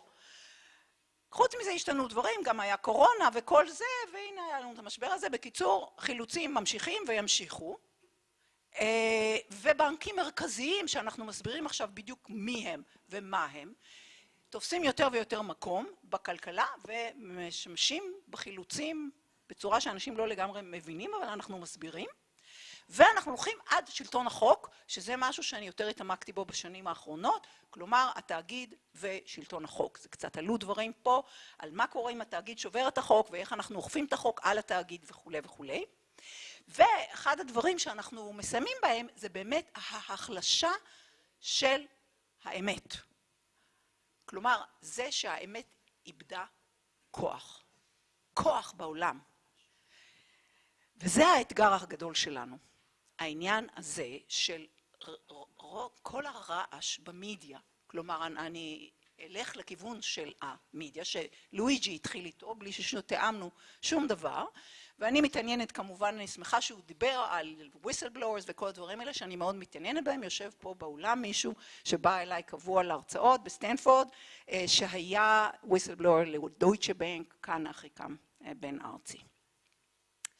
אני הולכת לדבר על מוסדות באופן כללי. אני הולכת לתת לכם שיעור קצר במה שנקרא institutional economics, זאת אומרת, למה מוסדות הם חשובים לכלכלה, שזה בעצם מתחבר ללמה, איך הכלכלה והדמוקרטיה קשורים זה בזה, כן? ולמה הכלכלנים יצאו נגד מהפכה משטרית, מה זה אכפת לנו מהמהפכה הזאת ואיך זה קשור. המוסדות הם משהו שקובע לנו הרבה בחיים, שחשוב לנו בחיים. יש כמה סוגי מוסדות. יש מוסדות בחלק הפרטי של העולם, יש מוסדות ציבוריים, מוסדות ממשלתיים, ויש מוסדות בינלאומיים. יש הרבה מוסדות בעולם, כן? ואני אצייר אותם כאן, מסביב לאנשים, שזה כולנו, שיש מוסדות שהם מוסדות ממשלתיים, וכל הגופים שדיברנו עליהם פה, יש מוסדות בשוק הפרטי, שזה כל התאגידים למיניהם, כולל המדיה, ויש את כל הארגונים הבינלאומיים, שארגון האו"ם וכו' וכו' וכו', שלהם יש בו בית משפט לאומי ובינלאומי וכל מיני דברים כאלו, שמנסים איכשהו גם כן לתאם בין מדינות אפילו, ובטח ולשפוט כל מיני דברים בחוק בינלאומי. בעיקר בעולם יש מדינות, nation states, כן, עם דגלים, ויש תאגידים. ותאגידים הרבה פעמים חוצי גבולות, כן? אז יש לנו, זה העולם הגלובלי שלנו כיום, מלא במדינות ובתאגידים, שמשחקים ביניהם משחקים כלכליים וכו', ושולטים במשאבים בעיקרון, אוקיי? למה הם חשובים כל כך? למה חשוב שנדבר על איך הם עובדים? אני נותנת לכם קצת ברמז את התיאוריה של אג'מוגל ורובינסון, Why Nations Fail, למה מדינות מסוימות מצליחות ואחרות לא מצליחות, ומה שהם אומרים זה קשור לאיכות המוסדות בממשלה. הם לא בדיוק מדברים על דמוקרטיה, אבל מדברים על מוסדות, ואני כאן מחלקת את זה למוסדות כלכליים ומוסדות פוליטיים, והם קובעים איך מקצים השקעות ולאן הולכים כל המשאבים של המדינה. מוסדות כלכליים הם כמובן שווקים ותאגידים, מוסדות ציבוריים זה כמובן כל גופי הממשלה ובתי משפט וכו' וכו'. אוקיי? כל זה זה מערכת. עכשיו, איך זה עובד או לא עובד? הם מחלקים את זה למה שהם קוראים inclusive institutions, כוללנים כאלו שמכלילים אנשים. וזה אומר, זה מחובר עם מילים כמו שלטון החוק, זכויות קניין, במקרה הכלכלי, אכיפה של חוזים, אכיפה של חוקים, שווקים תחרותיים, שוויון הזדמנויות, כל הדברים הטובים האלו שעוזרים לשווקים ולמוסדות הכלכליים להתקיים. ובמובן הפוליטי, מוסדות כאלו הם מוסדות, בואו נאמר, אנחנו מחברים אותו יותר עם דמוקרטיה, הכוח מפוזר, אנשים משתתפים בתהליך וכו' וכו', זה מוסדות טובים, יותר טובים. והפוך, זה המוסדות שאני לא יודעת איך לקרוא להם אפילו בעברית, extractive, מוסדות שאיכשהו לוקחים דברים מאנשים, כן, עושקים, לא יודעת איך. השווקים מעוותים, יש ריכוזיות של כוח, כל ההפוך מהאינקלוסיב. זאת אומרת, מבחינת אם לחלק את זה בגסות, ובקשר הפוליטי זה יותר קשור לשחיתות, לשימוש לרעה בכוח, לקיחת, לשבירת הזכויות של אנשים, לקרוניזם, לכל מיני בעיות כאלו שיש. ואז המדינות שמצליחות יש להם מוסדות יותר טובים, והעמים שלא מצליחים, הכלכלות שלא מצליחות כל כך, אפילו עם אותם נתונים פיזיים כמו דרום קוריאה וצפון קוריאה וכו' וכו', כל מיני דוגמאות שהם נותנים, הם יש להם מוסדות לא טובים, כן? מוסדות כאלו שלא עוזרים למצב. עכשיו, העניין הזה של חשיבות המוסדות הוא משהו שהוגי הדעות הגדולים בכלכלה דיברו עליו מאז ומעולם. אנחנו מחברים לאדם סמית, כאילו האבא של הכלכלה, את הנושא של היד הנעלמת ושווקים, אבל זה מה שהוא אמר כאן. אני כתבתי לעצמי תרגום בעברית שאני אקריא את זה טוב, ולפעמים אני טועה בתרגומים, אבל לעתים רחוקות אפשר שכלכלה תעבוד טוב בלי שיהיה איזשהו ניהול של צדק. כלומר, צריך מה שאמרתי, אכיפת חוזים ושווקים תחרותיים וכו' וכו', זאת אומרת, אי אפשר שתהיה, צריך לעזור לאנשים לגבות חובות וכו' וכו' וכו', צריך איזשהו תשתית חוקית לכלכלה. צריך מערכת חוק שאנחנו הרבה פעמים כלכלנים מתעלמים מכל העניין הזה, אבל מאוד חשוב. לתפקוד של הכלכלה, אנחנו לוקחים את זה for granted, אנחנו מניחים את זה. כלומר, אנשים צריכים להאמין, אני אשתמש במילים האלו, שיהיה להם ביטחון בצדק של הממשלה. זה מה שאמר אדם סמית ב-1776. עכשיו, משהו יותר מודרני, זה האבא של, בוא נאמר, הכלכלה המוסדית, Institutional Economics, דאגלס נורת', חתם פרס נובל, שאמר, מוסדות זה חוקי המשחק. חוקי המשחק משפיעים על המוטיבציות של כולם, על התמריצים שיש לנו להתנהג בצורה מסוימת בכל שטח של ההתנהלות שלנו, ההתנהלות הכלכלית שלנו, בכל זה זה איזשהו מוסד. כן, אפשר לדבר על מוסד הנישואים או מוסד כזה וכזה, זה מוסדות שגורמים לנו להתנהג בצורות שונות, כן? אני מדברת על משהו שאני מתרגמים אותו לעברית, הוא לא יוצא כל כך טוב, כי אני חושבת שנתניהו משתמש בו לפעמים משילות. אני לא מתכוונת לכוח, אני מתכוונת למילה שנקראת governance באנגלית, שמדברת על איך מארגנים את המוסד, איזשהו מוסד, תאגיד, מוסד ממשלתי והכל. המילים החשובות בעניין של משילות הם כוח. איפה הכוח? אוקיי? איפה האינפורמציה? מי יודע מה? ואיפה המוטיבציות? איפה הסיבות שבגלל האנשים עושים דברים, כן? במוסד. איפה זה יושב? מה האילוצים של כל אחד להשתמש בכוח שלו?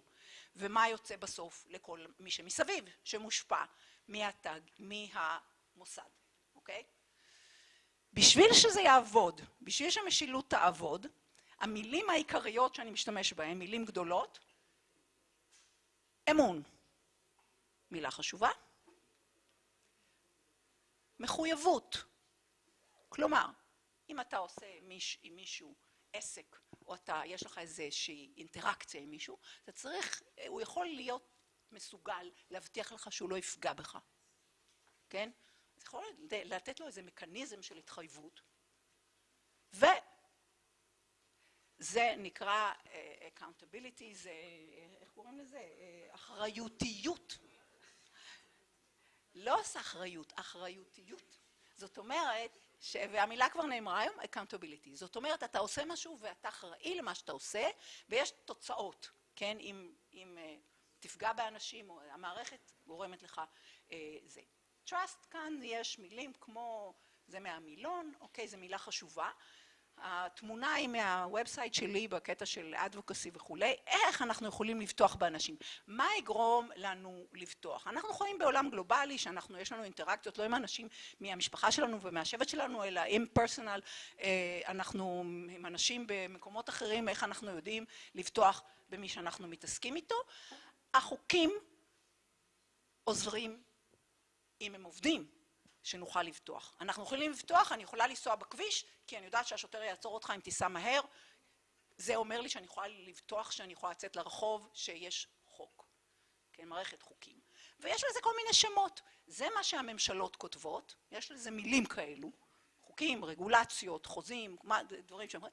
כל החוקים הם באיזשהו במרווח בין חוזים לבין איזשהם החלטות של ממשלה, או חוקות, או כל דבר אחר. הנה זה דברים שמרק זוקרברג מחליט מה מותר ומה אסור להיות בטוויטר, זה גם כן חוק והם צריכים לאכוף את זה, מה כן ומה לא. Terms of service, אנחנו חותמים, אנחנו מסכימים כל הזמן לדברים שאומרים לנו להסכים להם בכל מיני אפליקציות, כן. יש כל מיני הסכמים, זה בין הסכמי עבודה לבין כל מיני הבטחות שמישהו מבטיח באיזשהו mission statement או משהו כזה.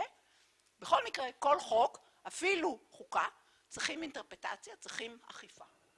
כן? אחרת זה לא משנה כלום. הנה השופט, כן, בכדורגל צריך אכיפה לחוקי הספורט, ואף אחד לא מתלונן על זה. אני לא יודעת מה יותר אוהבים פה, כדורגל או כדורסל, את זה הווריורס אצלי בשכונה. הם גם כן מתווכחים עם השופט ככה וככה, וזה פאול או לא פאול, כן? נלך רגע ונבדוק בטלוויזיה וכולי. צריך שיפוט פייר, כן? הקבוצות רוצות שיפוט הוגן, אוקיי? והנה חוקים לא שווים כלום אם אין אכיפה. החוקים האלו ישנו איך נעקוף אותם, כן? כי תמיד רוצים לעקוף את החוקים, כולנו רוצים קצת לגנוב, אם אפשר, כן? עכשיו, כאן זו תמונה של מה שמפריד את המוסד מהאנשים. מוסד הוא משהו בחוק שנפרד מהאנשים. מוסד ממשלתי והכל הקהל. זאת אומרת, כאן באה הדמוקרטיה או איזשהו תהליך שמחבר את המוסד לאנשים, כן? או שהוא לא מחבר אותו לאנשים, שזה דיקטטורה, וזה אנשים יושבים שם והמוסד שם. זאת אומרת, הממשלה רחוקה מהם, מחליטה מה היא רוצה, והתאגידים הם גם כן ישויות נפרדות, וזה התחום שלי. התאגיד הוא בן אדם בחוק, נפרד מכולם. אחר כך, איך הוא מאורגן, מי מחליט בשביל התאגיד, אבל התאגיד הוא, המילה הזאת, משהו אבסטרקטי שקיים רק בחוק. אוקיי? כלכלנים הרבה פעמים אוהבים לדבר על תאגידים כמו מערכת חוזים ולא, לא. יש שם איזו קפיצה בין כל החוזים שהוא חותם, יש לו זכויות קניין, יש לו זכויות לכתוב חוזים, יש לו זכויות וזה, ואחר כך מה קורה אם התאגיד פוגע במישהו, אם התאגיד לא מתחרה טוב. כל הדברים האחרים שאנחנו מדברים עליהם זה חוקים לתאגידים, הם צריכים לקיים חוקים. אז השאלה למה הם מקיימים חוקים, זה כרגע תחום העניין שלי. אני נותן לכם דוגמה פשוטה על מה זה חוק חשוב מאוד לכלכלנים, זכות קניין. זאת אומרת, החוקים נותנים לנו זכויות, חובות וזכויות. הנה זכות קניין, וזה לא כל כך ברור מאליו מה שלך, מה לא שלך, כן, כמה זה זכות שימוש שלך, אם מותר לנו שיהיה לנו בית ליד החוף, ולא ניתן לאנשים להתקרב לחוף וכולי, האם שאתה נוסע במטוס, טס במטוס, הם מכרו את האוויר שמאחוריך שאתה יכול להישען או לא יכול להישען, ומישהו שמאחוריך לא יכול לפתוח את המחשב, מה נחשב שמותר לך להשתמש בו לכמות מסוימת שמכרו לך משהו, כן? אז זה מסובך, בוא נאמר, יש הרבה ניואנסים בעניין הזה של, אפילו של זכויות קניין, שאנחנו יכולים למכור אותם ולסחור בהם, כן? בכל מיני חוזים. כמובן שאני רק אומרת שיש הרבה דברים שקיימו חברות לפני שהיה לנו מערכת חוק כל כך מסובכת, אנחנו מתנהגים לפי איזשהו נורמות חברתיות וכל מיני דברים שהם הרבה יותר סמויים, ואנחנו כמובן גם מתנהלים לפי איזשהו כללי אתיקה שחברה מתנהלת מסביבה, אז כמובן שזה גם כוח, אי אפשר הכל פורמלית לעשות. והנה מגילת העצמאות. אין לנו חוקה, כמו שכולם יודעים פה, אבל יש לנו את ההצהרה הזאת שאמרה, מדינת ישראל תקיים שוויון זכויות חברתי ומדיני גמור לכל אזרחיה וכולי וכולי, זה איכשהו אמרנו, אמרנו לעקרונותיה של מגילת האומות המאוחדות שהוקמה 3 שנים לפני זה, וכמה חודשים אחרי ההצהרה הזאת, נחתמו על ידי 48 מדינות המגילה לזכויות אדם, שישראל לא חתמה עליה, אבל חתמו עליה כל מיני מדינות שהיום מפרות זכויות אדם, כמו סין וכולי, ורוסיה. לא, סליחה, רוסיה ואוקראינה, לא, זה היה, לא חשוב. לא חתמו, אף אחד לא הצביע נגד. המגילת זכויות אדם, שהייתה מאוד מפורטת, ועכשיו יש לנו בעיה איך לאכוף את החוק הזה. אז זה חוק בינלאומי. אוקיי, דמוקרטיה. מה זה דמוקרטיה? זה מסובך, כן? בשביל שדמוקרטיה תהיה בריאה, צריך אנשים שהם איכשהו רוצים דמוקרטיה, כן? זה חלק מזה, רוצים, ואכפת להם שיהיה פיזור כוח, והם רוצים דיון על מה צריך לעשות כחברה, זה איזושהי קולקטיביות של החלטות, ובעיקר מקבץ של חוקים, של כללים, בוא נאמר, ושל מוסדות, שמחזיקים את כל הדבר הזה ביחד, ומפזרים את הכוח באיזושהי צורה, כן? אז זה המון מוסדות והמון כללים שמחזיקים את כל הדבר הזה שנקרא דמוקרטיה ביחד, ועושים שזה יעבוד. בשביל דמוקרטיה צריך, בשביל כל הגופים, ובעיקר בשביל הגופים שקובעים מה החוקים, צריך שקיפות, וצריך את האחריותיות הזאת, כן? שזה גם מה שהיה לנו פה בפאנל האחרון וכו'. כוח משחית. זה אקסיומה, אוקיי? עיתונות, אנחנו נלך לזה, מאוד חשובה. צריך לדעת מה קורה. השטן, כמו שאומרים, הוא בפרטים הקטנים. אז יש המון פרטים, וכבר ראינו גם את זה בדיוק. מי ומי, ומה אוכפים, וכמה העלות של זה, וכו' וכו' וכו'. ודמוקרטיה זה דבר שביר. זה דבר מסובך, וזה דבר שביר. מה יכול לקרות? מה לא בסדר? כל אחד מושך לצד שלו, בסוף באמצע. יש בלבול, יש קונפליקטים מנוגדים, ויש חוסר סימטריה של כוח ושל אינפורמציה, של הבנה, יש הבדלים במומחיות של האנשים וכו' וכו'. זה מה שיכול לגרום למערכת לא לעבוד טוב, אוקיי? בעיקר הבעיה היא, מה קורה עם אנשים? אנשים מהרחוב, אבל בעיקר אנשים עם כוח, בעצם לא אוהבים דמוקרטיה. בשכונה שלי, פיטר טיל, הוא לא אוהב דמוקרטיה. הוא רוצה כוח. כוח, אוקיי? זה לא מעניין אותו דמוקרטיה, אוקיי? לא מעניין אותו זכויות אדם. כוח, רוצים כוח. אם המוסדות של הדמוקרטיה חלשים, מה שקורה, אנשים מצליחים לקבל כוח, ורוצים לשמור על הכוח שלהם. ואז הם גורמים לשינויים שקשה להפוך אותם בחזרה. וזה יכול לגרום הרבה נזק, כן? למערכת, כן? זה בארצות הברית קורה עכשיו עם כל הוויכוחים על אזורי בחירה, על הקונגרס, gerrymandering וכל מיני כאלו דברים. אתה מקבע את השלטון שלך באיזושהי צורה, ואחר כך מאוד קשה להחזיר את זה בחזרה. דמוקרטיה היא בירידה בעולם, אז יש לכאן ויש לכאן וכולי, אבל זה תמונה מ-2020, ואני מראה לכם כאן מפרידום האוס. פרידום האוס זה דמוקרטיה, זה מחלק את זה לאחד מהמוסדות שהם עושים איזשהו דירוגים, 25 קטגוריות, בכל אחד מהם נותנים ציון 0 עד 4. אלו המדינות שירדו הכי הרבה יחסית לאיפה שהם היו שנה קודם, בדיווח האחרון שלהם, 2022, ואתם רואים כאן את הונגריה, אנחנו נדבר על הונגריה, אתם רואים למעלה טורקיה ואלו שירדו, ירדו ב-33 נקודות מתוך 100, רק בשנה האחרונה, ואתם רואים כאן את פולין, והצבעים שלהם זה הסטטוס אחד משלושה, מדינה חופשית, יענו, יש לה פרמטרים של חופש, חלקית ולא חופשית, זאת אומרת לא דמוקרטית, אין חופש, זה. ואתם רואים כאן את פולין שמדורגת יותר גבוה מהונגריה, כי היא ירוקה, וארצות הברית ירוק, וגם כן יורדת. זה המדינות שידעו עכשיו. עכשיו, בצד, הם מדברים גם על כל מיני דברים אחרים, ישראל גם מופיעה שם, ובין היתר הם מצביעים על פגסוס של NSO, כמשהו שפגע בדמוקרטיות, בזה שמכרו את הרוגלה הזאת לכל מיני משטרים. ובמדינות, בוא נאמר, לצפי, ישראל מופיעה, כי זה רק עכשיו, זה עכשיו מהחודשים האחרונים, זה על 2022, לא 2023, אבל זה אומר שהבחירות פה גרמו לבעיה בדמוקרטיה, לשים לב, לישראל, אולי תופיע בגרף הזה בשנה הבאה, אז נא לשים לב לבעיה בישראל.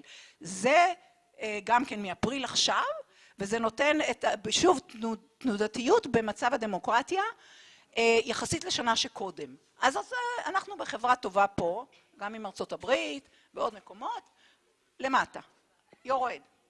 הדמוקרטיה נחלשת במדינות האלו ומתחזקת בכמה מקומות שונים אחרים. עכשיו, מה יכול לקרות אם הדמוקרטיה נהרסת? כל מיני דברים שעכשיו מדברים עליהם בישראל. בריחת מוחות, אנשים לא רוצים לגור שם, כן? אין אנשים מוכשרים שעובדים בשביל הממשלה, שמים כל מיני אנשים שלא מוכשרים. השקעות לא באות,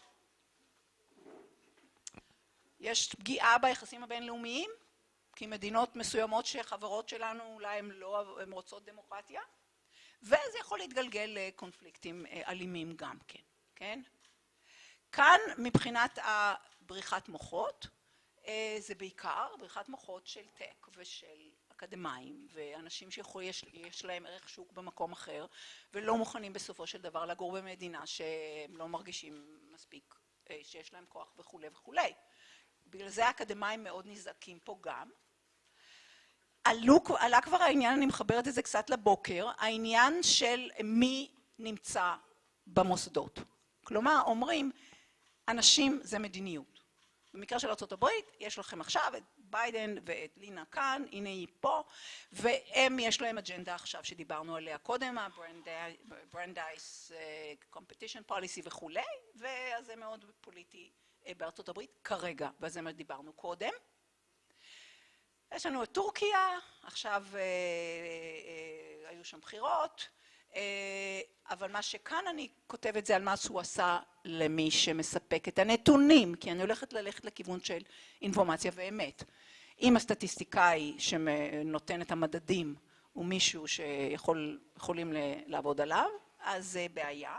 וכאן גם כן נבהל קצת ביבי אחרי שהוא ניסה להחליף את הסטטיסטיקאי. ואני מכירה את האנשים שעבדו שם, אני למדתי סטטיסטיקה באוניברסיטה העברית, אז היו אנשים שמבינים סטטיסטיקה ורוצים אינפורמציה מדויקת וכולי, ואם יחליפו אותם זה סכנה למוסדות בלתי תלויים וכולי. בוא נאמר, יכולת והרצון הפוליטי של אנשים בבירוקרטיה, גם כן נמצאת בשאלות פה. עכשיו בטורקיה היה עוד נפילה של המטבע, כל הדברים האלה. הנה לכם מה שג'סי דיבר עליו, האנשי עסקים מתנגדים לרפורמה. הנה מייקל בלומברג כותב שישראל סטארט-אפ ניישן, אף אחד לא יבוא לפה עם הממשלה והם מדברים. והנה כל מיני מאמרים שמדברים בדיוק על העניין הזה, שהמשקיעים לא ירצו לבוא, והחברות כבר לא משקיעות פה, וכולי וכולי. זה מוריד לנו נקודות, כי משקיעים לא אוהבים אי ודאות, ולא אוהבים אי ודאות פוליטית. זאת אומרת שכל העניין הזה שישר עלה, שבטק וזה, הם לא אוהבים מדינות שאי אפשר לבנות עליהן, ואי אפשר לבנות על זכויות קניין, ואי אפשר לסמוך על המוסדות וכולי וכולי. יהיה משהו ארביטרי, משהו מקרי, והם לא אוהבים את זה, כן? הנה מאתמול, שוב, הציבור להפנים שאין לו ממשלה מתפקדת. לא מתפקדים, אין אנשים, עוד משרד ועוד משרד, וזה לא עובד. והנה יוסי ורדי אתמול בכנס של הורוביץ, אומר וכולי. אז אתם רואים את הכותרות האלו. אנחנו נשמע עוד מעט על הונגריה ועל פולין. אבל השאלה היא, אני רק מעלה פה את העניין של לחץ מבחוץ. במקרה של הונגריה ופולין, הן שייכות לארגון, ל-European Union, ויכולים להגיד, ארגון של ממשלות דמוקרטיות, אתם עברתם את הגבול, אתם כבר לא, אתם כבר אוטוקריטה, או אתם כבר זה עם בחירות, הונגריה, ואנחנו לא ניתן לכם כספים וכו' וכו'. אז יש כל מיני, ולארצות הברית ולישראל גם כן יש חברות כמו ארצות הברית שחשוב לנו מאוד שהם ימשיכו לתמוך בנו, ואולי לא, והנה אבל השאלה באמת מה קורה שם, והאם באמת ייתנו להם או לא ייתנו להם את הכספים וכו' וכו'. כאן יש ציטוטים ממאמר בהארץ שאמר, הביא כל מיני אנשים מכל מיני מדינות שבהם הדמוקרטיה נשחקה, והוא אומר לנו, מציע לישראלים למה לשים לב. למה לשים לב? הרגע שבו אני לא יכול לסמוך על מערכת המשפט, הלך עליי. כן, אני לא יכול לסמוך על מערכת המשפט, הלך עליי, איבדתי כל אפשרות להגן על עצמי. זאת אומרת, צריך להיות הגנה לפרט במערכת המשפטית. עוד מישהו מהונגריה, תקשורת. ברגע שהשתלט, כי אורבן השתלט על התקשורת קודם כל. עוד מהונגריה, בתי ספר, כן? ומפולין, שוב, דברים קטנים מתחת לשטח, החברות הממשלתיות לא מפרסמות בעיתונים מסוימים, מחלישים בעיתונים מסוימים, אסור לבקר את הממשלה וכו' וכו'. זה בקטן, אבל זה מצטבר להשפעה. זה אותו ציטוט שלואיג'י הביא, של ברנדייס, לא תיאמנו שום דבר, זה אומר שצריך להוציא לאור את כל הדברים, וזה השמש תחטא וכו' וכו', החשמל זה השוטר שלנו. אבל מה קורה בימינו?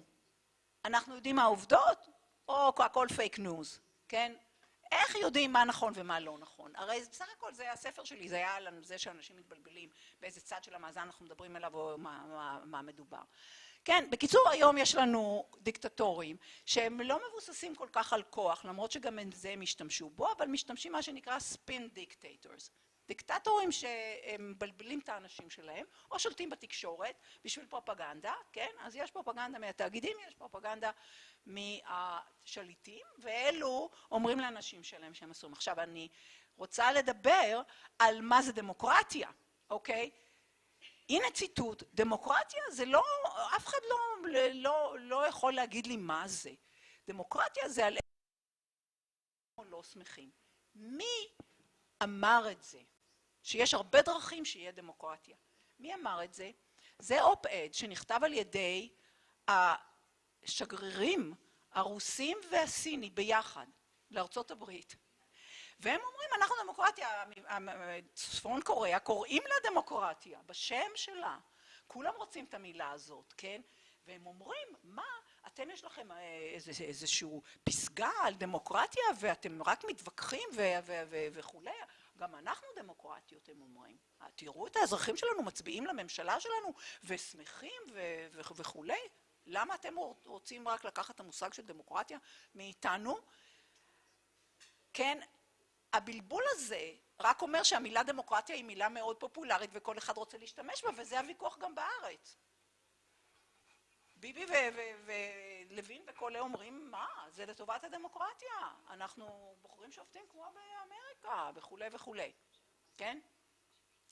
מה שזה גורם לבלבול, למה שאמרתי שדמוקרטיה צריכה. הרבה מוסדות משולבים שיעבדו ביחד, זה בטוח לא רק בחירות. זה בטוח. כן? הרבה מעבר לבחירות מדובר. כן? אינפורמציה. היה לנו משפט עכשיו בארצות הברית. שרק דרכו יצא לנו קצת מאחורי הקלעים מה קרה בפוקס, מסביב ל6 בינואר ומסביב לשקר הגדול של דונלד טראמפ. הם כולם ידעו טוב מאוד שזה שקרים, אבל אמר מורדוק, בעדות שלקחו לו, כן, יכולתי לעצור את השקרים האלו, אני ידעתי שזה לא נכון, ולא עצרתי. ואז אמרו לו, אתה מסכים לדבר הזה? זה לא כחול ולא אדום, זה ירוק, זה הצבע של הדולר, כן? ירוק. כן, הוא הסכים.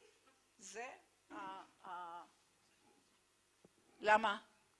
זה מה שקורה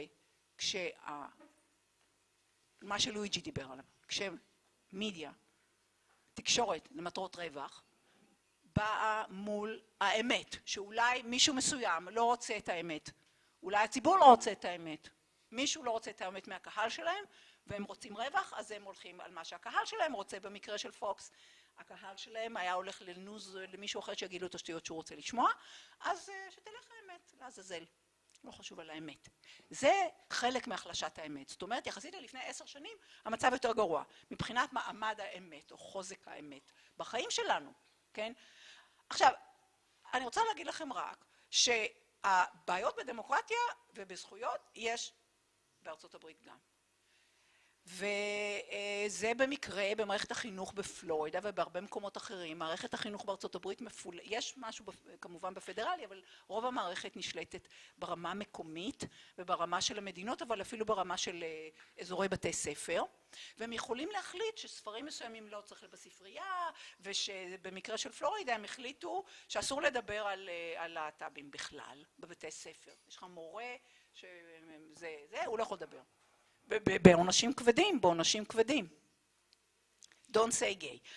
עכשיו, כל המלחמה עם דיסני, שלואיג'י הזכיר שגילינו כמה דיסני חזקה בקליפורניה, זה עלה בגלל שהעיז בלחץ העובדים, ה-CEO של דיסני להגיד שהם לא בעד ה-Don't say gay, שזה היה רק לכיתות א' עד ג', עכשיו זה לכל הכיתות. כן? אסור לדבר על העדפות מיניות. אסור. ועל טרנס והכל. אסור. כן? ועכשיו יש לנו את המצעד פה בירושלים, אוקיי? אסור או מותר להיות ולדבר על זה? חס וחלילה, כן? וזה גם קשור לדברים על גזעניות ועל ההיסטוריה של העבדות וכל מיני דברים כאלו בארצות הברית, שזה בעיה מאוד חריפה, ויש לנו עוד יותר גזענות עכשיו בארצות הברית. איך זה התחיל? זה היה אחד מהנקודות המפתח אחרי שטראמפ נבחר, המילה alternative facts, עובדות אלטרנטיביות. היא אמרה בלי בושה לטלוויזיה, ששאלו אותה למה אמר הדובר שהקהל בהשבעה של טראמפ היה הכי גדול, שמול העיניים שלנו אנחנו רואים שזה לא נכון. הכי גדול בהיסטוריה, הוא אמר, רק לאובמה היה הרבה יותר אנשים.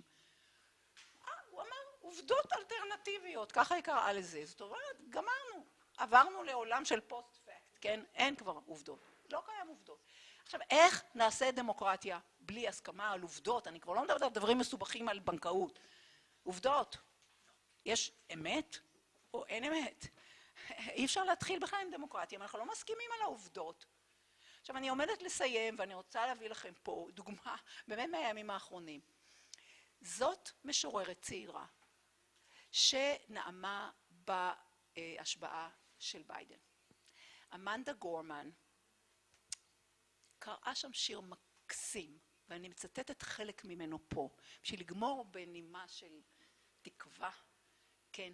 הילדה אמרה, בחורה צעירה, אמרה דברים כאלו, אפשר שהדמוקרטיה תיפגע, אבל היא אף פעם לא תפסיד. היא דיברה על מילים כמו אמת, כמו אמון. ההיסטוריה מסתכלת עלינו. אם אנחנו ניקח, כן, רחמנות וכוח, ונוסיף לזה קצת קמצות של צדק, אז יהיה יותר טוב בעולם, כן? ואז אנחנו נצליח וכולי וכולי וכולי. יש אור, והשאלה אם אנחנו יכולים לעשות משהו, אם אנחנו יכולים להיות חלק מזה. לכן אני אומרת שההשתתפות הציבורית ולראות ולא להתבלבל ממה שאומרים, כן? האינסטינקט של הרבה אנשים הוא נכון, עובדים עליכם בהרבה דברים, אז לא להתבלבל ולצאת לרחובות, מאוד חשוב במצבים כאלו. ומה שאני עכשיו מדברת עליו זה השחתת האמת, שזה אחת הבעיות שלנו, והתשובה לא צריכה להיות לתת יותר כוח לאמת. זה הבסיס להתחלה של כל מיני דברים טובים שיקרו. וזהו, תודה.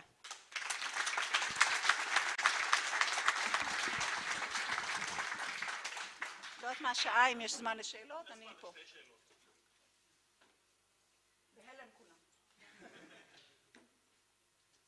אני אשמח לשאול שאלה. כן. אני מאוד קוראים אמיר.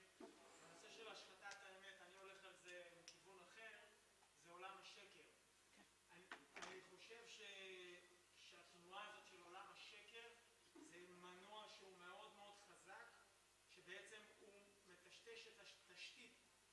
התשתית היציבה שלנו לקיים תהליכים, זה יכול להיות במפגש הזוגי, או בעצם מרחב בין עצמך, וכמובן שזה כבר קופץ למרחב החברתי, כלכלי, תעשייתי. איך, אם יש לך פה איזה רעיון? בהחלט. אני לאחרונה השתתפתי בכנס, יש ספר שיצא לא מזמן שנקרא The Big Myth, המיתוס הזה, שזה בעצם על הפרופגנדה של 100 שנים, ששכנעה אנשים, פמפמה לאנשים בארצות הברית, לשנוא את הממשלה. הם שכנעו את רונלד רייגן להגיד, הממשלה זה לא הפתרון לבעיות שלנו, הממשלה זאת הבעיה שלנו, כן, ב-1981, וזה ויכוחים שהלכו כבר 100 שנה, ששכנעו את האנשים שיש לנו בחירה בין חופש כלכלי לבין בין קומוניזם ושלטונות טוטליטריאניזם וכו' וכו', שיש לנו זה הבחירה. חופש לתאגידים או דיקטטורה. זאת אומרת, בלבלו לאנשים את המוח, נתנו להם כל מיני בחירות שבכלל לא נכונות. אז בהחלט, ועכשיו, הכנס הזה, אותה שם זאת שכתבה את ה-Big Myth, נעמי אורסקה, זה זאת שגם כתבה את הספר שנקרא סוחרי ספק, Merchants of Doubt, שזה היה על הכחשת אקלים, שדיברה על מה שהם קוראים להם בארצות הברית, אסטרטגיית החברות טבק. האסטרטגיה היא להכחיש לקנות זמן. לא יודעים, אפילו שהם כן יודעים, כן? היה כנס בסטנפורד, זה כנס של אנשי היסטוריית המדע. ולמדתי מילה חדשה, והמילה הזאת קשורה למה שאתה אומר, קוראים לה אגנוטולוגי. אגנוטולוגי זה איזשהו תחום חדש, שהוא בעצם המדע של ליצור בורות, ליצור ignorance, לבלבל את האנשים, למנוע אינפורמציה, ולגרום להם שהם לא יבינו מה קורה, כן? זה בעצם השקרים הגדולים שמסתובבים, שאנשים מתבלבלים, וזה בכוונה. כלומר, זה אסטרטגית מנסים לבלבל אותם. אז זה בהחלט בעיה, שזה בדיוק השחתת האמת.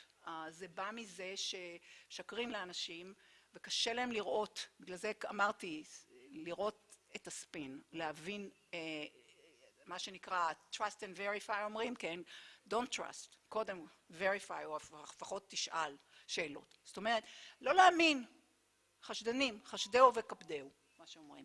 אז הנחת הבסיס היא שמישהו שרוצה להגיד משהו, זה לא אומר שזה לא נכון, אבל זה אומר שצריך לבדוק טוב. אם יש לו אינטרס להגיד את זה, אז בואו נאמר, יש סיכוי מסוים שזה שטויות.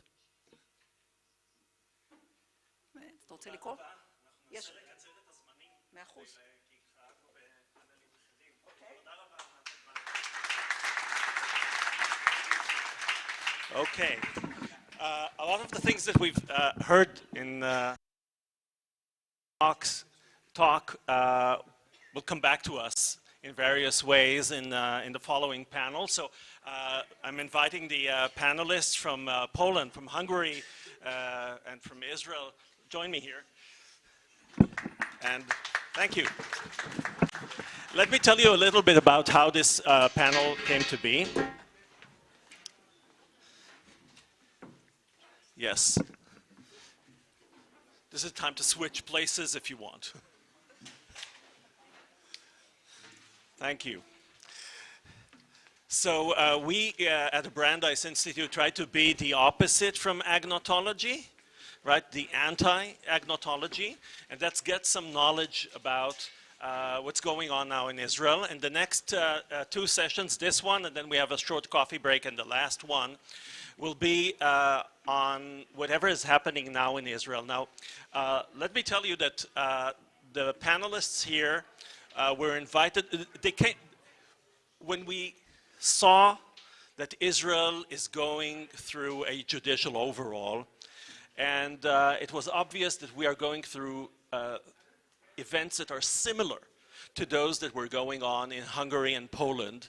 I tried to create, and I succeeded, a group of researchers law professors and economists from Poland and Hungary in order to... Thank you, that will help.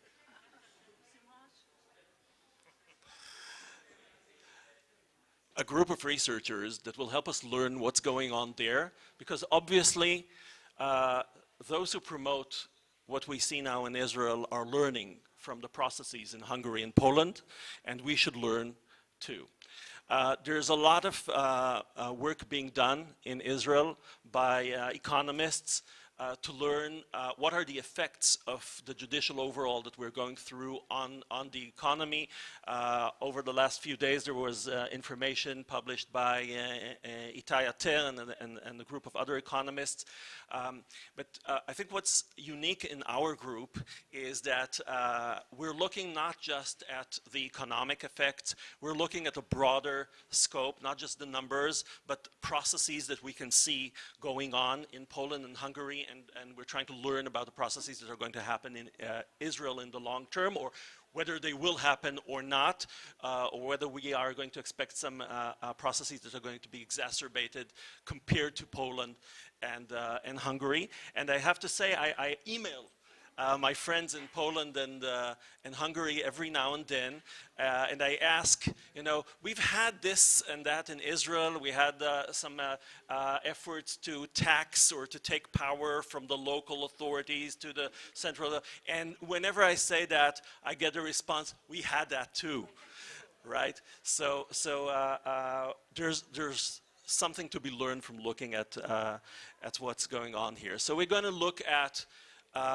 Hungary, and then we're going to understand a little bit about how judicial overall works in Poland, and then we're going to look at Polish economy, and then we're going to understand the mechanism of how the EU works as a check and balance against what's happening there, because we don't have it. So we need to know what we're missing here.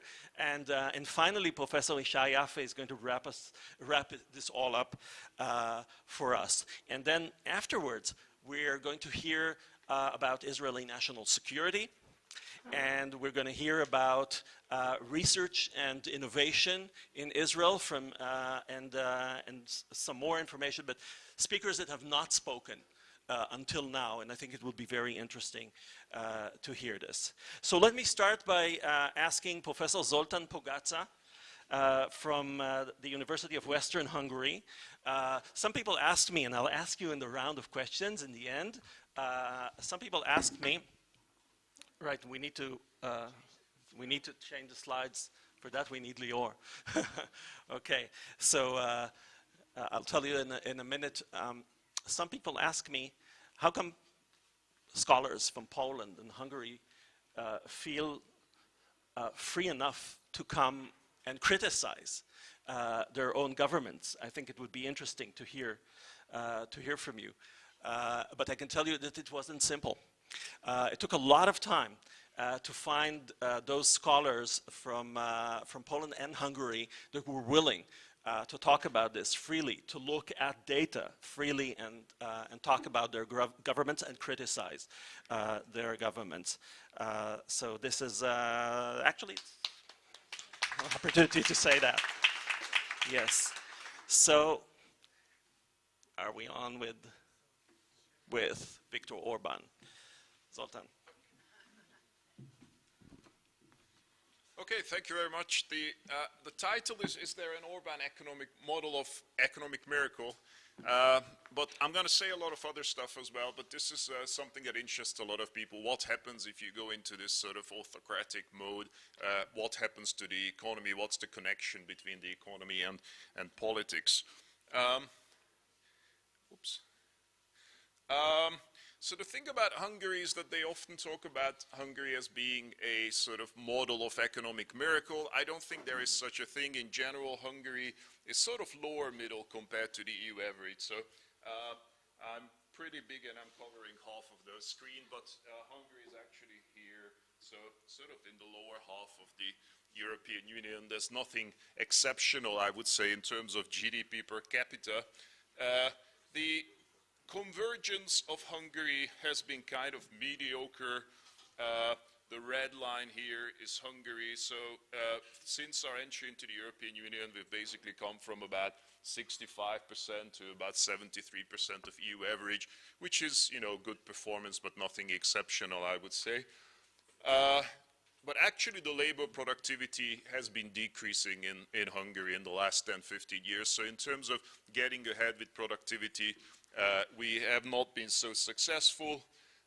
This is partly explained by the government as being a result of increasing employment. And I think there's something in this. I'm not disputing it. There has been quite a significant improvement in terms of, if you look at it from at the employment level, from a pretty low level to a sort of average level. So part of the reason why the labor productivity hasn't increased is because we managed to incorporate a lot of people with relatively low productivity into the labor force, which of course gives you wider employment, but not really higher productivity. So what we are facing here is well recognized in the economics literature as the middle income trap. So Hungary has reached the level of a middle income country, and us have so many other countries in the world and have not managed to move on from this middle income to a higher income. So this is a dilemma faced by quite a lot of countries across the world. Actually, there are very few exceptions. There are very few examples of countries who have managed to move from the middle income to the higher income. Israel is one of them, but overall, it's the Far Eastern states. Maybe Ireland is another example, but there are not that many countries. For that, you actually need innovation. But one thing that you have to recognize on this chart is, of course, one reason why they call Orban's model a successful economy is because the basis was pretty low. And I'm going to return to this over and over and over again. Who ruled before Viktor Orban? That's something that not too many people ask. Who was on government before 2010? There was a coalition of nominally social democratic and liberal forces. And what you have to recognize is they actually brought Hungary to the brink of economic collapse. Hungary in 2008, 2009 had to take on an IMF loan amounting to 20% of GDP. So effectively, the guy who was prime minister at the time is still in politics, and he's still the leader of the opposition. So I think a very, very large part of the explanation for why Viktor Orban keeps winning elections over and over and over again is that voters still remember the time when Hungary was effectively collapsing economically in 2008. That politician is still in power, and the opposition is extremely weak and divided and is led by this person. His name is Ferenc Gyurcsány.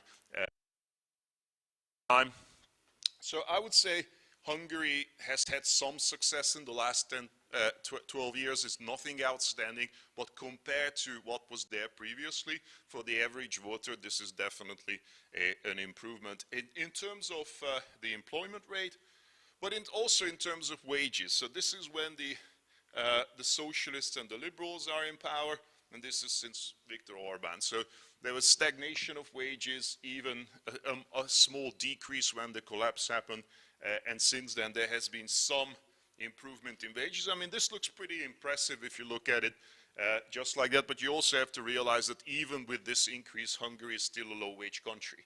So if you look at the overall level, Hungary is here. Once again, I'm hiding half the chart. For those of you who cannot see, Hungary's wages are about 70% of the EU average. So this, that would be the EU average there, and that's Hungary in terms of wages. There you go, and that's labor productivity. So it's a low productivity, low wage economy, even given the fact that there has been quite a significant improvement. So nothing fantastic, but compared to the past, actually quite an improvement. And as long as the politicians from the past are still in politics, the comparison stands. The other thing is, and the European Union has been mentioned over and over again, and I think it's quite significant to see that a large part of this model has depended on EU transfers. So Hungary being part of the EU, and Poland being part of the EU, these countries are receiving, on average, nowadays around 3.5% of their GDP on a non-refundable basis year after year after year. So you imagine you have a GDP growth of about, I would say the average GDP growth has been around 3.5%, and that's pretty much the same level as you are receiving year after year after year in terms of non-refundable transfers, which makes you wonder what would have happened without these transfers from the net contributor states of the European Union. So in that sense, Hungary is being boosted economically in spite of the criticism of the European Commission towards Viktor Orban. And the thing is, I think the brief summary is that Viktor Orban has a very good sense of how far you can go in terms of hacking the system. I think what he's done, he hasn't really, it's not like a dictatorial state in the sense that you shoot people or you fire people or that sort of thing, but you actually realize the boundaries of the system, you realize what competencies the European Union has, and you go as far as the wall. You don't go across the wall, but you go as far as the wall in every single case to hack the system. I think that's what he's been doing, and therefore he realizes the European Union doesn't actually have any competences. So there is a standoff at the moment because Hungary is now this year not receiving any EU transfers, and the reason is that, of course, the European Union finds it extremely difficult to actually point at any single piece of legislation which Hungary has crossed. Everybody knows that the system is being hacked, but they're being incredibly intelligent about what to do and what not to do. So there's a standoff. The European Union doesn't want to give the money to Hungary because that would signal that we're basically stamping Hungary as being a free democratic country. But at the same time, they're finding it incredibly difficult to pinpoint because Orban and his experts have been incredibly careful about what to do and what not to do. That's the standoff. So nobody knows how this is going to end, but we're not receiving these EU transfers at the moment. But one thing I wanted to add to the previous lecture, which I found incredibly interesting, is that actually in spite of everything that's happening in Hungary, we have massive inflows of foreign direct investment. So the expectation that a decrease in the quality of democracy is going to lead to a decrease in foreign direct investment, I mean, this might be because this is at a different level of development. So in the case of Israel, we're talking about a high-end, high-tech sector. So there might be actually fleeing of the high-tech sector from Israel to the States or somewhere else. In the case of Hungary, we are talking mostly about German capital. So the Hungarian economy is still based to a very large degree on German capital, especially car manufacturing, and nowadays increasingly Chinese investment. So the way to imagine it is that the German car manufacturers are shifting from fossil fuel-based cars to electric cars, and who's supplying the electric car batteries? China and Korea. So you have more and more Chinese and Korean investment, massive big ones, like the biggest car electric battery in Europe, supplying whom? BMW, Mercedes, and Audi.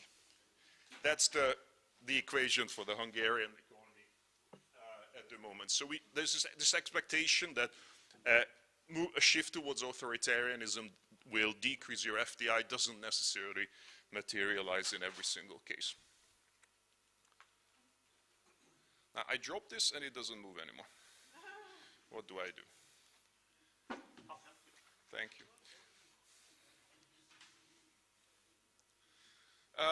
So the next problem is actually a lack of investment into education. So another reason why I say this model is not sustainable is because in the last 10, 12 years, there has been an incredible underinvestment into education.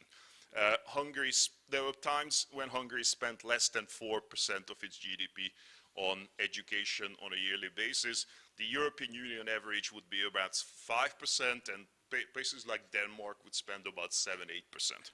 So there's a massive underinvestment, which of course shows up in the PISA statistics. So every time the PISA results come out, which is this international test of scholastic aptitude, we have this huge debate about why the results are getting worse and worse. It's not a surprise if you don't invest, you're getting worse and worse results. Now,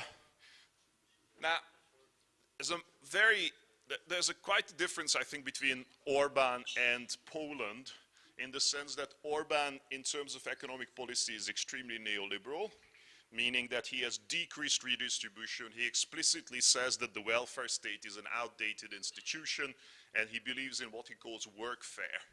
So actually Hungary has a labor surplus, a labor shortage at the moment, so we are actually getting foreign workers from places like India, Nepal, Mongolia, Philippines, and so actually it's anybody is able to find a job in 5 minutes in Hungary at the moment because firms are facing an enormous labor shortage. And he attributes this to being a workfare society. He actually talks about workfare, which if you trace it back in economic history, it actually goes back to Mussolini. Mussolini was the first one in the 1930s to talk about workfare, but he actually says, well, the welfare state is outdated. So he decreased redistribution, and with the decrease of the rule of law, there's also been a decrease in redistribution, which is not the case in Poland, because in Poland, Kaczynski is actually quite pro-welfare. And I've tried to debate it with my Israeli friends what the case is with Netanyahu, and he has some neoliberal aspects, but he also has some welfare aspects. So I'm curious to learn more about where he stands on that comparison. Of course, corruption, I mean, massively the worst. So if you look at the Transparency International scale, Hungary is the last by far in the European Union. We are at the level of Burkina Faso, a country that not too many people have ever heard about. So now Hungary, everybody knows a bit about Burkina Faso because we had to look up where this country is and what do we know about Burkina Faso, since we have managed to come behind Burkina Faso on the Transparency International listing. And I want to finish off with a quite obvious example of how this is. This is Orban. The man on the left is his childhood friend, a guy called Lőrinc Mészáros. Now this guy is a gas repairman. By training, he's a gas repairman. By profession, he was a gas repairman. Until 2009, he was actually broke. Today, he's the richest man in the country. 12 years on, he is the single richest individual in the country. In 2009, he was a gas repairman. He grew up with Viktor Orban in the same village. You put together the rest. Next picture, please. When asked about his skills, he actually says he's more clever than Mark Zuckerberg. And when asked about why he earns more than Beyoncé, he actually said he's more skillful than Beyoncé and more intelligent than Mark Zuckerberg. And he said he attributes his success to God, hard work, and a friendship with the Prime Minister. That's what he said. Now, the net result of that is that this is the net wealth of the top 1%, which of course sort of OECD average until around 2014, and then you see a huge jump in the net worth of the top 1%. Those two at the top are Turkey and Chile.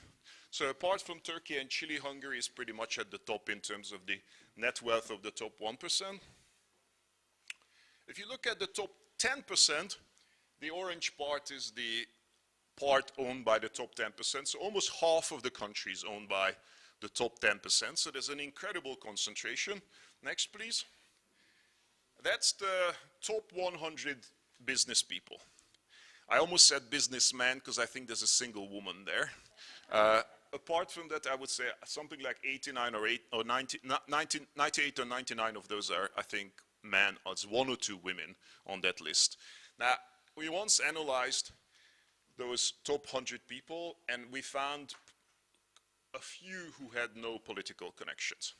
I would say, with the exception of a handful, most of them have political connections. But of course, to be quite fair, I think that's been like that ever since transition from communism. So this is not a novelty. If you would have looked, and this is another part of the reason why you have to understand that Hungarians have not become immune, have actually become immune to this sort of an issue. It's not a differential specific of the Orban era that you have to have political connections. If you would have looked at this list of the richest 100 people 15 years ago, 20 years ago, you would have found the same. You had to have political connections to make that list. This is the net wealth of the top 100 individuals, and the dark guy in the corner is the richest man in the world, that in the country. That's Lőrinc Mészáros, the gas repairman that I mentioned. So he single-handedly has that much wealth out of the top 100. And if you look at the other people on that top 100 list, they also, most of them have very strong political connections as well. And this is finally the last slide. So why does Orban keep winning elections again and again and again? I think the top reason is the fact that this guy who's at the bottom, Ferenc Gyurcsány, the previous prime minister that I mentioned, who actually almost bankrupted the country in 2008, he's still in politics. And he's, I mean, we used to say he's a divisive politician. We no longer think he's a divisive politician. He actually unites the country against himself. So he's so disliked by the population that he's no longer even a divisive politician. And I think this is the #1 reason why Viktor Orban keeps winning elections, because this guy always fails to remove himself from politics. The second important reason is the EU transfers. I mean, 3.5% of GDP year after year coming from the EU is a pretty strong support for any government. Imagine your own governments if they got 3.5% of your GDP for free each year. Not bad. Foreign direct investment, mainly by Germany. Angela Merkel came to Hungary, and she was a politician of the right. She comes to Hungary and she says, well, we have some differences with Viktor, but. And that was about the only half sentence that she ever mentioned about politics. And then she went on and talked about investments. So we have enormous amounts of German investment in Hungary. These, I think, are quite significant reasons why Viktor Orban keeps winning elections. We do have elections, we have political parties. Orban has successes. I'm allowed to criticize. I mean, what you have to understand is I don't feel it's such a brave thing to come here and talk about Hungary, because I do that in Hungarian media as well. Not on state media, because state media is mostly propaganda. It's not about anything, but they own most of the media. They never close down things, so it's not Russia or Turkey where, you know, the police walks into Zaman and they close down the offices of the main newspaper, opposition newspaper. They buy it. So most of those people that you saw, those 100 richest people, whom we call mostly oligarchs, they were created by the government. So the state gives money to make individuals rich, and these individuals then buy newspapers, and then you control them. So they actually, it's much more skillful, it's much more sort of light touch. It's not heavy-handed at all. They hack, they don't suppress, they hack. And I think that's quite a significant difference between Viktor Orban and some of the other people who feature there. Thank you for your attention.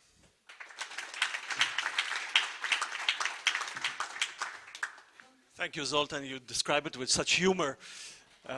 It makes you smile, but then you remember that you're living through it, and maybe it's coming in our direction. So, switching to Poland, how does a judicial overall look like? In a way, Israel is actually more similar, from what we understand, to Poland in terms of the judicial changes than Hungary, because in Hungary the constitution was changed. In Israel, the attempt to change the constitution are unsuccessful at the moment, and instead what we see is an influx of legislation, which is similar to what's happened in Poland since 2015, the rise of law and justice. So to describe what's going on in the Polish judicial system and the government system.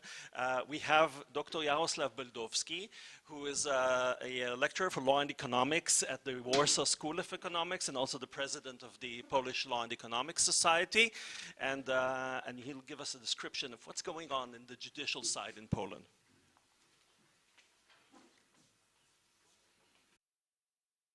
Thank you, Ido. I'm not going to have a fancy presentation, so I will just give you a few observations. But before I go to the observations, let me say, Ido, that I think we share the same expression in Polish and Hebrew, that friends are not for good times.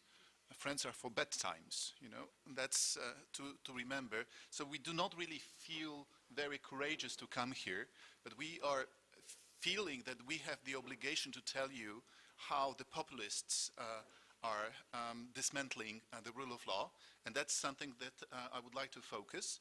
But there is also something which is very much in common between Israel and Poland. That means the populists usually watch themselves and try to mimic the strategies they implement in the countries, and even they can have consultations.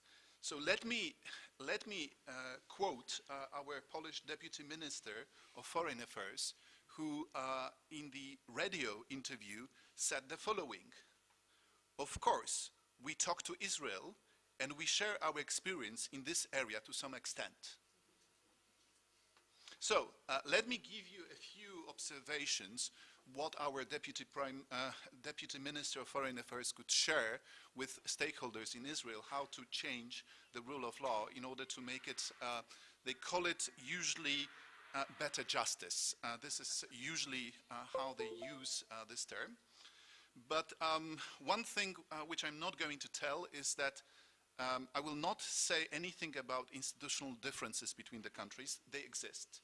We have tiny differences. But we really share something in common. The populists are usually doing the same in every country, okay? And what I'm going to say, those three observations, it doesn't mean that they are chronological. They could be done at the same time, so there is no one pattern, because what populists are doing, they always attack institutions that they cannot control. And they do all institutions, they do not select just one, but they try to attack, because whatever they can move 1 inch further, yes, they succeed. Because it's always very much difficult to go back 1 inch back by Democrats, because they usually are feeling, well, it's much easier to make politics with this 1 inch up, yes. So they are not so much willing to go back, yes. So please remember this, because this is also something which might be happening in Israel. So, one observation is that what you do, you go into grasping the institutions, which you can use to prosecute your enemies. And what are the enemies? It's up to the populists, because they usually change their mind every day, yes? It could be John Smith, who protests on the streets. It could be also the former politician. It could be also the former CEO of the state-owned enterprise. So what you do is you try to go into the prosecution office, okay? And what they have done in Poland is that because we had this traditionally, the merge between the general prosecutor and the Minister of Justice, and there was a lot of talk for many years in Poland, yes, that it should be splitted. Because whenever a politician was prosecuted in Poland, it was always said it's a political thing, yes?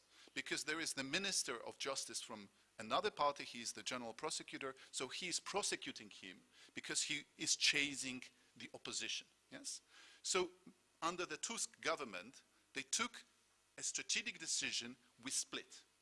So we have the general prosecutor and we have the Minister of Justice, and they are separate. There is no link between the Minister of Justice and the general prosecutor. Of course, there is always the matter of the money and the budget. How you give the money for courts, how you give the money for prosecutors, but I would say it was a civilized reform. What has happened in 2015, when the Law and Justice came into power, they immediately merged the General Prosecutor Office with the Ministry of Justice, okay, with the Ministry of Justice. Why is it so? Because when you control the prosecution, you do three things, okay. One, you threaten the former prosecutors who were not in line with you, yes, because you feel that they were actually accusing your own friends, okay? So you will chase them, and you will probably, most likely, put some criminal charges against former prosecutors. That's one.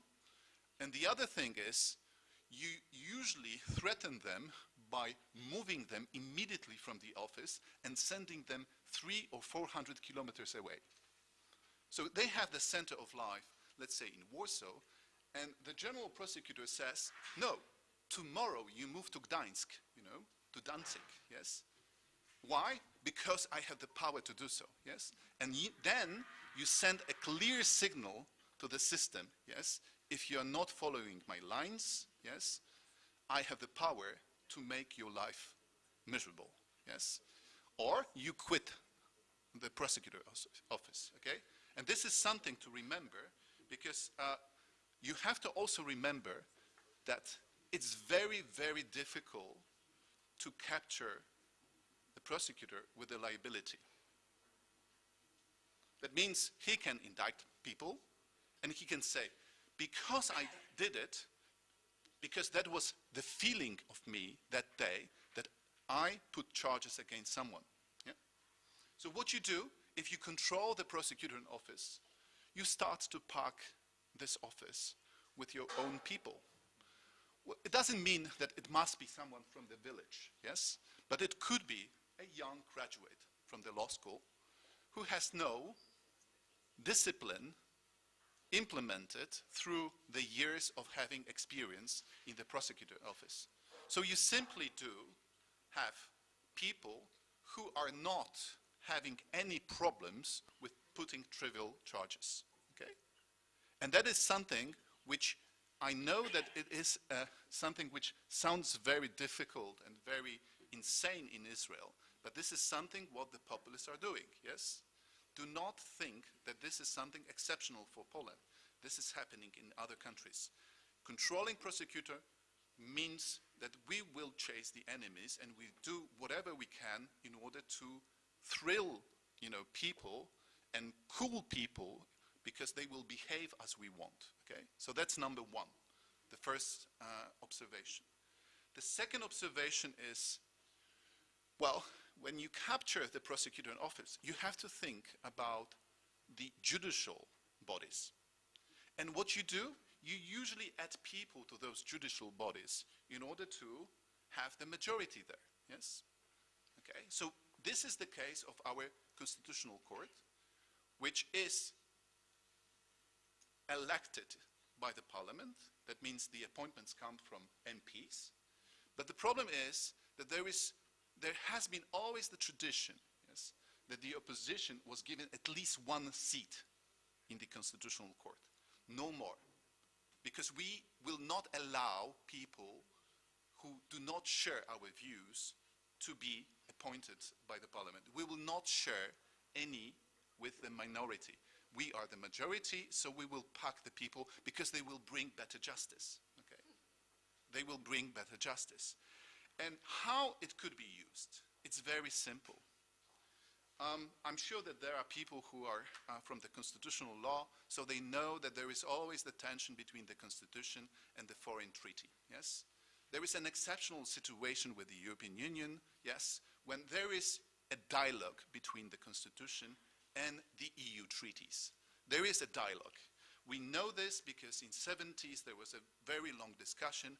Who is better protecting human rights? Is it the EU or the Constitution? Yes, and that is why we have the Fundamental Charter of Human Rights enacted by the European Union, because we also shifted this, let's say, privilege to have it national level into the EU level.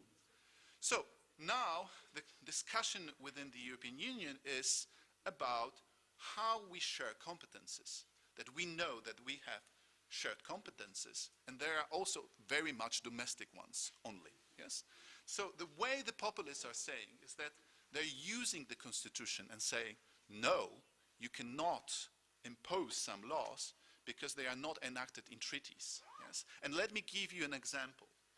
So we had the dispute with Czech Republic about one of the electric plants, okay? And it was a lousy procedure because our government just ignored Czechs in terms of their claims.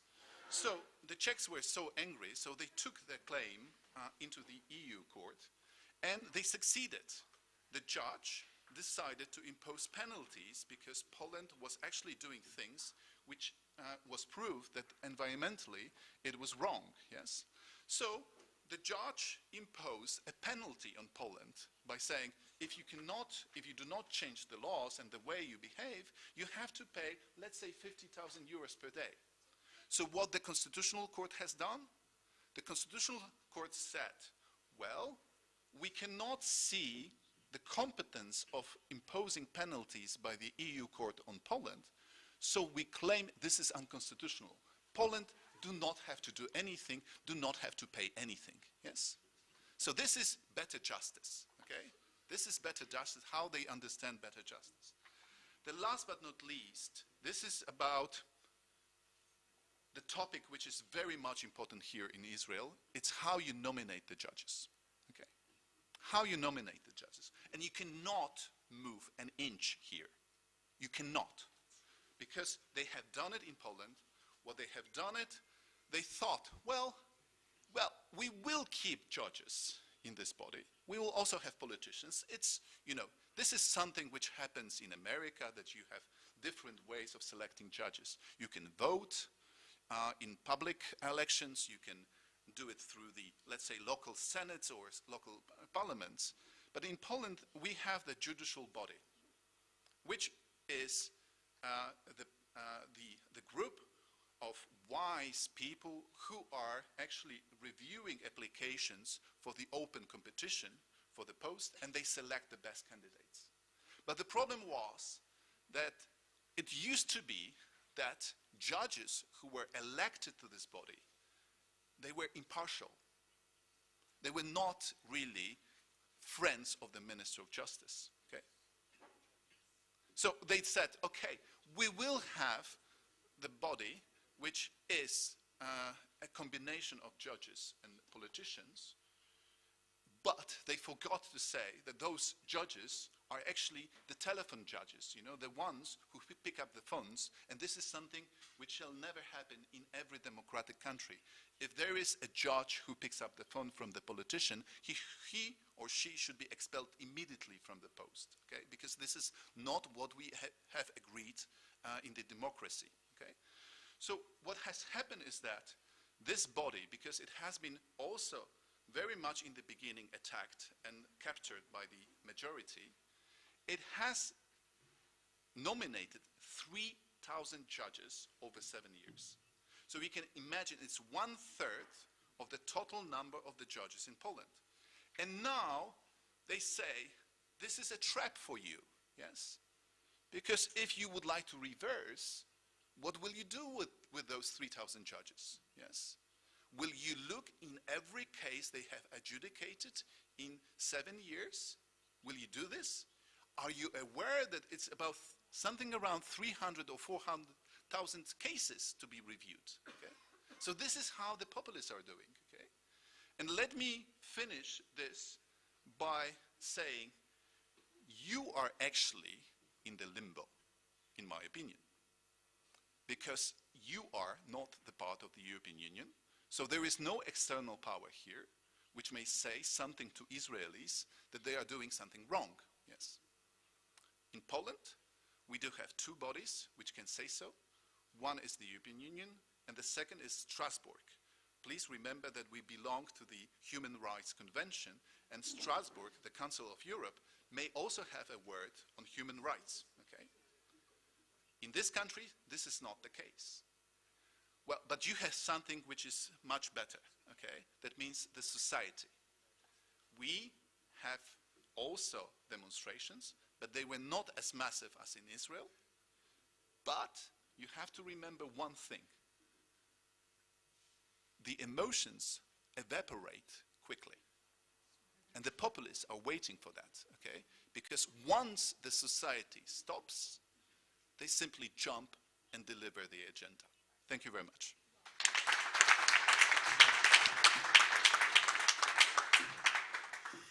Now, to cover the side of economy and various aspects of the economy in Poland, we've asked Professor Andrzej Żonsa. I practiced on that. Andrzej is an economist from Warsaw School of Economics and formerly a board member of the Polish Central Bank. But that was before 2015, right? Please.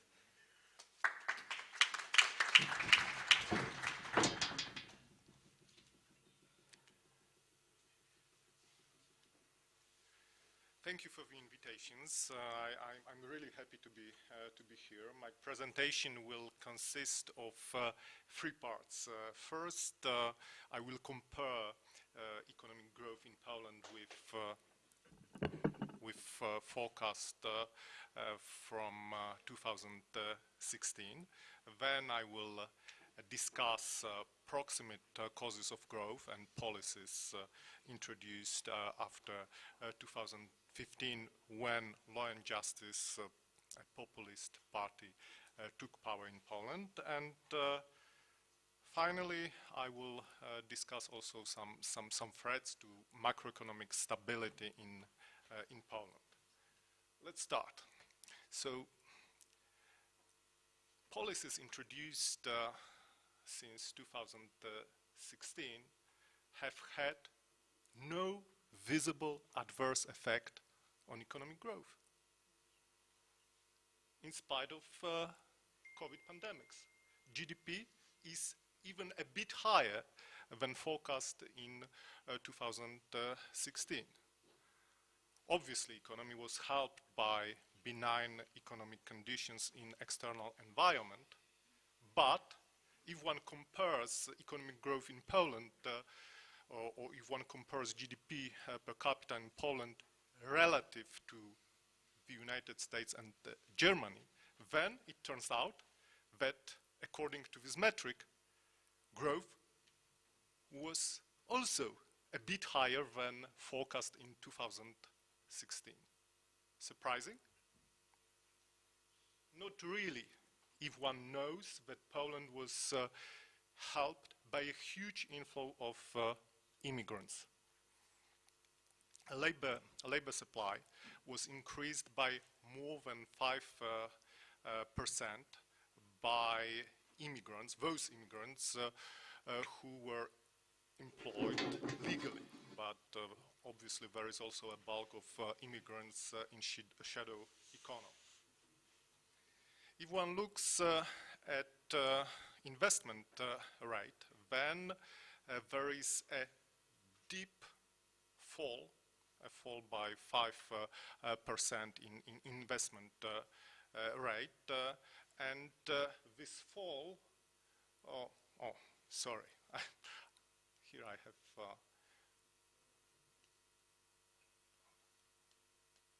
sorry. Before I will discuss the issue of falling investment, a few words about labor force and the impact of policies introduced since 2016. So, Polish population is still relatively young. However, it is aging much faster than elsewhere in Europe. That said, you know, lowering retirement age will have a very adverse effect on labor supply in Poland. By 2050, labor supply will decrease by 1/4, and lowering retirement age is responsible for 1/3 of this shrinkage. Here you have this data on investment. So investment rate is lower by 5% relative to forecasts from 2016. Investment in Poland fell, whereas in most other EU countries they increased. And this fall in investment in Poland was mainly driven by fall in private investments. And why private investments fell? I would say because of policy-induced uncertainty. Already in 2016, the production of new regulations reached the record high. Obviously, since then, this production decelerated, especially during pandemics, but a tendency emerged to introduce new regulations very, very fast, without public hearings and without vacatio legis. Obviously, since 2019, this tendency partly reversed. This was when opposition gained majority in the upper chamber of parliament. Investments in Poland are hurt by, growing inefficiency of captured judiciary. This concerns especially business cases and especially, difficult business cases. Obviously, corruption is also a problem in Poland, growing corruption. Since 2016, Poland dropped from 26th to 45th position among the least corrupted countries. This was already mentioned, but all these policies going against the rule of law in Poland are inhibited by EU institutions, but also by the risk of losing EU funds. In Poland, net of payments to the EU budget, these EU funds amount to 2% of GDP, and they are especially important for agriculture and for rural areas. And agriculture and rural areas are very important for ruling party, because a large part of supporters of law and justice live in rural areas or work for agriculture. And in the case of agriculture, 1/4 of gross value added or EU funds represent 1/4 of gross value added in agriculture. Interestingly, there was no fall in FDI inflows nor increase in FDI outflow in Poland. And this inflow of FDI to Poland is very dispersed. So how one can explain it? I would say that foreign investments are attracted but also protected by Poland membership in the European Union. Very often big contracts are not regulated by Polish law, and possible disputes are assumed not to be solved by Polish courts. If one looks at human capital accumulation, then policies introduced after 2016 were detrimental to this proximate determinant of growth as well. There is a clear downward trend in teachers' wages, and they became strikingly low relative to wages in corporate sector. You see, the best paid teachers can earn less than 60% of average wage in corporate sector. So as a result, more than half of young teachers think of changing their profession. At the same time, we do observe, very fast outflow of students from public schools. This outflow is especially strong from public high schools. So students from the share of private high schools, the share of students learning in private high schools has doubled, and it amounts to about 10%, and it's still growing. So this will be a real problem in the future because students from poor families will lose access to good education, and this was a real strength of Poland. Poland still ranks very high, or Polish pupils still rank very high in international test of competencies. Obviously, decrease in spending on education has its culprit in growing spending on social transfers. Social transfers in Poland are higher than on average in OECD countries and are the highest among all Central European countries. And this kind of policy was quite successful in reducing income disparities and in curbing poverty. But in short term, in the long term, without access to good public school, a threat to social cohesion will occur. Without access to good public school, young or children, when they grow up, children from poor families, when they grow up, will remain poor. Let's move on to macroeconomic stability. So monetary stability has vanished. Inflation, which was lower than in the United States and in Germany until 2017, increased to the level not seen in those countries. At the same time,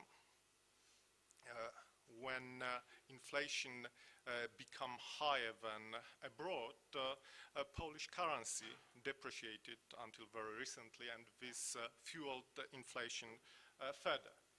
By contrast, sovereign debt is pretty low, and interest payments are quite low, especially if one compares these levels with developed countries.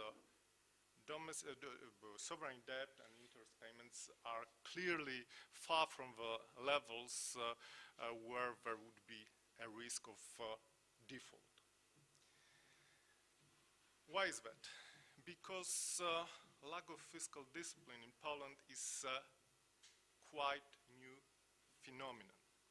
We have fiscal rules, and these fiscal rules were quite effective in curbing fiscal profligacy in Poland. Only in 2019, government discovered an easy way to circumvent these rules. Now, government creates new entities which are not covered by the rules, and these new entities borrow and spend money. So, structural deficit is now very high. Obviously it increased during pandemics, but since pandemics it remained at quite high level, and according to forecast by the International Monetary Fund, the structural deficit will remain high. And with structural deficit so high, sovereign debt will explode when inflation goes down or economic growth decelerates. And there is also a threat of so-called diabolic loop. First, banks are very important or play a very important role on government bond market. So if banks had problems, then government would have problems to roll over its debt. Second, you know, the half of government is very important for the half of banks, because government bonds represent about 1/5 of banks' assets. And why is that in Poland? Because in Poland, obviously, like elsewhere, buying government bonds is safe investment in that sense that, you know, regulator consider government bonds as risk-free assets when computing capital adequacy ratio. But in Poland, there is an additional incentive to buy government bonds. Government bonds are exempt from tax levy, which is very high and which was introduced in 2016. And finally, the role of government has considerably increased in the role in banks' ownership. Now this ownership is among the highest in the whole Europe. This share is comparable to Ukraine or Belarus. So let me quickly wrap up. First, thus far, there is no visible adverse effect for growth. Why? Because of strong inflow of immigrants. However, almost all proximate growth drivers have been negatively affected by policies introduced after 2015. Social enhanced in the short term, but put at risk in the longer term because of weakening of public schools. And finally, macroeconomic stability and financial stability have been weakened. Thank you.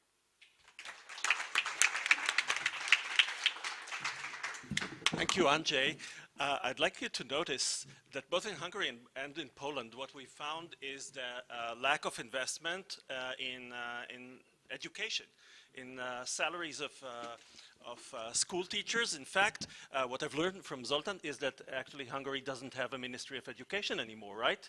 It was cancelled. And teachers cannot go on strike, right? It's illegal. The Ministry of Education has been replaced by the Ministry of the Interior. So teachers actually belong to the Ministry of the Interior, believe it or not. Right, and they don't have the right to strike, They don't right? have the right to strike. So they can't fight for their wages. Interesting. Worrying. No. You know, Poland, and that's also the difference, because Hungary became you know, successful in economic terms only after Orban took power. But Poland was extremely successful before. Now this economic success continues because of I think, strong inflow of immigrants, you know, an inflow of immigrants accounting for more than 5% of labor supply is really very strong growth driver. This happened over the last 7 years. So this is really huge, huge number. Yes, but let's.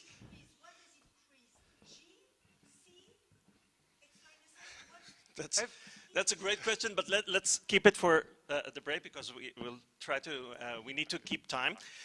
And I would like to, the second thing, aside from education that you've probably noticed, is the role of the EU in channeling money or stopping money to Poland and Hungary. And one of the questions that I've been asking myself and people ask is, if Poland and Hungary become non-democratic, can the EU just kick them out?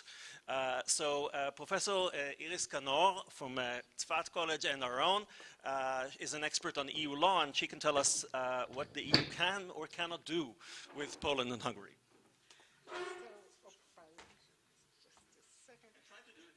I know, I saw Ido is under pressure, and he said it, he told us before, do it short and painful, so that's what I will try to do. So the message I want you to take with you is that the EU is not that powerful. If you see in Hungary, we have already, how many, 10 years or more than 10 years already? More, and in Poland as well, so it's not that the EU will save the democracy and the rule of law in Poland and Hungary, unfortunately, I must say. So, to make it short, the EU is a very strong supranational organization. So it has the power, allegedly, but it doesn't manage to translate it into a real power in influencing what's going on internally in Hungary and Poland, and we will understand shortly why. The EU, as you know, started as an economic integration, but then it made a big leap forward in 2009, in which it converted itself into a political organization based on values of democracy, rule of law, and human rights protection, and they all came bottom up. It is what was prevailing within the member states of the European Union, and it became the values of the European Union. So we thought, excellent thing, but then the methods that the European Union had, the measures that the European Union had in order to overcome deterioration in the member states of these values were mainly political and judicial. So politically, what they thought, what will happen if one state will deteriorate and will not preserve these values, they thought we will all gather together and unanimously we will decide only to suspend the voting rights, and only until they get their things together and they continue to adhere to these values. Now, since they never expected that this deterioration might happen in two countries and not only in one country, this method is gone because there is no unanimity. Poland and Hungary keep each other's back, and therefore they cannot suspend the voting rights, which would be a very strong political measure. The alternative they had is, of course, the judicial system. So the Commission in the European Union is taking Poland and Hungary in front of the European Court of Justice, or the Court of Justice of the European Union. The Court of Justice of the European Union is rendering many decisions. You heard one of them just a couple of minutes ago, but it's also giving lots of decisions about the rule of law in both Hungary and Poland, especially regarding the independence of the judiciary, and tells Hungary and Poland you need to change. Hungary and Poland, as we were told, they know the border, they don't cross the border, but they know the border. They just don't care about these decisions. And if they implement them only technically, but not substantively, and therefore just disregard the court, which is a very powerful court, but not when it's our proceedings of Commission versus one of the member states. So the last debate that was going on in Europe is whether they can take economic measures against Hungary and Poland. And that was lengthily debated. Just to give a short answer to what Ido asked, so there is no possibility in Europe still to kick out a country. It might be that most countries in the European Union wish Hungary at least to leave the European Union, but they cannot kick out any country. A country can decide to leave, but as you heard, there's a cheap money going on there. Why should they leave if they can get the money and still go do their way? So there's no way to kick them out, and they don't want to leave. So then the question was, but it's an economic integration, so why can't we take economic measures against these countries? And that was lengthy debated within the European Union because, again, as we heard, the European Union has only the competences that was given to it by the member states. And within the treaty, there was no measures to be taken economically. There were political ones, there were judicial ones, but no economic measures can be taken. Now, we heard the whole day that there is a linkage between rule of law and economy and politics, and that's finally trickled down to the European Union, and they decided on the basis of a norm which is existing in the European treaty, in the Treaty of the European Union, they decided to create a new regulation which is called the conditionality regulation, in which they can condition the transfer of money, which normally certain countries like Poland and Hungary will get in certain conditions, and they wanted to condition it not on economic measures purely, but efficiency, but also on these values, the rule of law and democracy. Poland and Hungary, of course, understood the matter, and they disagreed about the competences of the European Union to do that, and they said we only agree that this conditionality will be activated if you allow us to go to the European Court of Justice and challenge the competences of the European Union to do that. That was challenged just recently until in 2021, and the European Court of Justice said exactly what we heard all the time here, that there is a close linkage between finance, trade, and rule of law, democracy, and human rights values, and therefore, as long as the European Union can make the linkage between this conditionality and the rule of law in the European Union, they can withhold money from Germany, from Holland, from Hungary and Poland, and this is what happened. Now let's see what happened in reality. So Hungary and Poland are under certain economic constraints now. In Hungary, they employed all the conditionality principle and said to Hungary, in order to be able to get money, you need to fulfill certain conditions. The conditions were about public procurement and corruption. We heard about the problems in Hungary. This Hungary changed. There is another way to withhold money by the European Union, and that's about if you want an agreement between the state and the European Union. There are 27 milestones that need to be fulfilled by Hungary in order to be able to claim money from the European Union. The Commission says we will stick to the fulfillment of all these 27 milestones. Remain to be seen how they will be implemented. In Poland, they didn't even activate the conditionality regulation. They only activated this agreement between the Commission and Poland. And again, Poland is changing. For example, we didn't hear about them, but there were this disciplinary camera of the judges who didn't rule correctly according to the government. The European Court of Justice said already before that that's violation of the rule of law. Poland didn't really acted about that, but now that they say you will not get money unless you abolish this disciplinary measure, camera, they shifted from the, I think, Supreme Court to the Administrative Court. You will correct me afterwards exactly what they did. So they did some change in that, but not about, as you heard, not about the independence of the judiciary. Now, there is a cat and mouse, if you want, play between Hungary and Poland and the Commission. I don't think the Commission, the European Commission, is that naive to say they will do only the minimum, and then the Commission will not be able to track that and disregard that and pay the money. At the same time, they are trying to do only the minimum that the Commission will say we are satisfied with that.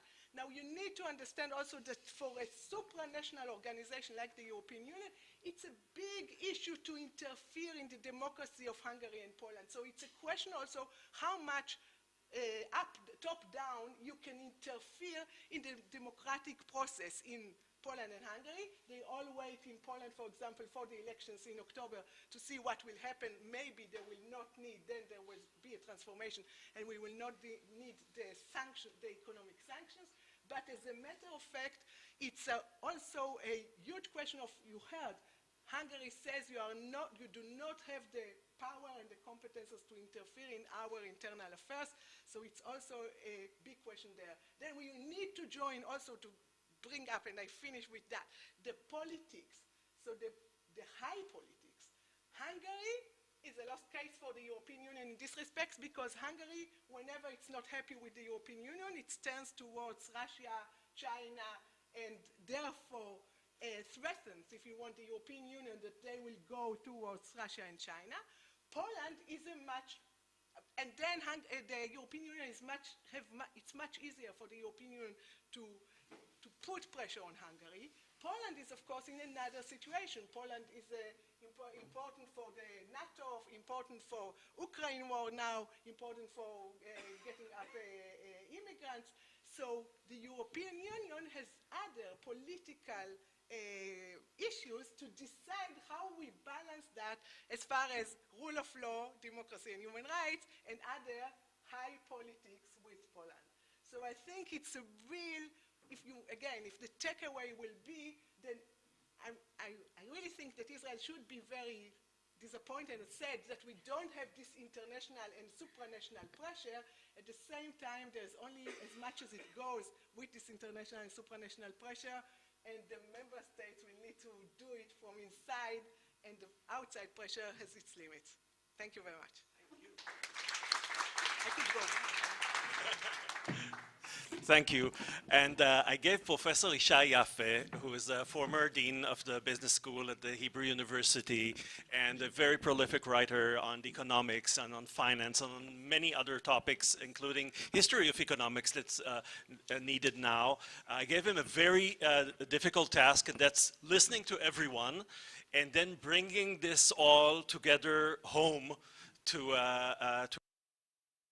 we can learn from democratic backslides and autocracies on what is going to happen in Israel. So that's a big task. Professor Yishai Yaffe, please. I'm going to disappoint you, maybe. Let me start with a joke that's not really funny, but you will see the analogy in a minute. Some of you know that at the beginning of this current crisis, I went to the Knesset, our parliament, with a few colleagues, to try and convince the members of parliament about the effects of this proposed reform on the economy, and we were surprised or amazed to find out that the summary of the discussion had been written in advance. So before yes. So I learned the trick from Moshe Gafni, and since I didn't know what my esteemed colleagues were going to say, with one exception, I prepared the summary in advance. I think what I want to say is about the challenge of trying to measure the effects or the lessons from different countries for Israel or for Poland and Hungary and other countries. And I think this is an exercise that we economists are struggling with. So let me try and say what are the issues. The first thing you want to think about is what should be the right comparison group, or what we typically call treated and controlled countries, so or observations. Hungary, Poland, Turkey, who or what countries should they be compared to? What is the counterfactual that we should think of? So you've heard all kinds of statistics and information about what has been going on in these countries. How should we think Poland or Hungary? What would they have looked like in the absence of these changes? Maybe the Baltic countries are the right comparison, maybe other European countries and so on. And here I have a number of other countries which are not in this panel. Turkey is very similar to us in many respects, I think. Hong Kong with an migration of the highest skilled labor after 2019 and so on. And then all the stuff that has been mentioned here, how should we control for country-specific effects like the effects of the war in the Ukraine, the effects of COVID in China on Hong Kong, the EU, as we've heard, and so forth. The second challenge I think we are facing in these discussions, and that was especially evident in the presentation on Poland, what is the right time frame for this discussion? Most of the theories we have in economics about these institutional changes refer to the long run. So North, that Anat has alluded to, and Acemoglu and others, they talk about very long run effects that explain differences in prosperity or income across countries, Mexico and the US. This is how the Acemoglu book starts that Anat has quoted. I tried to quote it in the Knesset also, and then Gafni said, very interesting, but I disagree with you, and with Acemoglu indirectly. Can we anticipate the long-run effects through financial markets? So some of my esteemed colleagues here are finance professors. Can financial markets really anticipate the effects? Should we look at the exchange rate or so forth? And maybe immigration is a good statistic for intermediate effects. So a host of challenges in terms of how we are what variables we are going to look at, and what is the right horizon, and what is the right comparison group.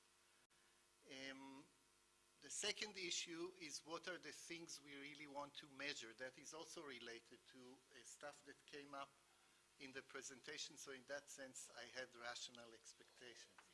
One big issue is the decline in institutional quality, or degraded institutions, extractive versus inclusive institutions. That's Douglas North. So how do we measure this?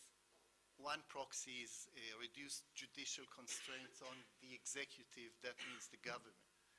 The second issue we want to try and measure is populism. Now we can go into, Ido will not let me, the definition of populism, but I would say the effects of, and that came up in the context of Poland as well, if I remember correctly, short-run policies that look good to some, like those receiving the transfers, at the expense of long-run policies like education. That should sound familiar to people living here. Another issue that came up, maybe in your presentation, I can't remember now who said this, the hostility or a contempt towards experts and expertise. That comes straight from the textbook of populists. Those of you who have listened to Gurev presenting his book, Spin Dictators, and others. And the third variable we want to measure in the extent of populism, and that came up, I think, in your presentation about Orban's buddy, corruption, criteria for appointments, and stuff like this. And the last set of variables I think we should look at, and that certainly came up in the presentation on Poland. My apologies, sorry, I tend to focus on the economic stuff, so nothing personal. Some of my best friends are macro stuff. Primarily policies leading to instability, inflation, debt crisis, and so forth. My two prime examples, Turkey's unorthodox monetary policy, I'm being polite, Hugo Chavez in Venezuela, and so forth. So these are the variables. What do we know? I'm going to, 15 countries in 3 days. That's how Americans tour Europe. So that is going. There is extensive evidence that institutions are the fundamental underlying reason for economic prosperity. Again, Douglas North, Nobel Prize, and his followers in recent years, Acemoglu primarily. We know that institutions are persistent, have very long-term effects. So think about the Acemoglu stories about South America versus North America. Korea, yes, is shorter than South America versus North. Then we know a little bit, but not enough, and that is related to the discourse about the reasons or the powers, the forces behind the formation of institutions. Again, Acemoglu talks about some historical accidents like the settler mortality, European settlers, and how the extent to which they could bring with them good institutions, but we actually don't know that much about how institutions change, and we have a laboratory to look at. We don't even have to go very far.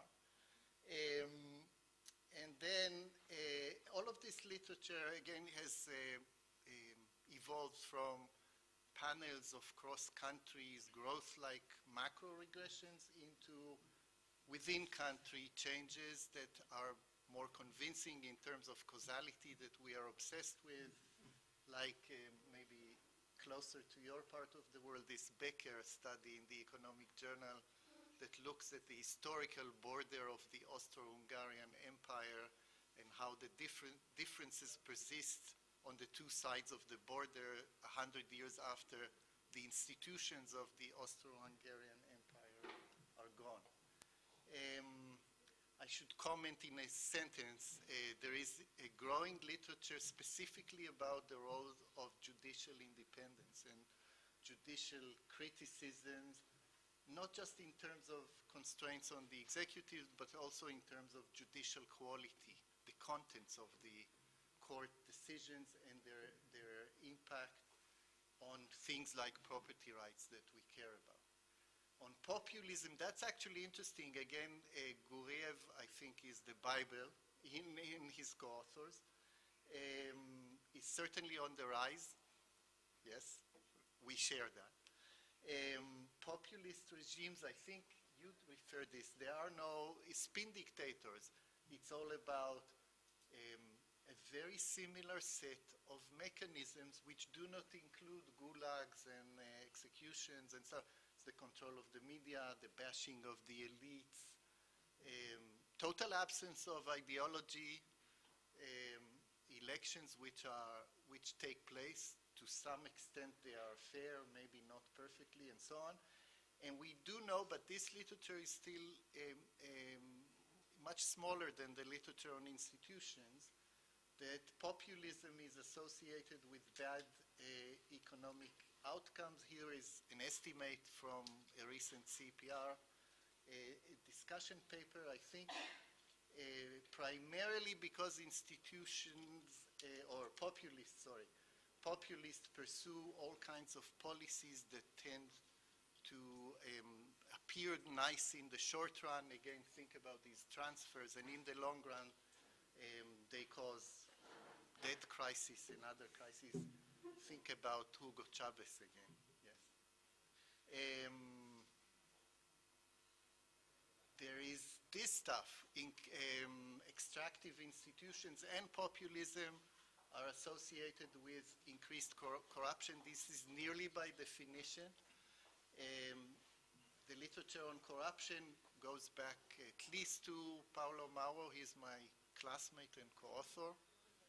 So I have to cite it, but this is an extremely highly cited QJE piece, and more recent studies, all kinds of stuff that should sound familiar to all of us, appointments on the basis of social or political ties tend to be associated with bad outcomes. This you see even at the micro level. This paper, if I remember correctly, looks at British governors of colonies who were appointed through ties to whoever appointed them and the outcomes of their rule. I think there is also stuff on the Crimean War. I may be wrong there. Generals appointed because of their contacts and the massacre of their soldiers in the Crimean War. On the macro effect, I will just say one thing. There is a debate, or there used to be a debate, about the link between democracy and growth. That's partly because of the Asian exceptional economies, Singapore, Korea, and so, 5 דקות, חי אלוהים, 4. Singapore, Korea, etc., that started off as benevolent dictatorships, if you like. If you don't like the word benevolent, delete it. But we do know now, I think, that democracies are good for growth primarily because they eliminate very bad outcomes. So Chavez-like types get ousted in democracies, whereas otherwise they can continue until they destroy the economy. Let me just cite in a minute a paper that Ido has alluded to by Itai Ater, Yanai Spitzer, and Tzachi Raz. They, that was circulated yesterday or the day before yesterday.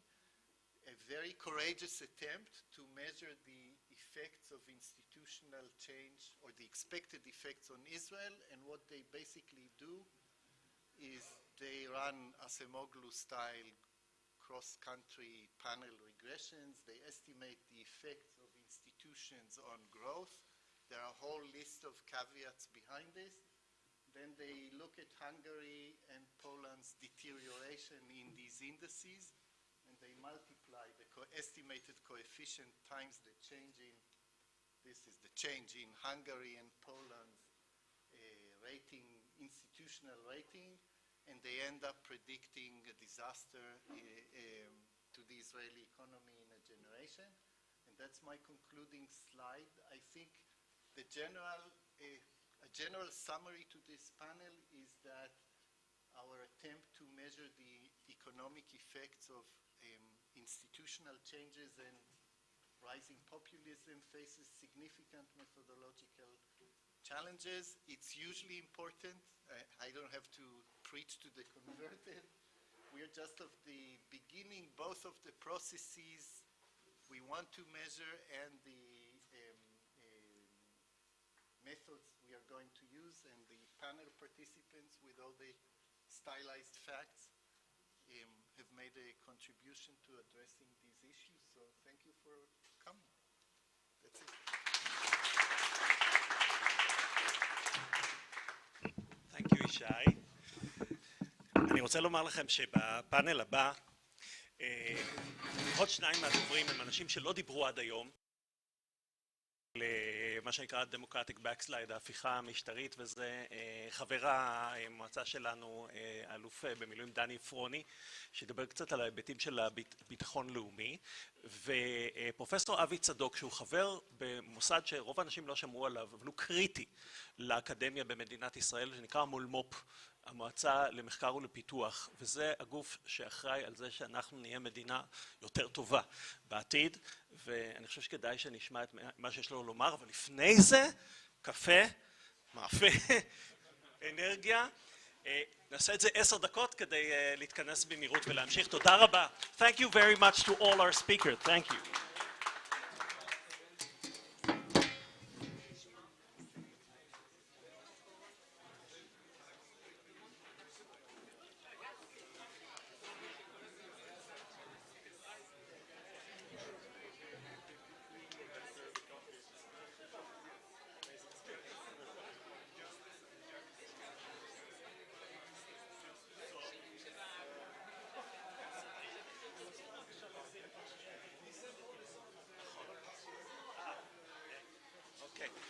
בפאנל הבא כבר לא צריך תרגום, אז מי הזרים יצאו כי...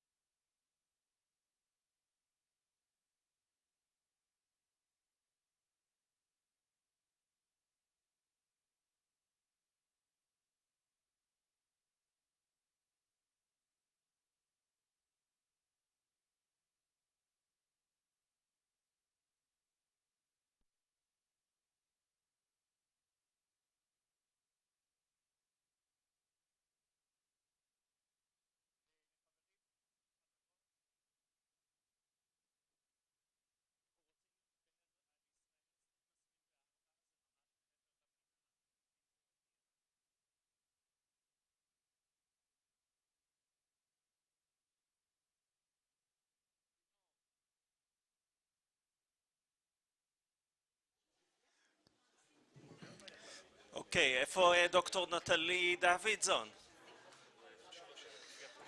לא, לא, לא. אתה יכול להחליף את הפתקים.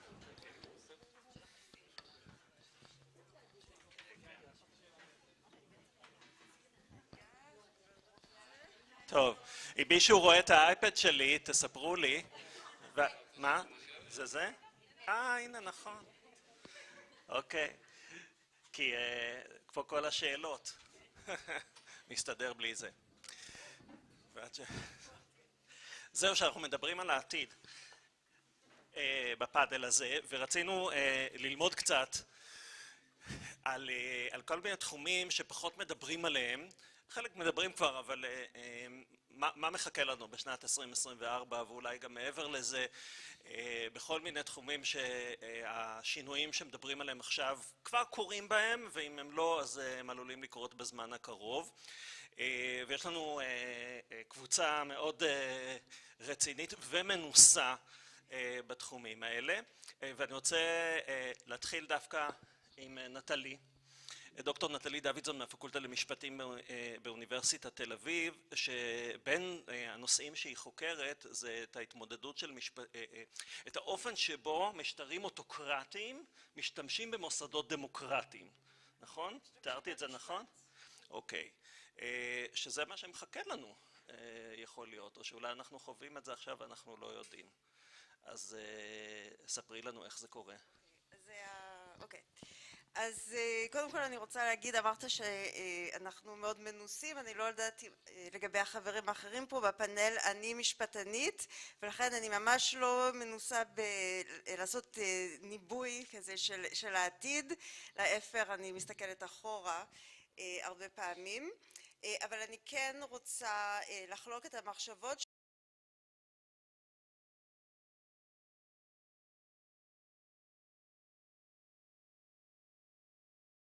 as its way, אוקיי?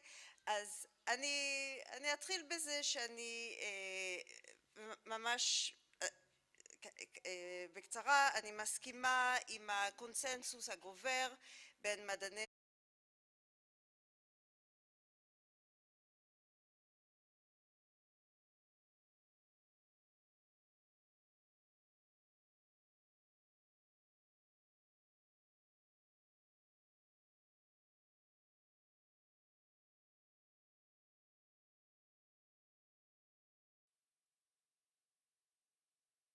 בדיני בחירות שהמשחק לא הוגן, אוקיי? אז הוא תמיד מוטה לטובתו וראינו את זה עכשיו בטורקיה. אבל אפשר עדיין לשאול, אוקיי, אז יהיה כזה איזשהו משטר היברידי בין דמוקרטיה לאוטוקרטיה, אבל אפשר עדיין לשאול אחרי שהמשטר מקבל לגיטימיות ונשארים בשלטון אותם אנשים, איך מחולק ומופעל הכוח, אוקיי? וכאן זה מה שאני רוצה להגיד בעצם לגבי מה יכול לקרות בעתיד, לאן רוצים לקחת אותנו. נהוג בכל החוגי בית שהחברים שלי בפורום למרצים למשפטים למען הדמוקרטיה, שחלק מאיתנו חלק מזה, כשאנחנו בחוגי בית ושומעים על הרפורמה המשפטית או ההפיכה המשפטית, נהוג לדבר במונחים של רשויות המדינה, כן? ונהוג לחשוב שבעצם הקואליציה מנסה להחליש, לבטל אפילו את הרשות השופטת, אוקיי? ומאחר והרשות המחוקקת כמעט לא קיימת בישראל כרשות עצמאית, כן?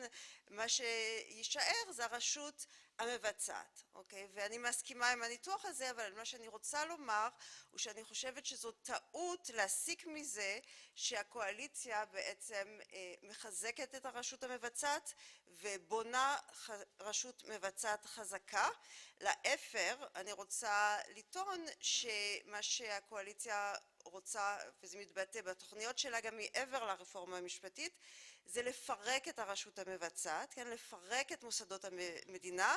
אם אנחנו חושבים על מוסדות מדינה במובן עם שני מאפיינים, מוסדות שהם פועלים לטובת הכלל ומוסדות שפועלים על פי היגיון וכללים בירוקרטיים טכניים שמגבילים במידה מסוימת את הפעולות של האנשים שמאיישים את התפקידים שם. ובעצם התוכניות וחלק מהם כבר נכנסו לפועל מפרקות את המוסדות של המדינה במובן הזה ומחליפים אותה בקשרים אישיים וגם בעלות אישית, כן, על משאבי המדינה. רק כמה דוגמאות ככה לתת טעימה. אז כמובן יש כל העניין, אני לא אכנס לזה, של המינויים האישיים, בין אם זה לוועדה לבחירות שופטים ולכן לשופטים, יועצים משפטיים, כן, אז מנכ"לי משרד ממשלה, כל ההיבט הזה. אבל אפשר גם להסתכל על החלוקה המאוד מצחיקה לפעמים של תפקידים בין חברי הממשלה. כן, שסמוטריץ' הוא לא רק שר האוצר אלא הוא שר נוסף במשרד הביטחון והמציאו איזושהי תפקיד מצחיק כזה לאורית סטרוק, כן, מעבר לצחוק ולחוסר היגיון יש שם היגיון, כן, ההיגיון הוא פשוט היגיון אחר, לא היגיון רציונלי בירוקרטי של חלוקת תפקידים ונושאים בין משרדי ממשלה, אלא יש נושאים שהם שייכים אישית לאנשים מסוימים וזה שלהם אישית, כמו שהמשמר הלאומי הוא שייך לבן גביר, זה המשמר הלאומי של בן גביר. אוקיי, אז זה ממש בטעימה. אז רק שני מילים אחרונות, אני מקווה שאני לא מדברת יותר מדי. אז אפשר כמובן, לא הייתי פה בבוקר אבל הייתי פה אחר הצהריים.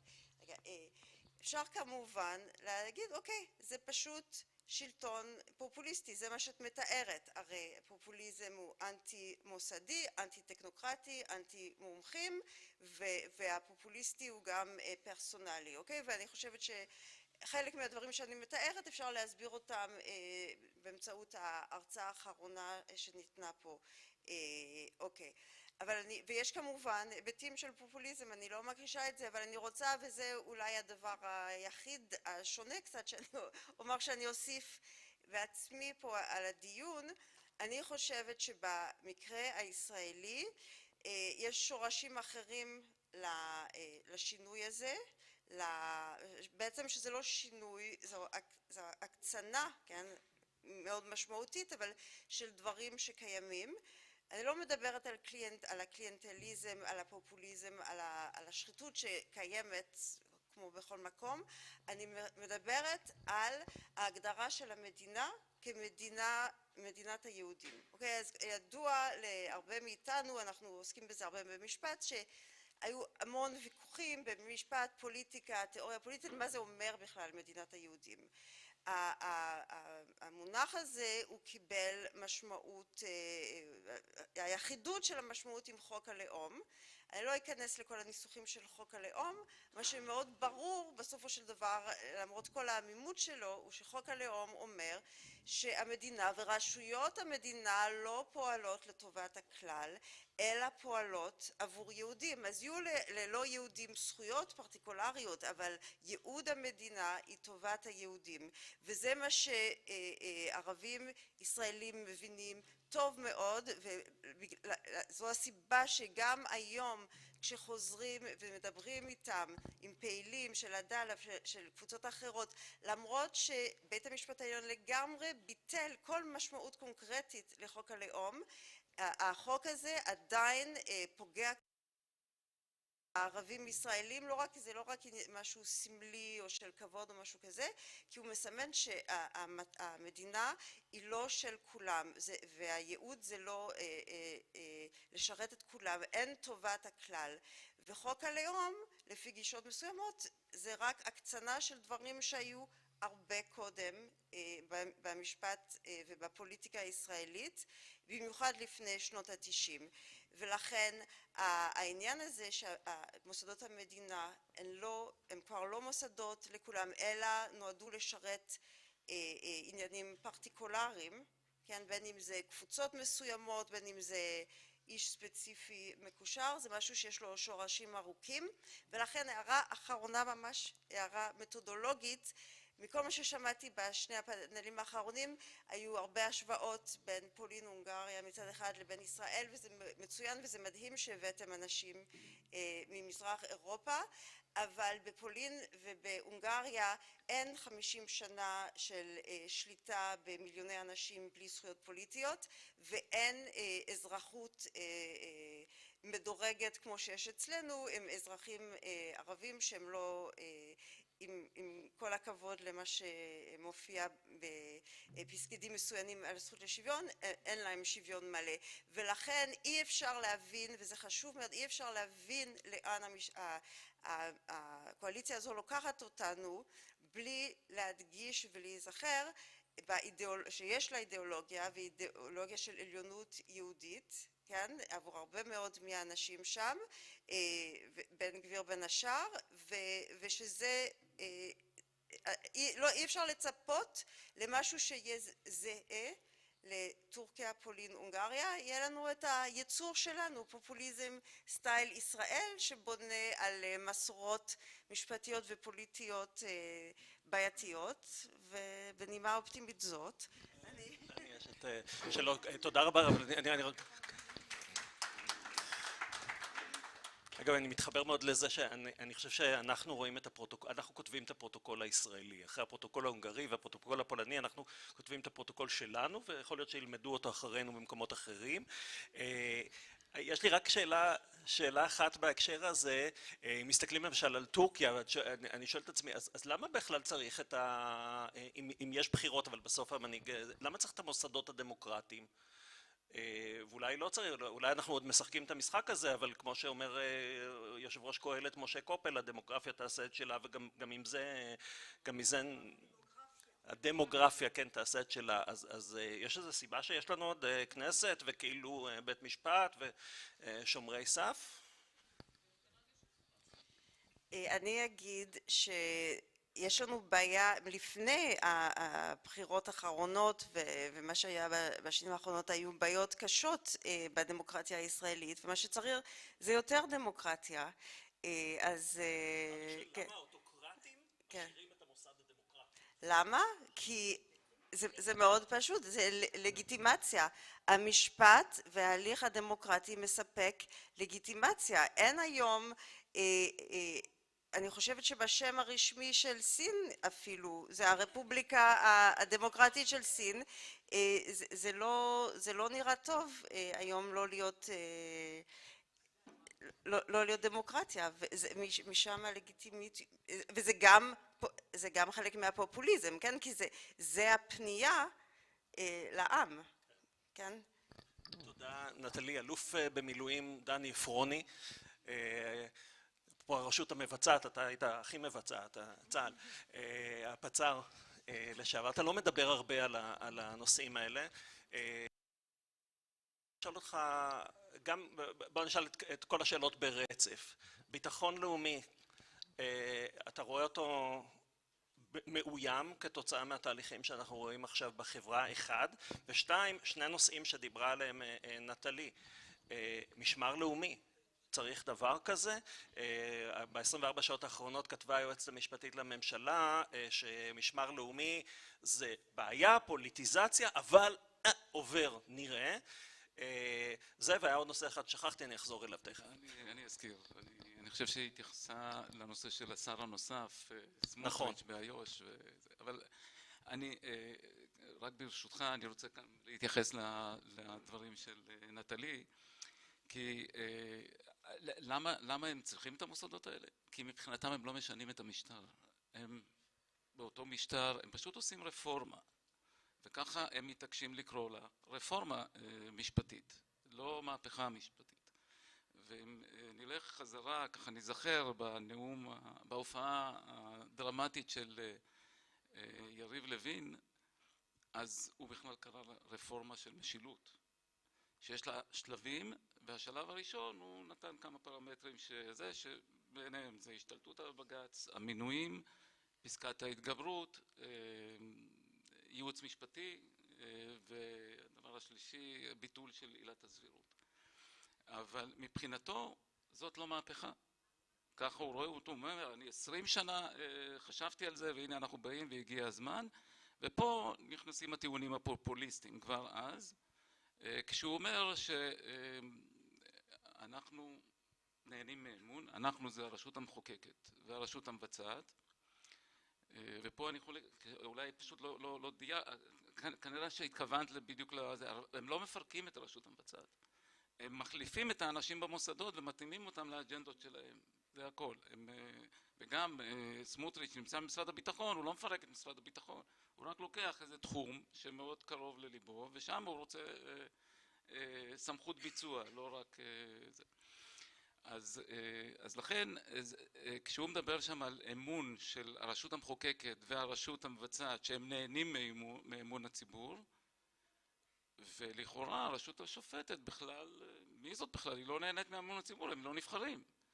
ומה הם מרשים לעצמם? רק שהוא מתבלבל, וכשאנחנו, ראיתי פה מישהי מהמכון הישראלי לדמוקרטיה, אבל יש את הסקרים של מידת האמון, ובוחנים את מידת האמון, וראה איזה פלא. בית המשפט העליון זוכה, למיטב זיכרוני, תקנו אותי מי שיודע יותר את המספרים, עשרות מונים יותר מהאמון שזוכה בו הכנסת בישראל. לדעתי, הכנסת בישראל היא בתחתית. אולי, אני רוצה לקוות לטובת המשטרה, תכף אני אגע בה, שהמשטרה יותר מהכנסת, אוקיי?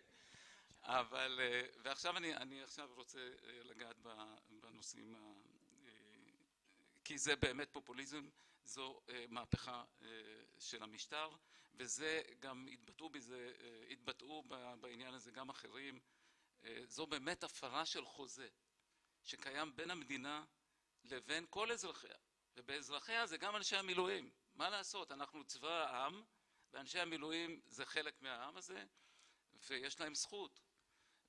וכשמפרים את החוזה הזה ואומרים לאנשים, הלכתם להצביע, הצבעתם, יש 64 אצבעות, אנחנו הרוב, ועכשיו מותר לנו לשנות את הכללים. ואין לנו חוקה, וכל ההשוואות האלה של קהלת עם כל מיני אחרים, מתעלמים מהשוואות אחרות, כלומר, של איפה יש חוקה, ויש פה עוד מנגנונים נוספים שקיימים בילד-אין בשיטות של שיטות משטר אחרות, ואצלנו זה לא, זה המון מסורת. גם היועץ המשפטי לממשלה זה מסורת, וגם בג"ץ בנה את עצמו לאורך שנים, והוא בנה, ואפשר לחלוק, אני לא אומר שזה כזה ראה וקדש ואסור לשנות. אפשר לשנות, אפשר לשפר ואפשר לייעל, ואני האחרון שיגיד לו, אני אזכיר למי שזה, אני למשל חשבתי שזה לא פסול לחשוב על פיצול תפקיד יועץ המשפטי לממשלה. לא, זה רעיון שאני לא פוסל אותו על הסף, אני חושב ששווה לבחון את זה, והסברתי ונימקתי את זה אז. אבל אני מדבר... בזמנים אחרים. עכשיו, טקטית, לא נכון לעשות את זה, אבל אני אומר, כשמדברים על רפורמה ועל שינוי, אז בואו נשב ביחד, אנשים נטולי אינטרסים, חוץ מהאינטרס של טובת המדינה, שישבו מסביב לשולחן, טובת המדינה, אני אומר, מדינה ואזרחיה, כלל אזרחיה, ויבחנו איך נכון לשנות את זה.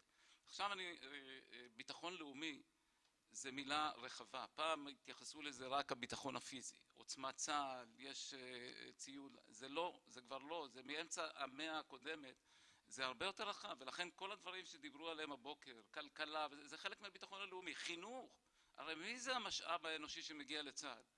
זה לא צה"ל מייצר אותו, צה"ל מקבל אותו מבתי הספר, וחשוב פה החינוך שיינתן לזה, ואם יהיו תקציבים שם. אז כשאנחנו מדברים פה ורואים את השינויים, וזה לא רק 4 השינויים האלה, זה ים של הצעות חוק שקופצות שם בזה, וחלקם מוקפאות, עשרות הוגשו כבר לכנסת, והן פוגעות בביטחון הלאומי של כולנו. יותר אלפים. יש באחד השקפים כאן, דרך אגב, במחקר שאנחנו עובדים עליו, אפשר לראות את הכמויות, והכנסת הנוכחית, זה מחקר שעושה ליאור אלונה גולדמן, הכנסת הנוכחית שברה את שיאי כל הכנסות בתולדות ישראל בכמות הצעות החוק שהוצאו ב4 החודשים הראשונים. אז תקן אותי עם הזמן, כי אני יכול לדבר פה הרבה, אז אני רוצה להגיד 2 דברים ישירים לנושא של אני חייב להגיד 3 הדברים האלה, לא 2. אחד, זה הנושא של האיומים שנשקפים לביטחון הלאומי ואני אתמקד, אני לא אתמקד בכלכלה וכל הדברים נאמרו, אני אתמקד רק בעניין של צה"ל, אני אגע במשטרת ישראל, והכי מטריד אותי זה מה קורה בשטחים. אחד זה בעניין של צה"ל, אנחנו מדברים פה הפגיעה הישירה בצה"ל, יש שתי פגיעות, אחת, היא מפתיעה אותי, כי עד 2016 ביבי נתניהו כראש ממשלה הכיר את הנושא הזה היטב, את ההתמודדות של מדינת ישראל והמערכת המשפטית כמובילה שם, עם הביקורת הבינלאומית, עם הלגיטימציה הבינלאומית. פעם לפני 50 שנה ולפני 40 שנה יכולנו לעשות הרבה דברים, והיום גם הרוסים והסינים עושים הרבה דברים שאנחנו לא יכולים להרשות לעצמנו. אבל אפילו הרוסים עושים את מה שעושים, ויש כבר צו מעצר נגד פוטין. עכשיו, דמיינו לכם מצב שאיזה רמטכ"ל, או אפילו ביבי, או אפילו שר כזה או אחר, יש לו צו מעצר עכשיו שיוצא. זה לא רוסיה. אנחנו לא... אנשים שמתלהבים מהרעיון. כן.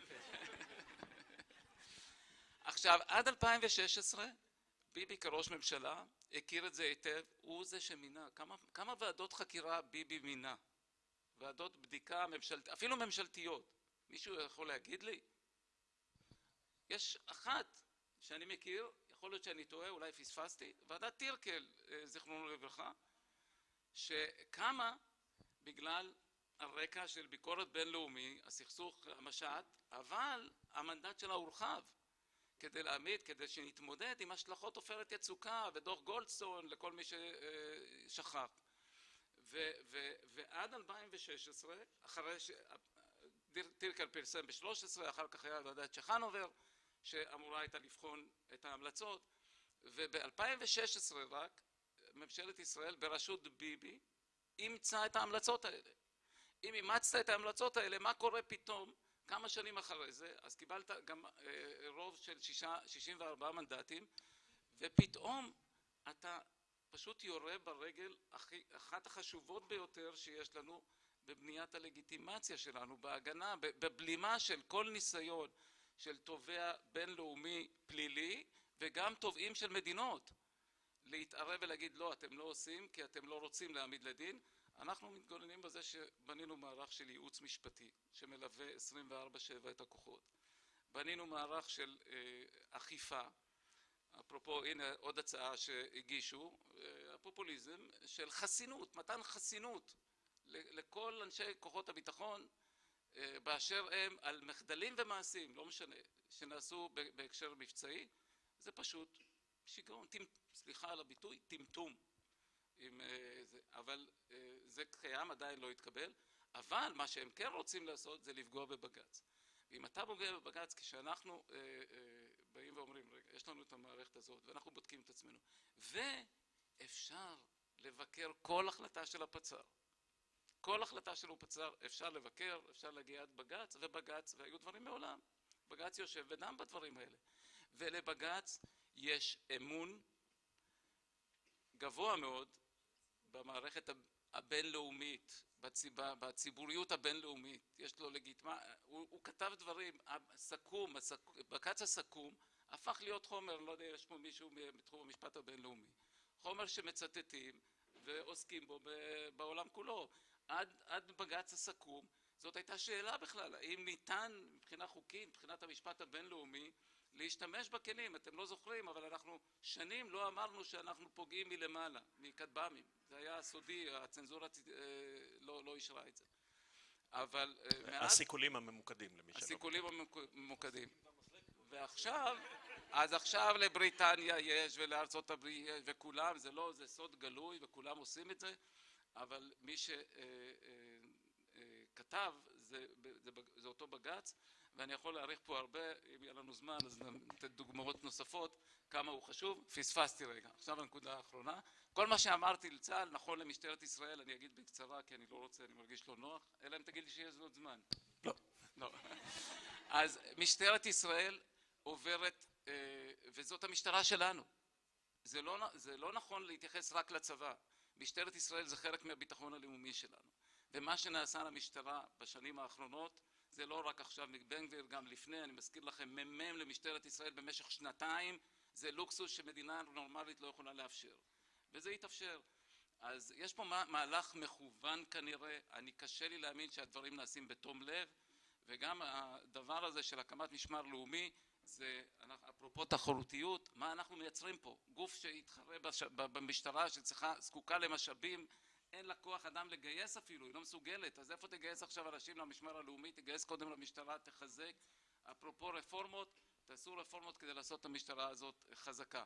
ומילה אחרונה לגבי סמוטריץ'. זאת הנקודה שמטרידה, חייבת להטריד את כולנו, להדיר שינה בעינינו כולנו. אחד, מה שנעשה ומה שהכיוון של סמוטריץ' זה ליירט או להרוג, במילה הכי פשוטה, את כל הרעיון של פתרון אפשרי עם העם הפלסטיני. של שתי מדינות לא תהיינה. תוציאו לכם את זה מהראש. עכשיו אנחנו צריכים ראייה אסטרטגית, שתהיה הנהגה אסטרטגית במדינת ישראל ותגיד, אוקיי, אם זה לא, אז מה? ואם זה כן, האם הבנתם מה ההשלכות? האם מישהו מבין מה ההשלכות?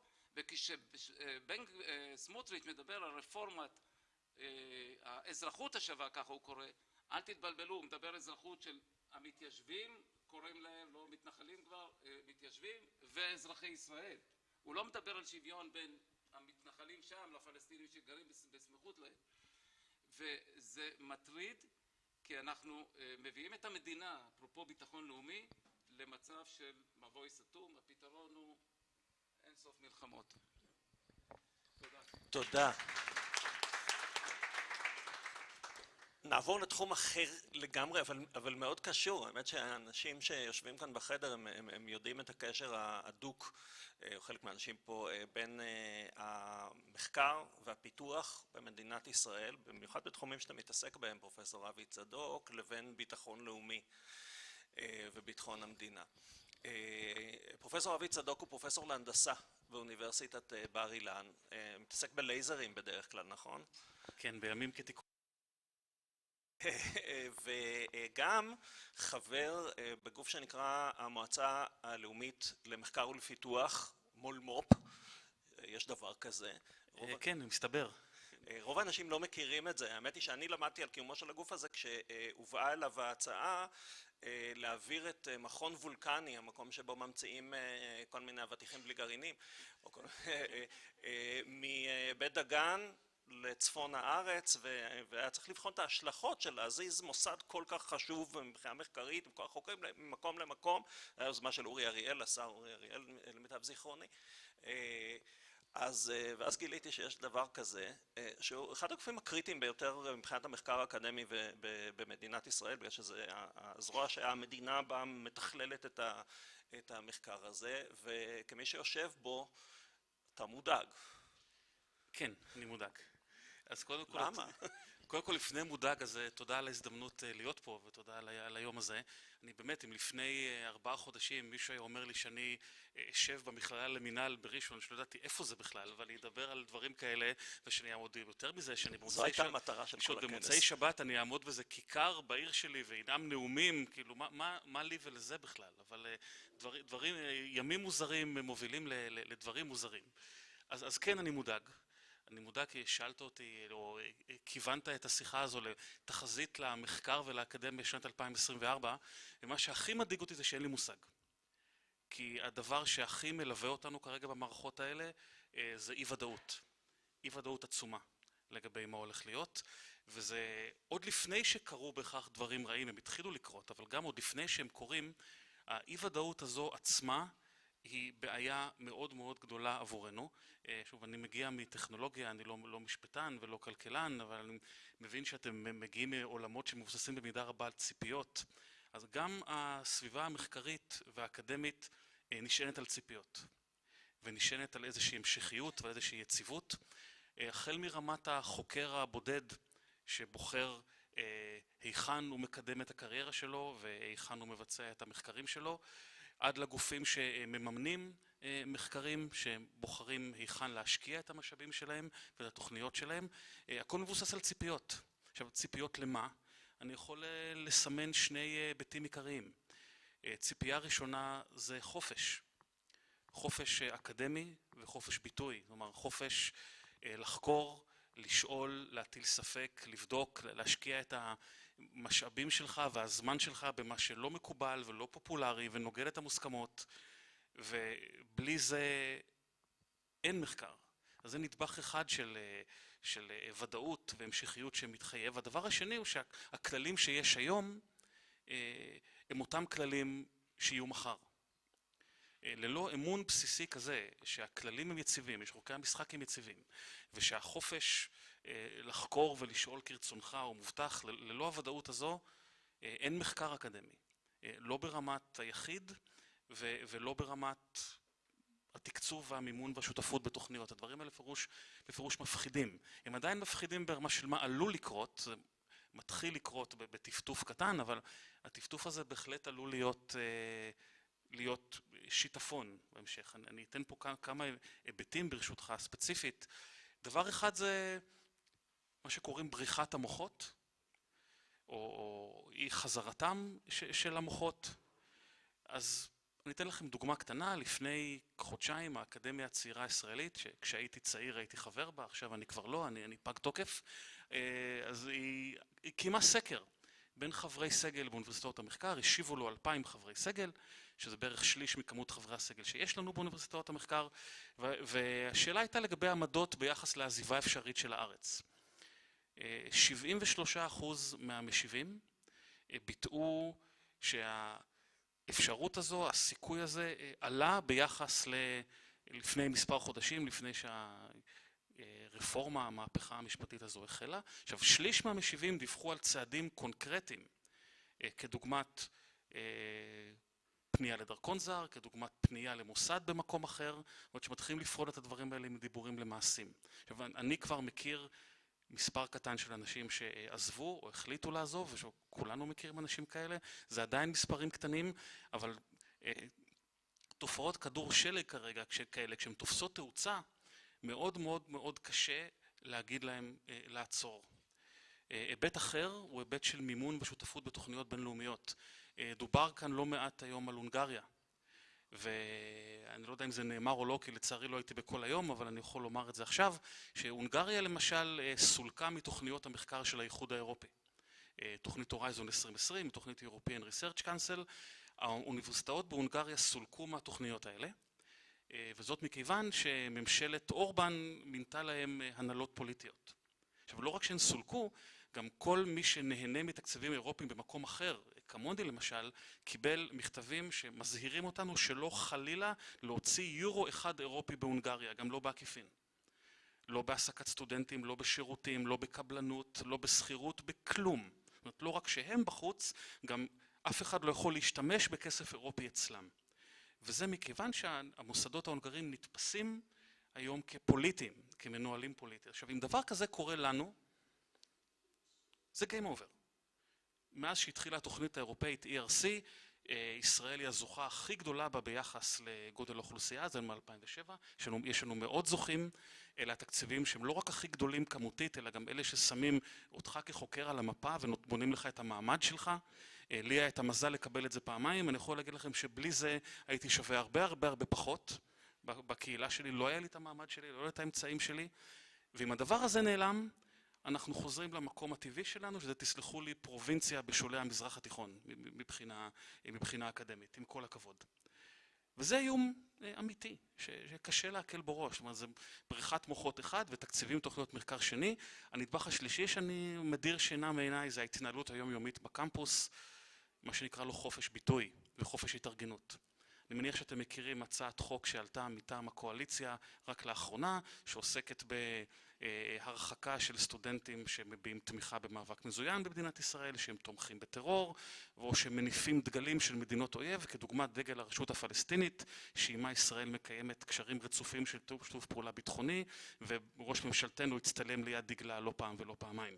עכשיו, כמובן שכולנו מתנגדים לטרור, אין פה צורך בכלל להגיד את זה, אבל ההצעה הזו הופכת את האוניברסיטאות לזרוע מבצעת של השב"כ והמשטרה, ומטילה לאוניברסיטאות לבלוש אחרי תלמידיהן, ולאכוף עליהם סנקציות על הקשרים שהם אינם אקדמיים לחלוטין.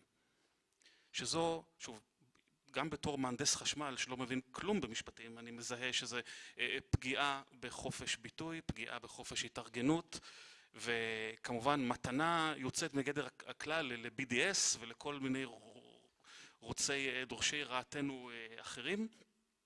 אם זאת תהיה המערכת שלנו, אפשר להתחיל לספור אחורה את הזמן עד שאנחנו נגיע למודל ההונגרי במערכת המחקר וההשכלה הגבוהה שלנו, וזה בפירוש מפחיד.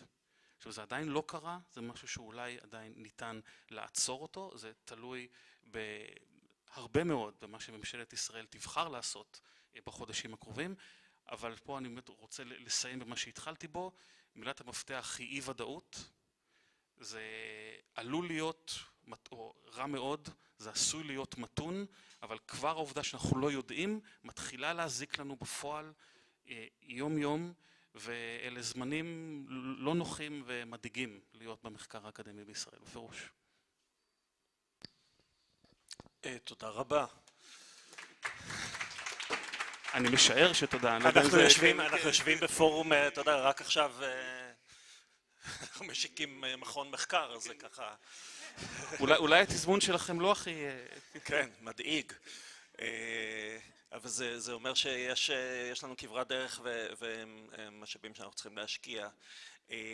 אני וגיא הולכים יחד אחורה למעלה מ-30 שנה, אז כיוון שהתחלנו היום עם תקשורת, גיא, נשאיר אותך, אני אעשה התקלה.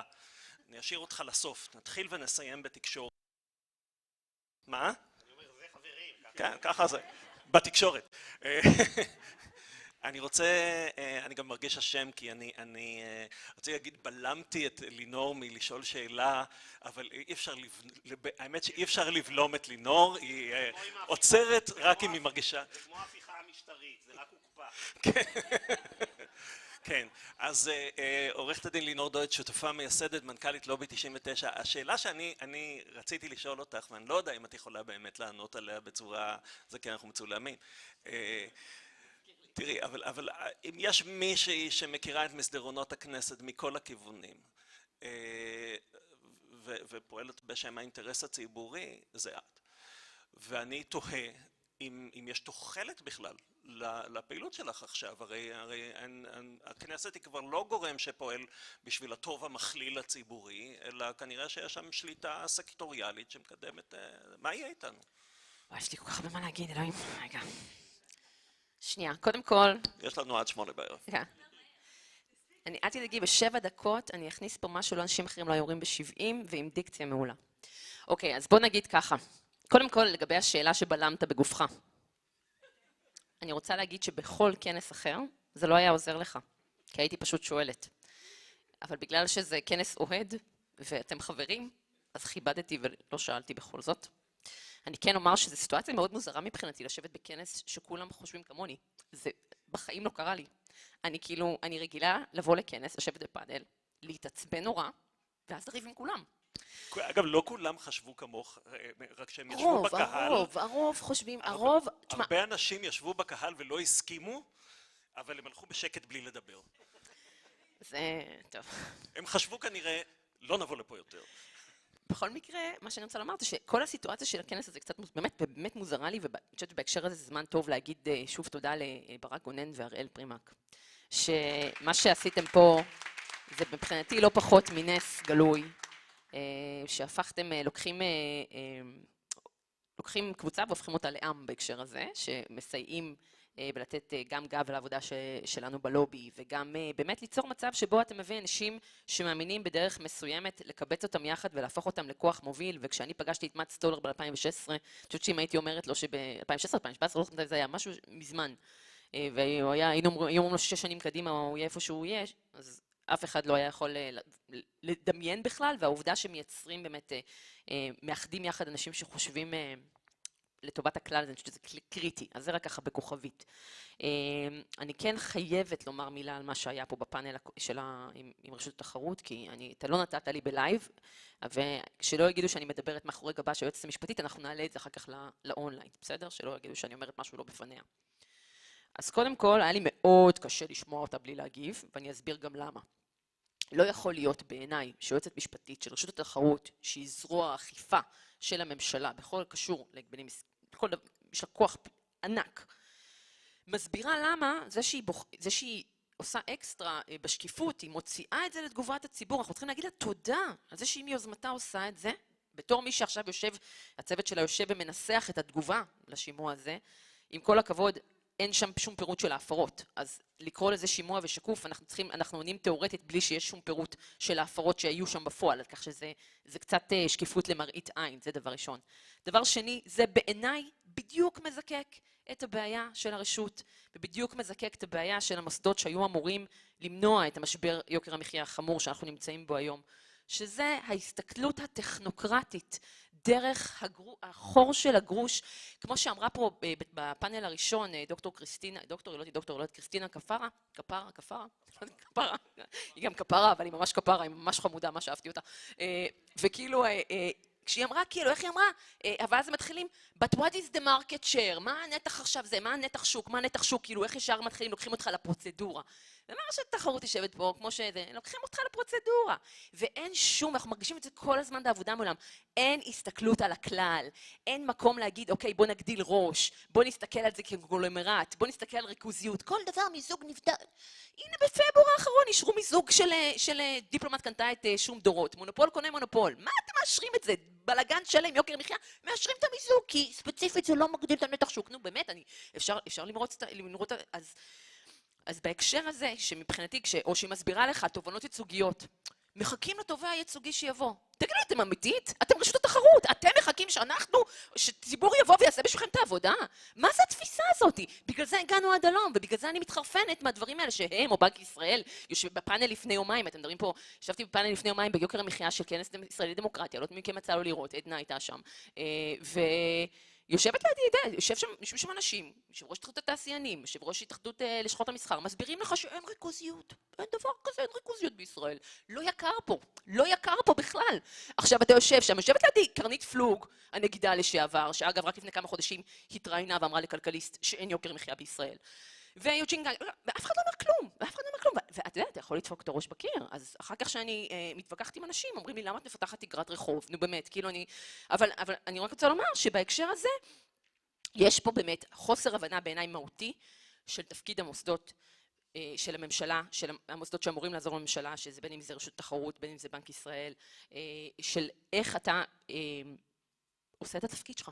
אתה עושה את התפקיד שלך, והיחידים שכן עושים את התפקיד שלהם, אגב, אם מרפרים למה שדיברתם פה על הרפורמה, שזה המחאה, ואם מדברים על חרמות הצרכנים, שהיה שנה שעברה שאנחנו הובלנו יחד עם הצינור, שזה מרד הפסטה ומרד הטונה ומרד הקורנפלקס, שהציבור יצא ונקט עמדה, נענה בהמוניו, and took a stand, והצליח שנה שעברה לעצור את העלאות המחירים, עד שהגענו למצב שכבר אי אפשר היה לעצור, כי הממשלה לא לקחה את זה לשלב הבא. וגם ברפורמה המשפטית. מי עצר את זה? האופוזיציה? לא. המחאה, הציבור שיצא בהמוניו לרחוב ועצר את זה בגופו. אז בהקשר הזה, אם אתה שואל אותי, אתה אומר לי על הכנסת, ואתה אומר לי מה את חושבת על מה שקורה שם, מה את חושבת האם בכלל יש ערך לעבודה שלכם. קודם כל אנחנו עובדים לא רק מול הכנסת, אנחנו עובדים גם מול הממשלה, אנחנו עובדים מול הרגולטורים הפיננסיים, והכי חשוב, אנחנו עובדים מול הציבור כולו. אנחנו עובדים במובן הזה שאנחנו עוזרים להעביר מידע, מנגישים מידע, מייצרים דעת קהל, מייצרים כל הזמן את האפקט של המגע הזה הצמוד בין הציבור לבין מקבלי ההחלטות, בלהשמיע את הקול של הציבור בשולחנות שלא רוצים לשמוע אותו. זה יכול להיות בממשלה, זה יכול להיות ברגולטורים, זה יכול להיות, וזה יכול להיות בפאנלים של האליטות, זה יכול להיות בכל מקום כזה. אז בהקשר הזה, ואני רוצה להגיד משהו חשוב, כי אני מרגישה באמת, אני גם מבינה למה, אני חושבת שאנחנו נמצאים בימים קריטיים, אתה שואל אותי מה יהיה ב-2024, ואני מצטרפת לאי הוודאות בהקשר הזה, שדיבר פה קודמי, אבל בניגוד באמת לאווירת הנכאים המוצדקת אולי, שיכולה להיות פה, אני אופטימית. אתה יודע למה אני אופטימית? לא רק כי זו עמדה פוליטית, גם. אבל אני אופטימית כי מה שאנחנו חווים עכשיו זה סוג של נס מבחינתי של ההתעוררות הציבורית הרחבה, של המודעות.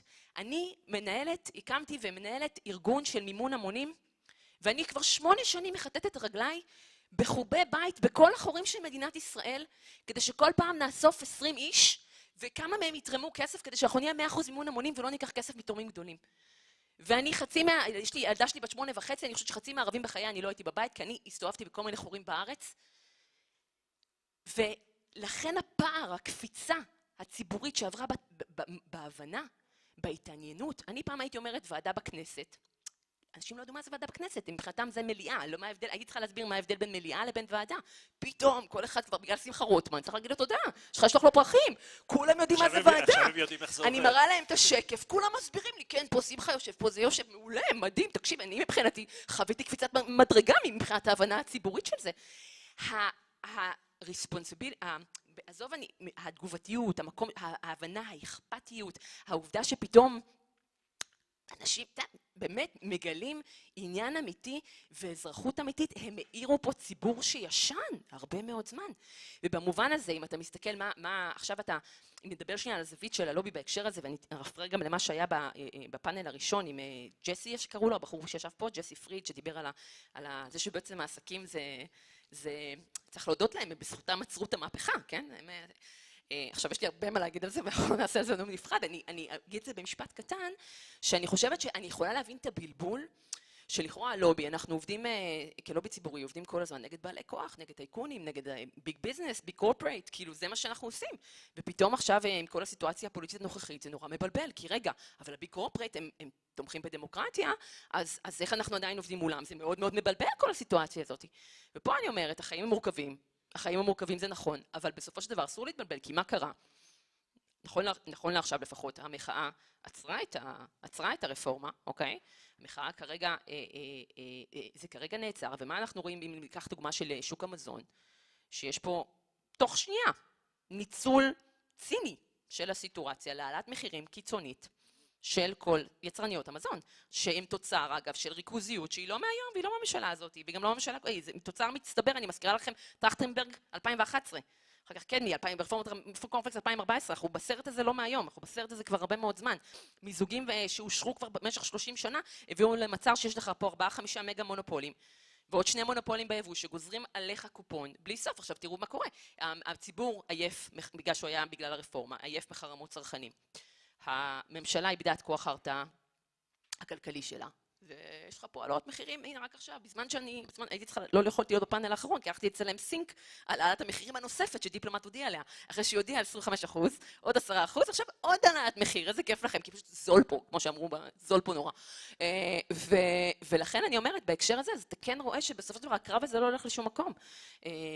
ואני לא בכלל מדבר מה שקורה עם הבנקים, מה שקורה עם כאילו באמת גזירת הקופון, אז נכון שהקרב הזה הוא אולי טיפה יותר מורכב, אבל הוא עדיין קיים, הוא עדיין פה, הוא עדיין איתנו, והדבר האחרון שאנחנו רוצים זה שעסקים וביג ביזנס וכסף יכתיב לנו את ההנהגה הפוליטית בעיניי, אז זה משהו שבניגוד לג'סי, שאחר כך לא תפסתי אותו וחבל, היא חלוקה עליו עמוקות. זהו, אז רק אני אומר באמת משפט לסיום, שיש לנו דרך ארוכה, ואני חושבת שאנחנו, אי אפשר לדעת איך 2024 תיראה. אני כן חושבת שנכונו לנו אתגרים בהרבה בחינות, אני אבל כן רוצה לומר שיש הרבה מקום לאופטימיות, ויש הרבה מקום למאבק, ואיפה שיש מאבק יש תקווה, אל תשכחו את זה. וכל עוד אנשים פה, אנשים יוצאים לרחובות ונאבקים על המקום שחשוב להם, ועל איך הדרך החיים שהם רוצים, ואני לא יודעת עדיין לאן זה ילך, ואני לא יודעת איך זה ייראה, אבל מבחינתי מה שקורה פה, זה לא פחות מנס, זה מדהים. וחשוב גם לראות את מה שטוב בזה ולא רק את מה שרע. אני רוצה, אם אפשר בקצרה, לך על זה. לנקודה, נגיע לה. לחדד לעצמנו, קודם כל אנחנו שמחים, יש כאן נוכחות אדירה, אגב, של לובי 99, והיה נציגות של העין השביעית בבוקר, וזה גופי חברה אזרחית שאנחנו מאוד שמחים על שיתוף הפעולה והחבירה הזאת ביחד, אבל כגוף מחקר, ולכן שאלתי את השאלה, האם בעצם מה שאת אומרת לי עכשיו זה שהמחקרים צריכים ללכת לחיזוק הרגולטורים שהם רופסים, והמחקרים צריכים ללכת להעיר את המידע לציבור, כי הציבור יותנה, ושבעצם אם היית ככה מחלקת באחוזים, פחות כנסת, יותר להניע את הציבור, וסוג אחר של דמוקרטיה. תראה, זה לא סוג אחר של דמוקרטיה, זה פשוט שימוש אחר בה. אני כן חושבת שבסוף אתה צריך להבין, אתה פשוט לא מבין איך כנסת עובדת. כנסת תמיד מושפעת, תמיד. אני הרבה שנים בכנסת, מי שלא יודע, אני מ-2009 בכנסת, בתפקידים שונים, זה הרבה שנים, אני מכירה את הכנסת מאוד מקרוב, ובסוף אף אחד לא קם בבוקר ואומר, אוי, אני עושה את זה. לא, זה לא קורה. מה שקורה זה שאחר קם בבוקר, מגיעים אליו ארגונים, מגיעים אנשים שמקורבים אליו, מגיעים אליו לוביסטים, מגיעים אליו תאגידים, ובעקבות זה הוא מאמץ אג'נדה כזו או אחרת. יש מעט מאוד, באמת, ח"כים ספורים שאני זוכרת שבאו עם אג'נדה מהבית ודפקו בה לאורך שנים. מעט מאוד. ולכן מה שאתה מתאר על הציבור ועל להפעיל, בוודאי, קודם כל אני חושבת שזה רב ערוצי, אתה מתפעל, אתה חייב גם כדי לקדם חקיקה, כדי לעשות דברים לטובת הציבור, אתה חייב לייצר על זה לחץ ציבורי, דעת קהל, במיוחד היום בעידן הרשתות החברתיות שדיברנו עליהם היום פה במהלך הזה, אבל יש להם הרבה מאוד מינוסים, אבל יש גם פלוסים. בהקשר הזה שדעת הקהל היא משמעותית, ואתה יכול כאילו לייצר לחץ למקומות היום אתה שמעת בחודשים האחרונים, בשבועות האחרונים, גם ניר ברקת וגם סמוטריץ' מדברים על פירוק מונופולים. כשאני דיברתי על פירוק מונופולים לפני שנתיים, הסתכלו עליי כאילו אני מטורפת. הנה באתי כאילו, אני וקרל מרקס באותו אג'נדה. פתאום, כשדיברתי עם האוצר, התחלנו את זה מול האוצר לפני שנתיים, הם הסתכלו עליי כאילו נפלתי מהירח. ואז הלכנו למרד, ואז הם העלו את המחירים, והלכנו למרד הפסטה, והתחלנו חרמות צרכנים, ופימפמנו ומפמפמים, ואתה דוחף, תראה שנה ומשהו אחר כך. כולם מדברים לך על פירוק מונופולים, וזה שבכלל מעלים בוועדת האופציה, בוועדה משתתת פירוק מונופולים, זה מי היה מדמיין את זה לעצמו? אז אני אומרת, בהקשר הזה, הנה ככה מייצרים שינוי, ואתה יכול, ושאתה רוצה להנגיש מידע ולעשות דברים גייסו את הציבור למשהו, זה יד ביד עם הכנסת, שאתה, הח"כים כל היום בטוויטר, זה מה שהם, כאילו, אני לא רוצה להגיד מה שהם עושים, זה לא יפה להגיד, אבל הם בטוויטר הרבה, והם זה פייסבוק, וזה מה שהם רואים, ובסופו של דבר שהם מתייגים אותם ועושים להם רעש, אז כן, זה מייצר וייבים להראות עשייה, אז כן, אז התשובה היא שלעבוד מול הציבור בהנגשת חומר, ובמקביל מול הכנסת, בשביל זה שכם אותנו, וזה ביחד. תודה לינור. בבקשה.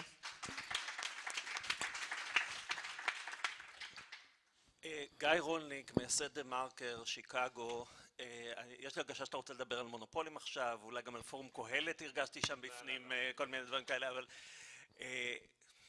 קודם כל אני אספר שלגיא יש מניות יסוד בכל האירוע הזה שאתם רואים עכשיו, בזכותו הצלחנו לשכנע חלק ניכר מהאנשים לבוא לכאן, וגיא הוא אדם שכל פעם שאני מתלבט במשהו, אני שולח לו מייל, אני לא יודע איפה הוא בעולם, אבל התשובה מגיעה מאיזשהו מקום, ולכן קודם כל תודה רבה. דבר שני, גילוי נאות, אנחנו כותבים באותו עיתון. ומכאן התחלנו את היום בתקשורת ובריכוזיות, בהרצאה של פרופסור לואיג'י זינגלס, אז אולי נחזור לשם. ונשאל לאן הולכת התקשורת, מצבה מצוין, נכון? התחרות רק מתגברת.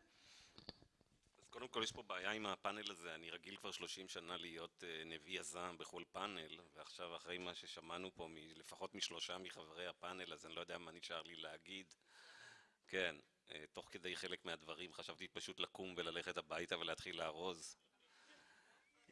כן. אז תראו, לא צריך ללכת ל-2024 כשמדברים על תקשורת, בניגוד לשאר התחומים שדיברנו עליהם, אז אני חושב שלא צריך ללכת ל-2024 כדי להבין עד כמה המצב חמור, כי המצב הוא היה חמור כבר לפני הרבה שנים, היה חמור בזמן האחרון, והוא החמיר מאוד בשבועות ובחודשים האחרונים, והדברים כרוכים בזה. מצב התקשורת בישראל הוא גרוע מאוד. תראו, ב4 בינואר או ב5 בינואר למעשה, קמנו בבוקר לניסיון של הפיכה משטרית, וזה נפל כרעם ביום בהיר על רוב האנשים. היו מתי מעט שצפו את זה, אני לא הייתי אחד מהם. די לקחנו, היו המון תהליכים שליליים שראינו לאורך שנים, בתחומים רבים, כל אחד מהם אפשר לדבר על הכיבוש, אפשר לדבר על מה שנתניהו עשה לשירות הציבורי, אפשר היה לדבר על המון דברים, אבל עד כדי הפיכה משטרית, וברגע אחד, מי שלא מתעקש ממש להכחיש ולהדחיק, התברר לנו עד כמה העסק כאן שברירי. דברים שלקחנו כמובנים מאליהם, הם לא מובנים מאליהם. היינו ממש כחוט השערה מלהפך בן לילה לסוג של דיקטטורה. דיקטטורה כמו שתוארה כאן כל מיני זה, כלומר שהולכים לבחירות וכן הלאה, אבל מרסקים פה את כל את כל המוסדות הדמוקרטיים.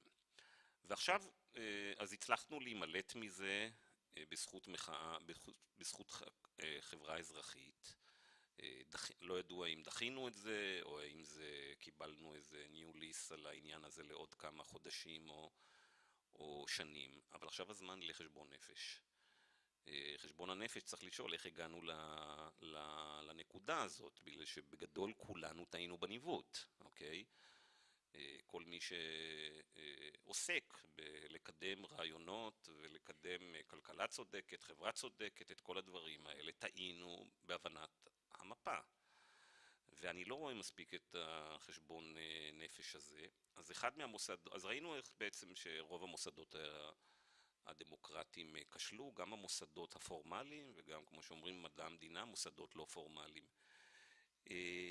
ואחד המוסדות שללא ספק כשל בצורה חמורה ובמידה מסוימת או בחוסר מעשה או ממש בתרומה לעניין הזה, להפיכה המשטרית, זה העיתונות, כלי התקשורת. אי אפשר לעשות הפיכה משטרית, הרי נתניהו לא עלה עם טנקים על בית המשפט העליון, אוקיי? את הניסיון ההפיכה המשטרית הזאת עשו על ידי זה שבין השאר הכשירו את הלבבות, הכשירו פה את דעת הקהל במשך הרבה זמן לרגע הזה, ואי אפשר להכשיר את דעת הקהל בלי כלי התקשורת. והתקשורת עשתה פה במעשה ובמחדל, הכינה פה את השטח במשך הרבה מאוד שנים.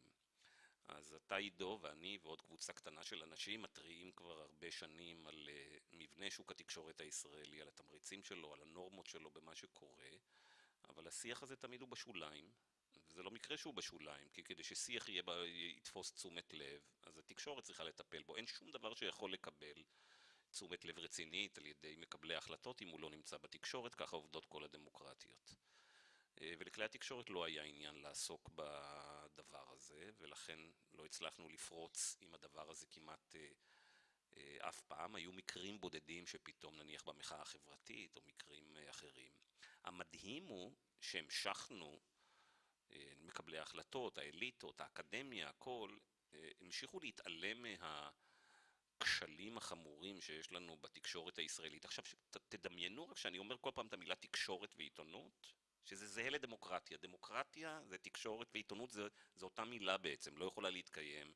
דמוקרטיה זה בעצם שיח ציבורי, אוקיי, במידה רבה. ושיח ציבורי זה תקשורת. חשבנו שב-2017 שהגיעו כתבי האישום נגד ראש הממשלה, שלראשונה קיבלנו ראיות חדות וברורות משפטיות של איך התנהלה פה העיתונות במשך שנים ארוכות, שזה יהיה איזה wake-up call ובאופן מדהים העיתונות הצליחה לטאטא את כל הדבר הזה מתחת לשטיח. משפט נתניהו התחיל לפני שנתיים, ואם היה לנו זמן, אני לא אעשה את זה, הייתי עושה פה איזה בחינה לקהל באמצעות show of hands, שיגידו לי אנשים, כמה אנשים פה יודעים מה מתרחש במשפט הזה בשנתיים האחרונות? ניחוש שלי, מקסימום 5%. במשפט הזה מדברים לפחות פעמיים, 3 פעמים בשבוע על הפרקטיקות המקובלות בעיתונות הישראלית. אף אחד לא יודע מה קורה שם, אף אחד לא מדווח על זה. נחשפים שם דברים מסמרי שיער. מסמרי שיער, עדויות מסמרות שיער, על איך אחד המוסדות הדמוקרטיים ביותר בישראל עובד. העיתונות מתעלמת מזה, הציבור לא יודע בכלל מה קורה. אם מישהו, כולם פה רוצים, והתכנסנו פה ביחד לדון באיך אנחנו מייצרים דמוקרטיה. אם אתם חושבים שיש איזה דבר כזה שקוראים לו דמוקרטיה, שאין בו עיתונות חופשית, אז אתם חיים בסרט. אין חיה כזאת.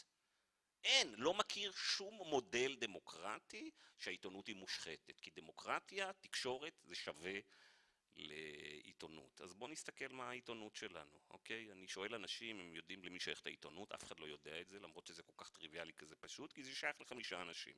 אף אחד לא יודע את זה, אף אחד לא יודע על זה, אף אחד לא מדבר על זה, והעיתונאים הם אחרונים שרוצים לדבר על זה.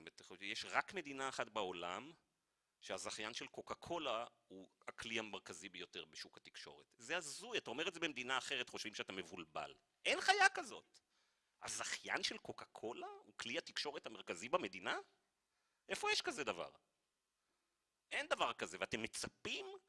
איפה, יש פה משפטנים, יש פה כלכלנים, יש פה, תגידו לי בבקשה איך הדבר הזה יכול להיגמר, אוקיי? אני לא צריך להסביר לכם מה זה קוקה קולה, אוקיי? זה מים עם סוכר, למי שלא יודע.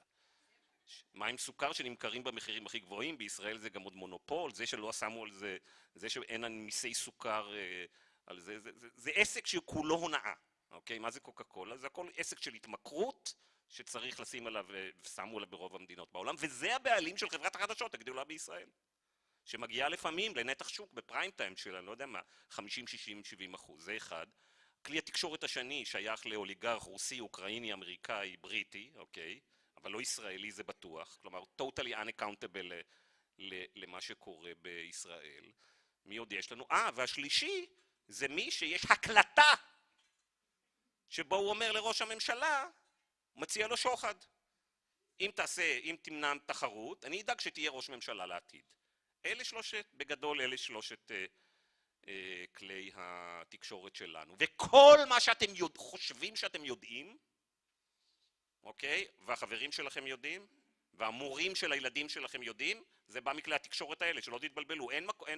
אין מקור אינפורמציה. אני אגלה לכם סוד, פה בחדר, לפייסבוק אין עיתונאים.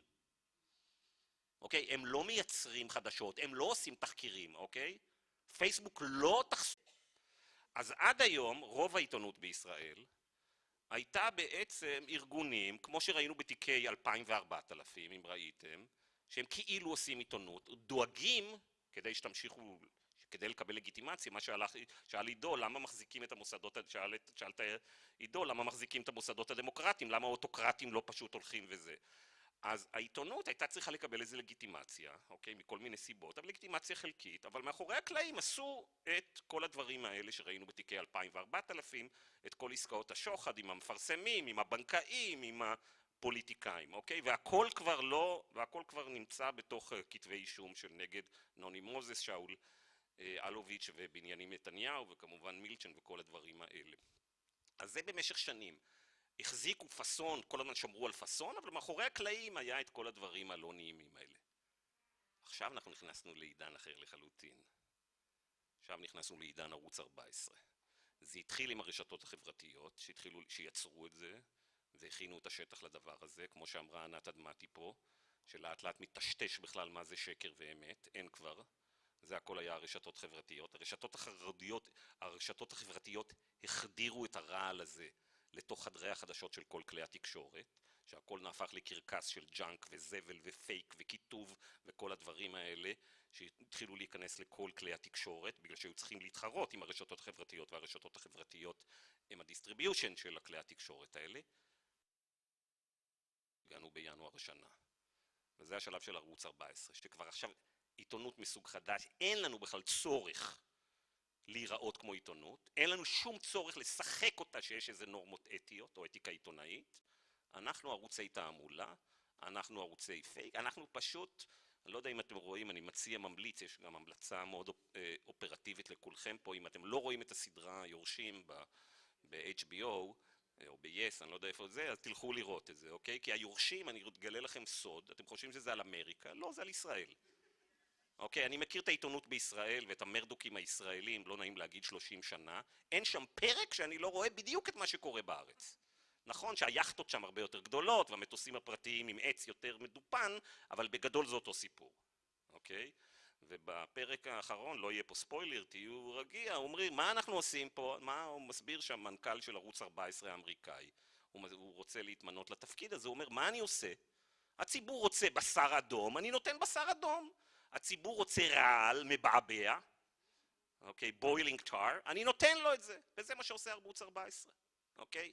12 ו-13 עשו את זה במשך 3 שנים, בקצבים הולכים וגדלים, כדי לתת לה חלק באוכלוסייה, כי הם רבו ביניהם על נתחי שוק של הרייטינג, והם עשו את זה, אבל הם היו עושים את זה 5% מהזמן, 10% מהזמן, 15% מהזמן, שהם הכניסו את כל האנשים האלה שזורקים בשר אדום לבייס, אז ראיתם, אתם רואים את זה בדיוק כמוני ב-12 ו-13, ערוץ 14 אמר לו, אצלנו, אתה נכנס בשעה 5 אחר הצהריים, בשר אדום, 6 בערב בשר אדום, 7 בשר אדום, 8 בשר אדום, 5 בבוקר בשר אדום, 24/7 תקבל בשר אדום. ומה אנחנו רואים? יש לי חדשות עבורכם, זה עובד. כן, מקדונלדס גילו את זה לפניהם, זה ג'אנק פוד עובד. אוקיי, מקדונלדס זה חברה מאוד גדולה. ג'אנק פוד עובד וג'אנק ניוז עובד. ושם אנחנו נמצאים. עכשיו, מי שהכין את השטח לעניין הזה, זה שהשחטנו פה את העיתונות. הסקנו עם עיתונות מושחתת לאורך בשנים, ולכן לערוץ 14 ולדומיו ברשתות החברתיות, וגם התחילו לעשות את הטוק רדיו כמו באמריקה, הכניסו את זה, כל הדברים האלה הפכו להיות לגיטימיים. אם לא נסתכל על הדבר הזה, נתעלם מהדבר הזה ונחלום שתהיה פה דמוקרטיה, אנחנו שוגים באשליות. כל דבר שאנחנו רוצים לתקן פה, בין אם אנחנו רוצים לתקן לשמור על עצמאות של האקדמיה, או שאנחנו רוצים להילחם במונופולים, או שאנחנו רוצים לטפל בשטחים, או שאנחנו רוצים שיהיה לנו שירות ציבורי, אל תפנטזו שתעשו את זה בעולם שבו העיתונות רק מוכרת בשר אדום לציבור.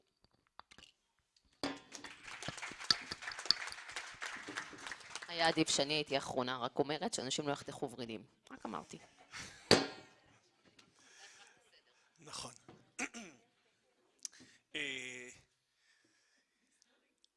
אני חושב אם אנחנו רוצים עוד לשאול שאלות, ואני חושב שאני אסכם.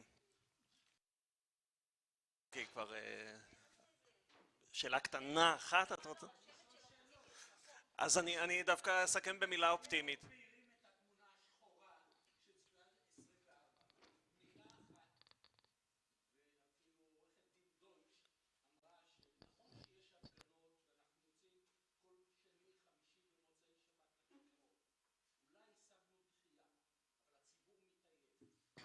חלוקה עליך.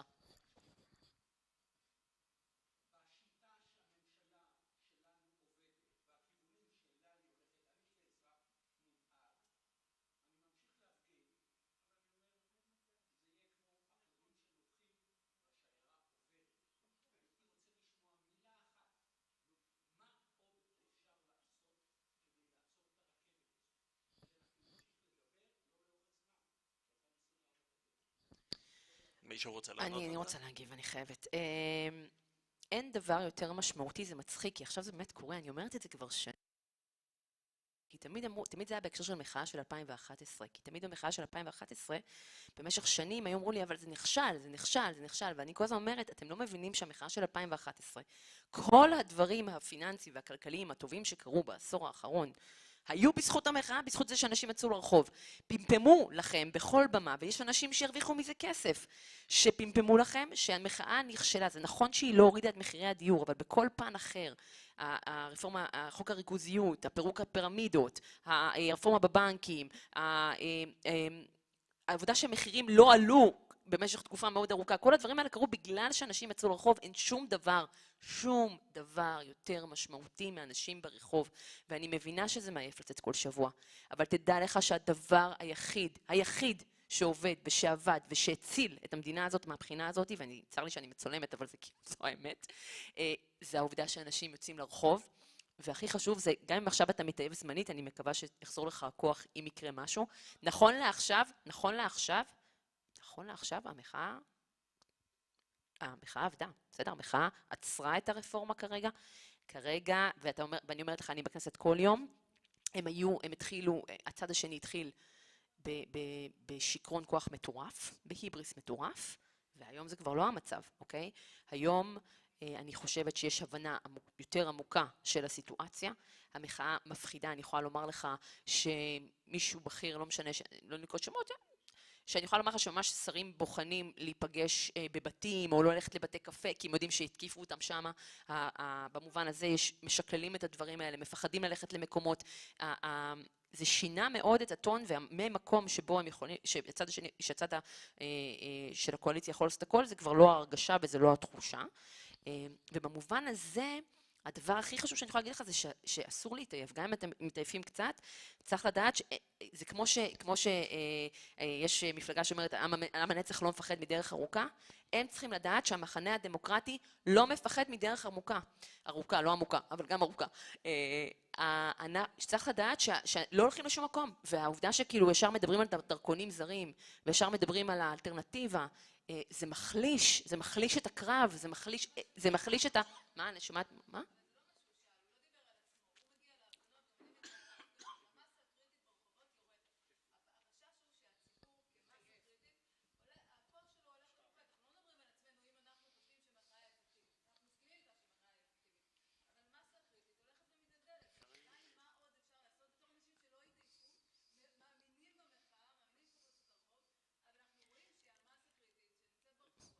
אז שני דברים, בסוף בעיניי הדבר הכי משמעותי, ואחר כך אני אתן פה לאמיתי, כי אני רואה שגם הוא רוצה לענות.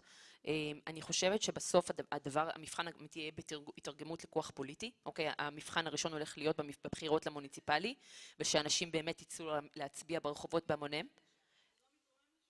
א', את לא יודעת, אני מכירה הרבה מקומות שעובדים על המקומות של המוניציפלי, וכן אני חושבת שיכולות להיות שם הפתעות משמחות, אבל באמת מוקדם לומר. זה דבר ראשון שבאמת תרגום לכוח פוליטי בשלב הזה. בשלב הראשון של המוניציפלי, בשלב השני הארצי. אני חושבת שהאויב הכי מסוכן, באמת הכי מסוכן, זה הייאוש. אין שום דבר שמחליש יותר מייאוש, מהמחשבה שאנחנו לא יכולים לשנות, מהמחשבה שזה כבר ככה זה. אני אגיד לך יותר מזה, אני עובדת עם חרדים ועם דתיים ועם זה כבר המון שנים. ואני חושבת שגם המקום הזה של כאילו הדמוגרפיה מכתיבה, מה שאמר קופל, יושב ראש קהלת, וכל המקום הזה, זה נורא דטרמיניסטי, ואני פשוט לא מקבלת את הסברה הזאת. אני לא מקבלת אותה, הדטרמיניסטיות הזו, אני לא מאמינה בה. אני חושבת שאני רואה מול העיניים הרבה מאוד אנשים חרדים, דתיים, שזה שמרחיבים את דעתם, מחזיקים טלפון כשר בכיס הקדמי וטלפון חכם בכיס האחורי, אתה רואה שינויי מגמות, אנשים עם הכל, מה? בסדר, אני לא שופטת אם זה טוב או לא טוב, אבל... כן, אני נותני גם...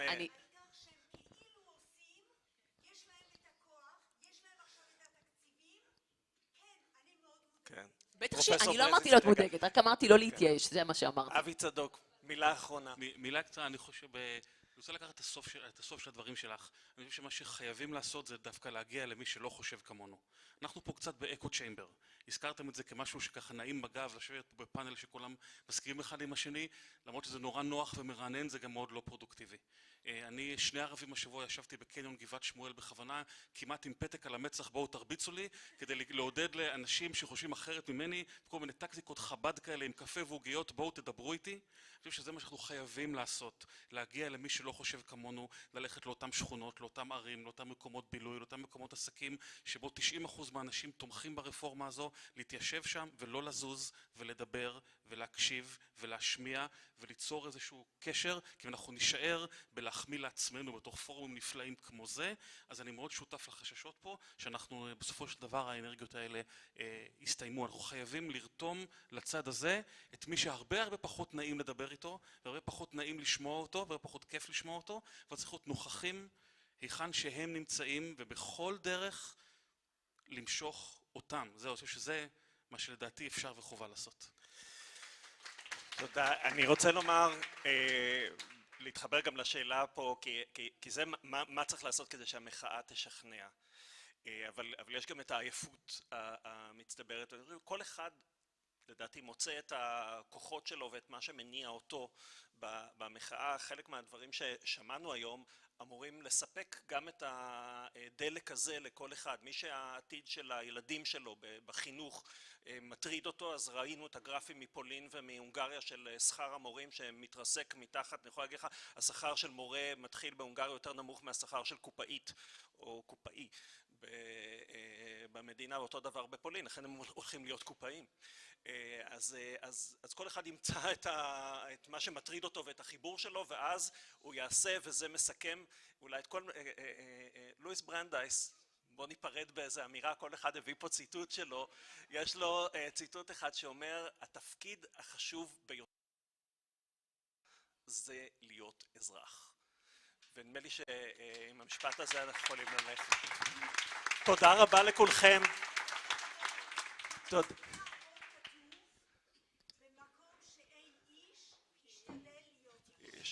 רבה. תודה רבה לכולכם. תודה רבה.